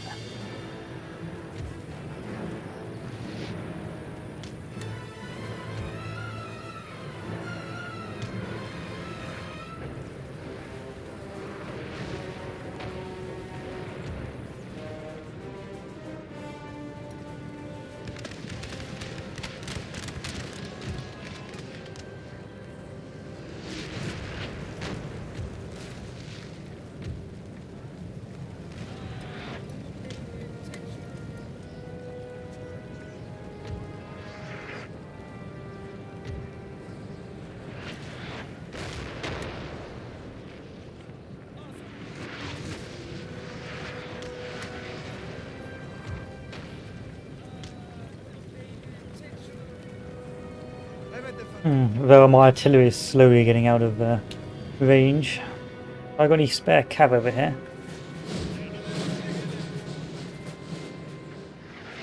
Cav? Any cav? No. Yes. I got a job for you.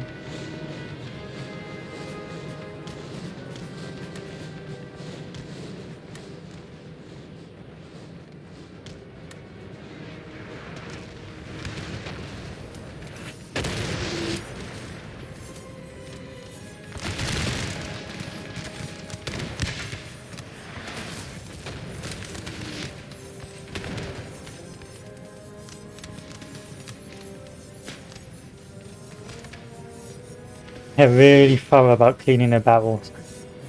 Like, they're going really slow. Like, yeah, let me just clean this barrel. Wait, we're done.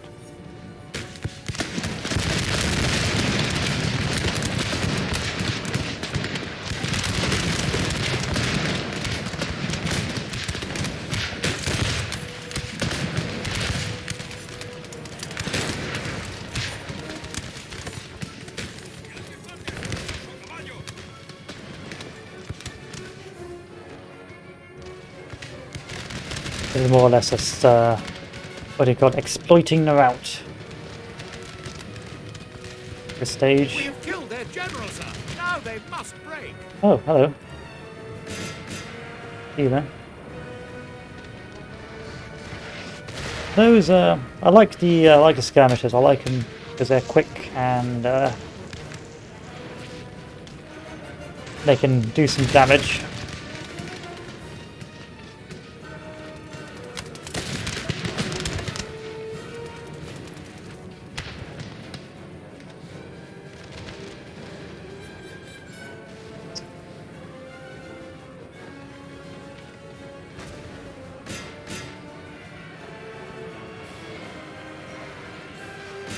Not good. Not good.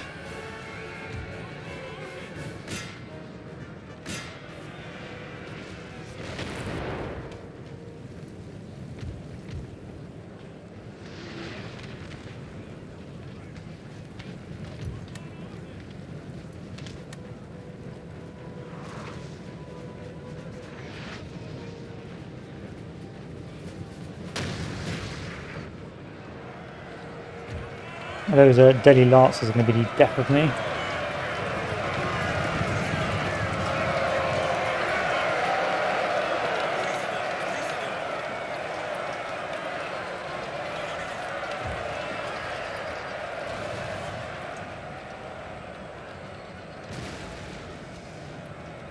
Suppose you guys can move through the town.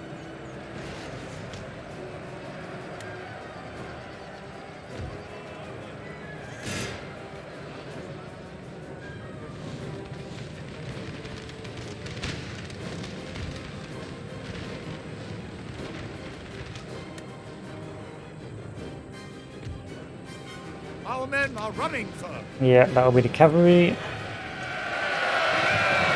And smashed by the enemy's reserve cav, which is actually pretty clever to have reserve cav by the artillery. It's a pity that their artillery was stuck behind buildings for most of their time here.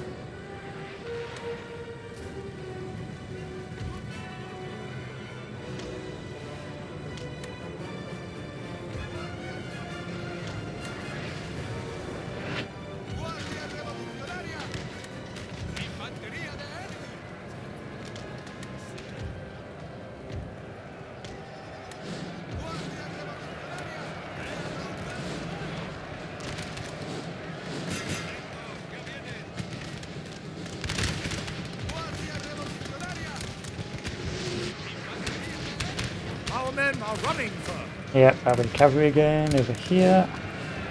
Council, form square.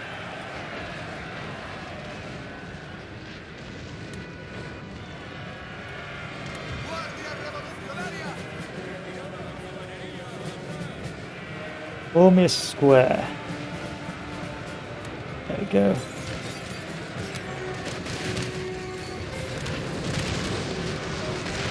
That's enemy artillery.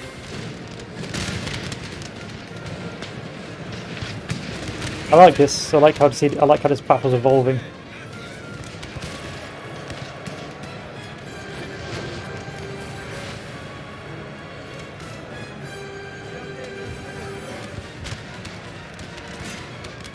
Although I may have to turn this up to very hard next time I play.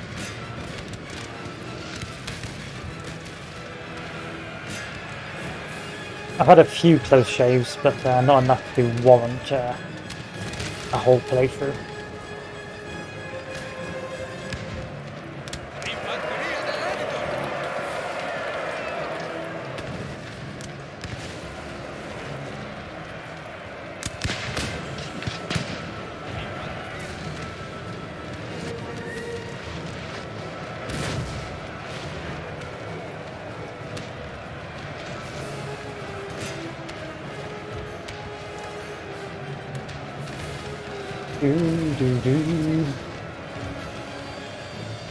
Also, I like the little oriental music that's playing. That makes it different from the classic European sort of battles.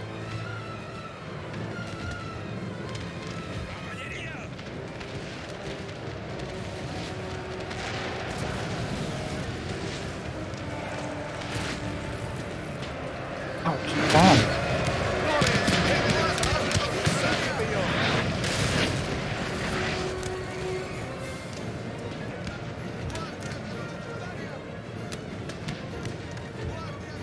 Keep forming a square, boys. Charge the cannon.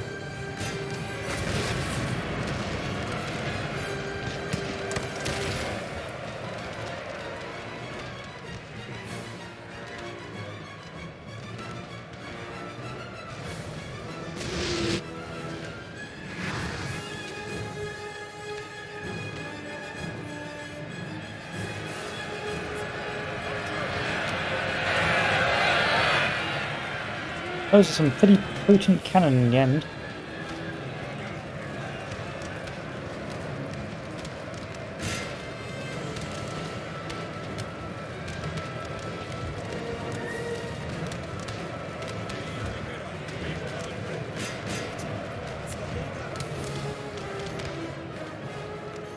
Didn't expect them to be actually any useful, but towards the end of the battle they were actually being very problematic.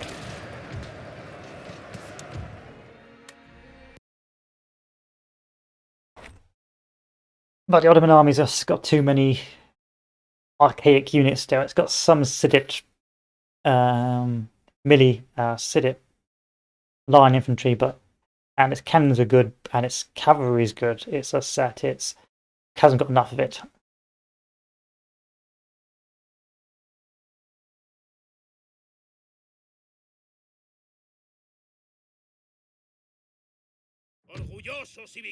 Yeah, that was an easy win, like 700 deaths on my side.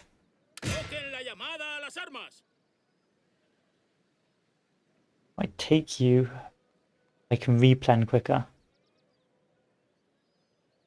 Or if I liberate you, I get a protectorate. Take.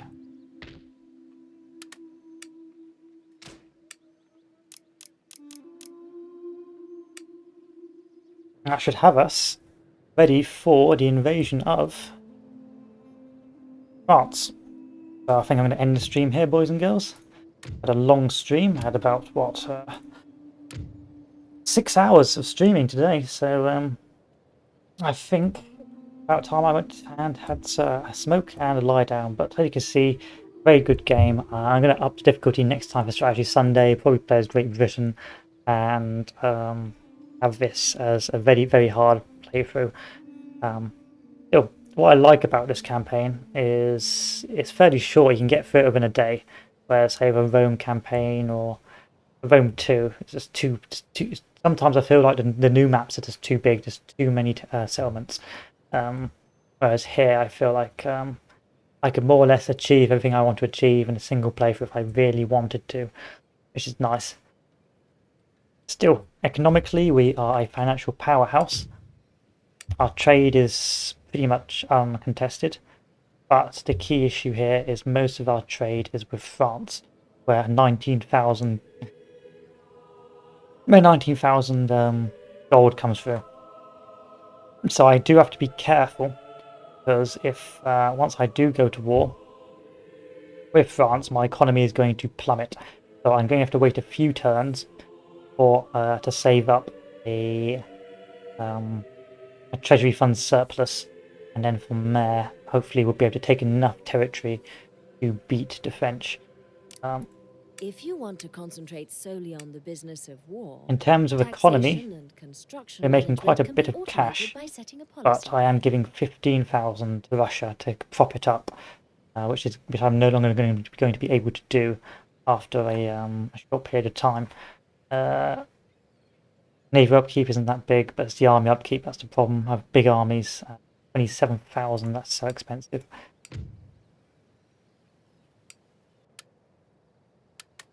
But hopefully in time, that's no longer an issue. We're going to have a two-front war. One over here, and one in France. That should buy the Russians time or a distraction to break into and re-secure some territory. In the meantime, we're researching as much as we can, just to reduce upkeep, and generally trying to relax. So I'm going to pass a couple of turns, just so. How many turns is that? I'm going to skip 2 turns so I've got some money in the bank before I go to war.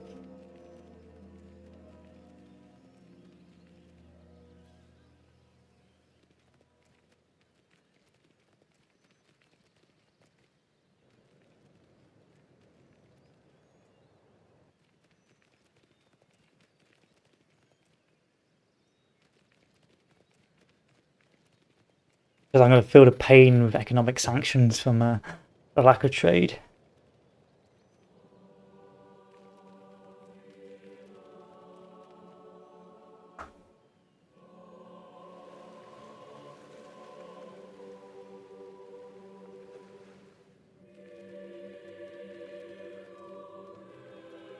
What is that gentleman, Kang?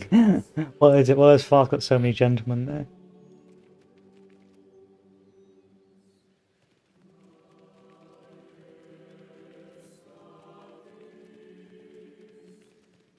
And where's Britain's navy?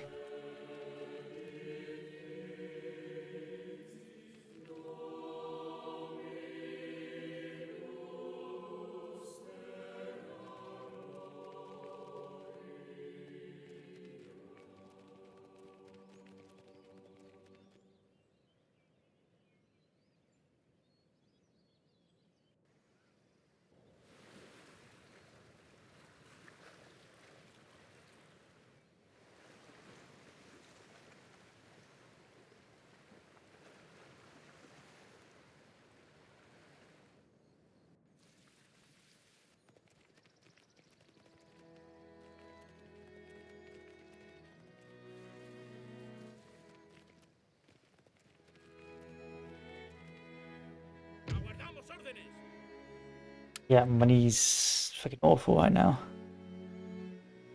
Tropas, adelante. Y ordena su majestad. Listos y a la espera de órdenes. Maniobras finalizadas. I'm going to delete some armies.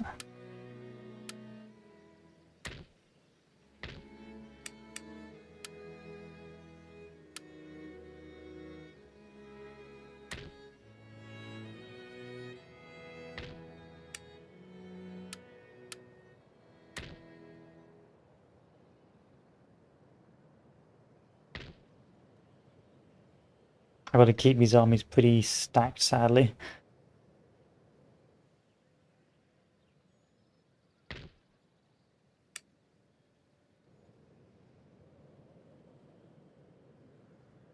I thought perhaps I would be getting more money in the bank, but sadly not. Ah, I know the problem.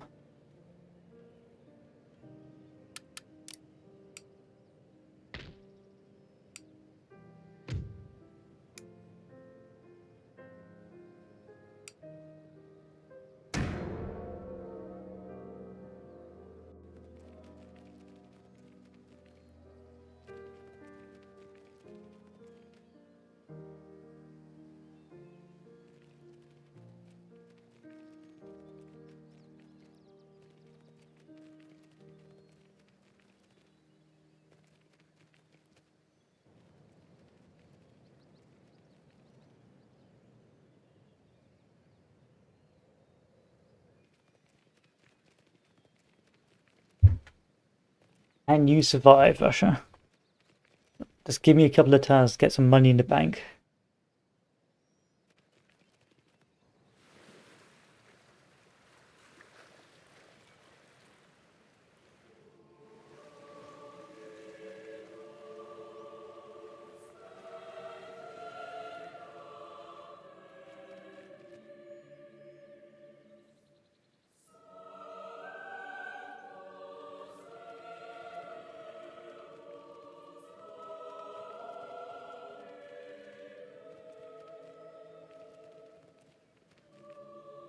I've got one turn itis. I don't want to start next stream just like clicking end turn for like 5 times.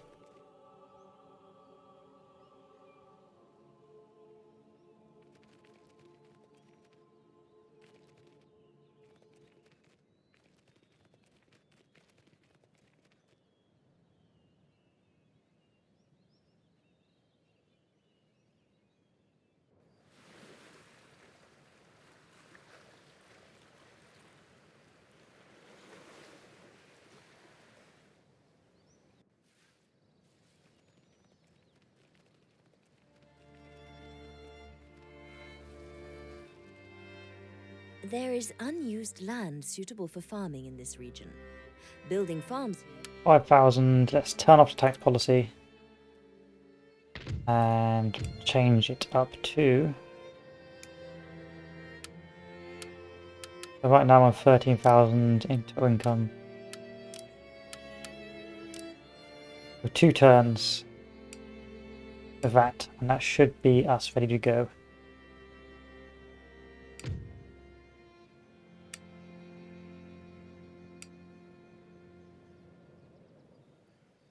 Señor, a la orden. A la espera de órdenes. A la orden. 1 turn, 2 turn. Fingers crossed.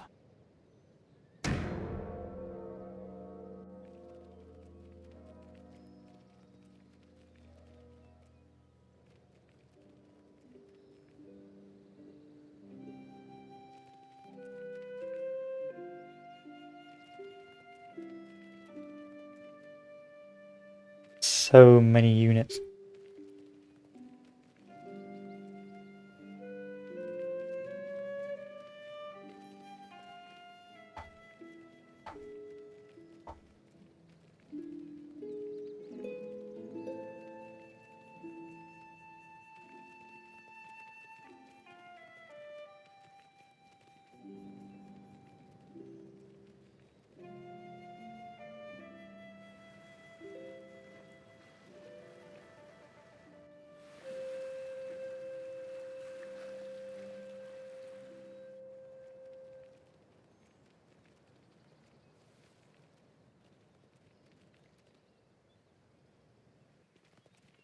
You've done nothing entire game, UK.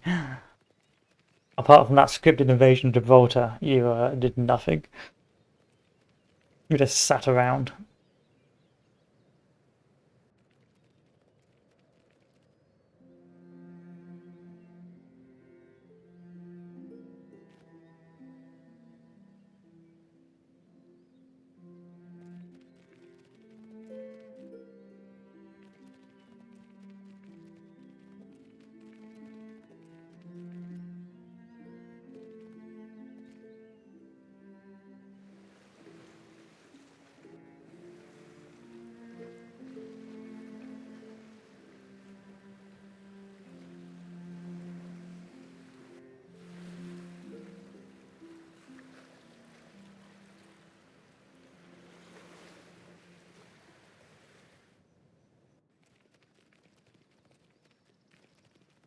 Lots of memes.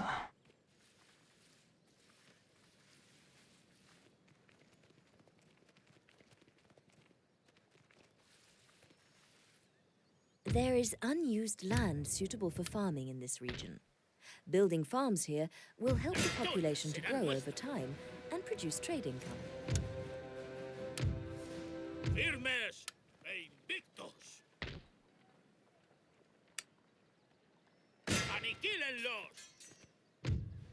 Victoria. Al instante. Persíganlos. Victoria. Adelante. And come back that way. Okay, that's done. Tax policy back down to normal. Auto managed taxes. Army move. Okay, we've got 6,000 in the bank. I'm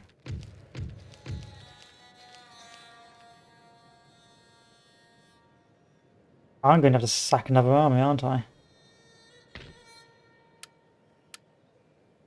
1, 2, 3, 4. This army can go as well.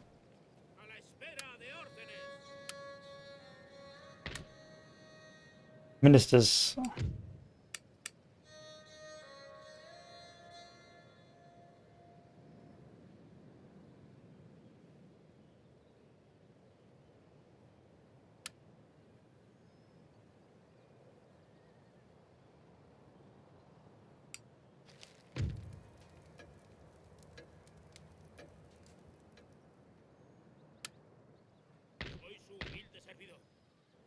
Okay, one more turn. One more turn, boys. One more turn. Alright, let me just check, make sure nowhere in nowhere in Russia's collapsed yet. Wish it hasn't.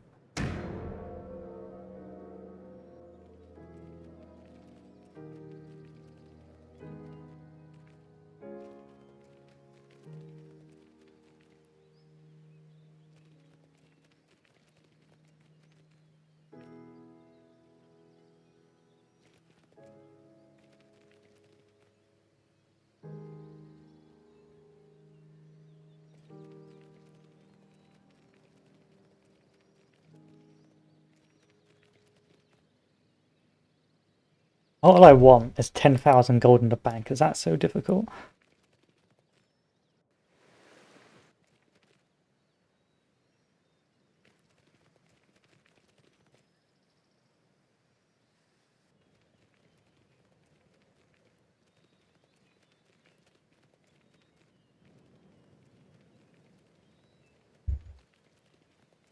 UK, give me money. Be historical, UK.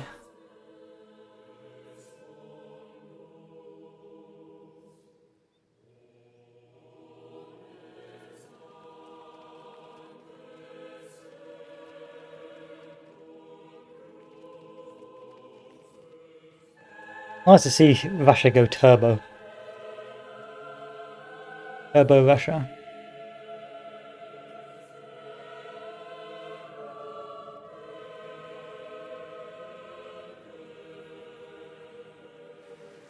A Chad Russia.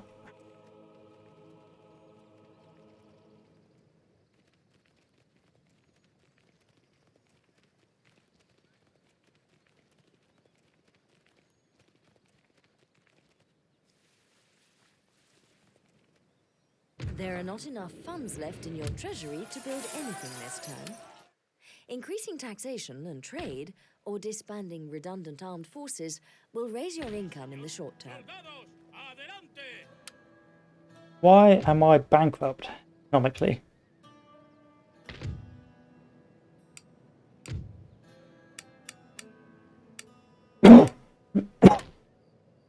That's why.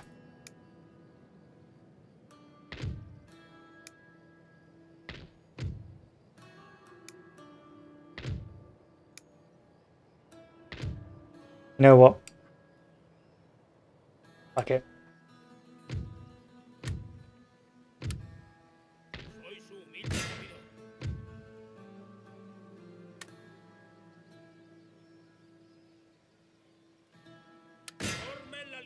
la batalla! ¡Inicien el asedio! ¡Preparados para la batalla!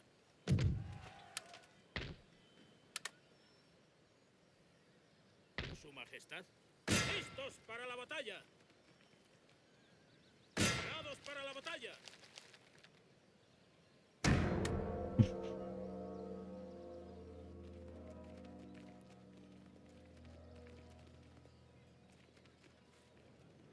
As long as we just keep looting.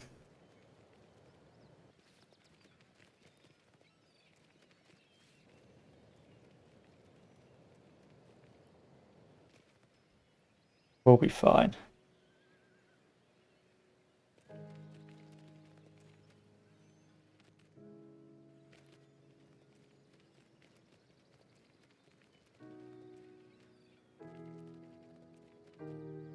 This is what happens when you let France have a continental system.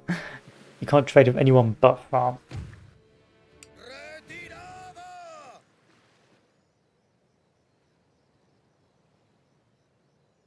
¡Echen el ancla!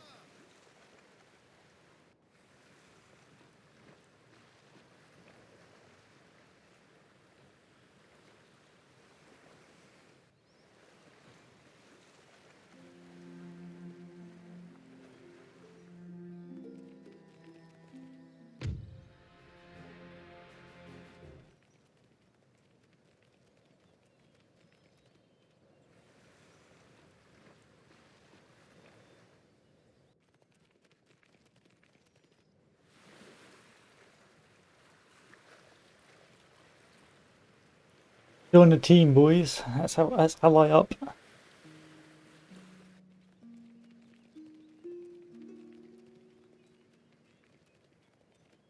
I do want to stop giving payments to Russia now, if I'm honest.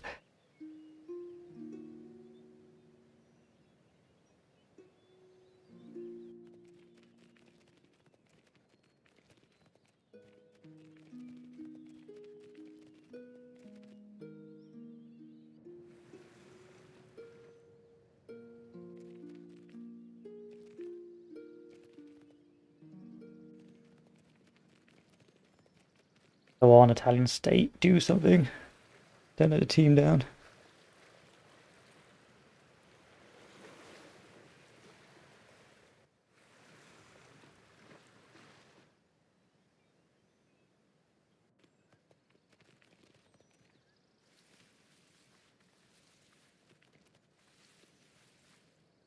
Oh, there are naturally occurring resources Okay, let's look in at our this region trade. that are not currently being We've exploited. got new friends to trade with, the Developing Russian these Empire. areas now will increase your nation's trade income later.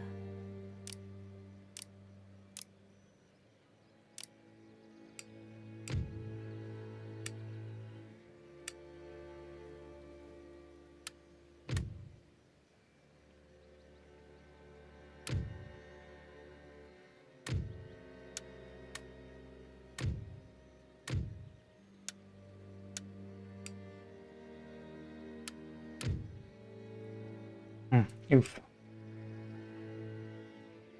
¡Prepárense para la guerra! ¡Prepárense para la guerra!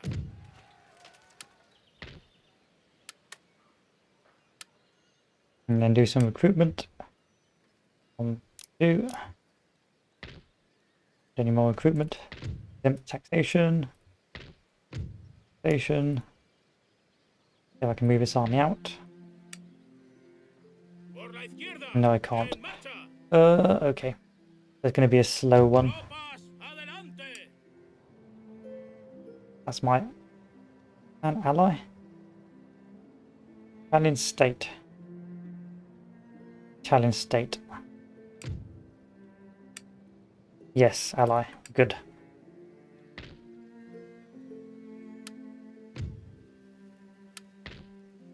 Got no cannons, but hopefully that's not going to mean much. ¡Por la corona y la nación! We're going to move the army down. I wonder if can I buy cannons off you? No, no cannons for me. No cannons for poor old me. Y a la espera de órdenes. ¡Arriba la bandera! Oh well. Okay, so I'm going to save the game. Okay, now this is the end. We're advancing into France. We've taken the southern parts of France. Hopefully this will be enough to distract the French and allow the Russians to counterattack, and we can slowly start compacting down. If I just get to Paris, I reckon I'll be gravy, but it's just a case of getting to Paris first. It's gonna take time.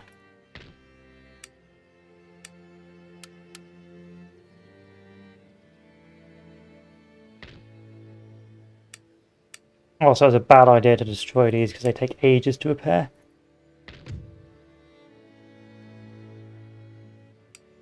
But hey ho, it is what it is. You can't stop it now. Sí, capitán.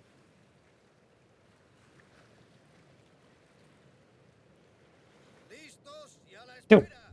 good job done. And I'll see you boys probably tomorrow. Have a good one. And adieu.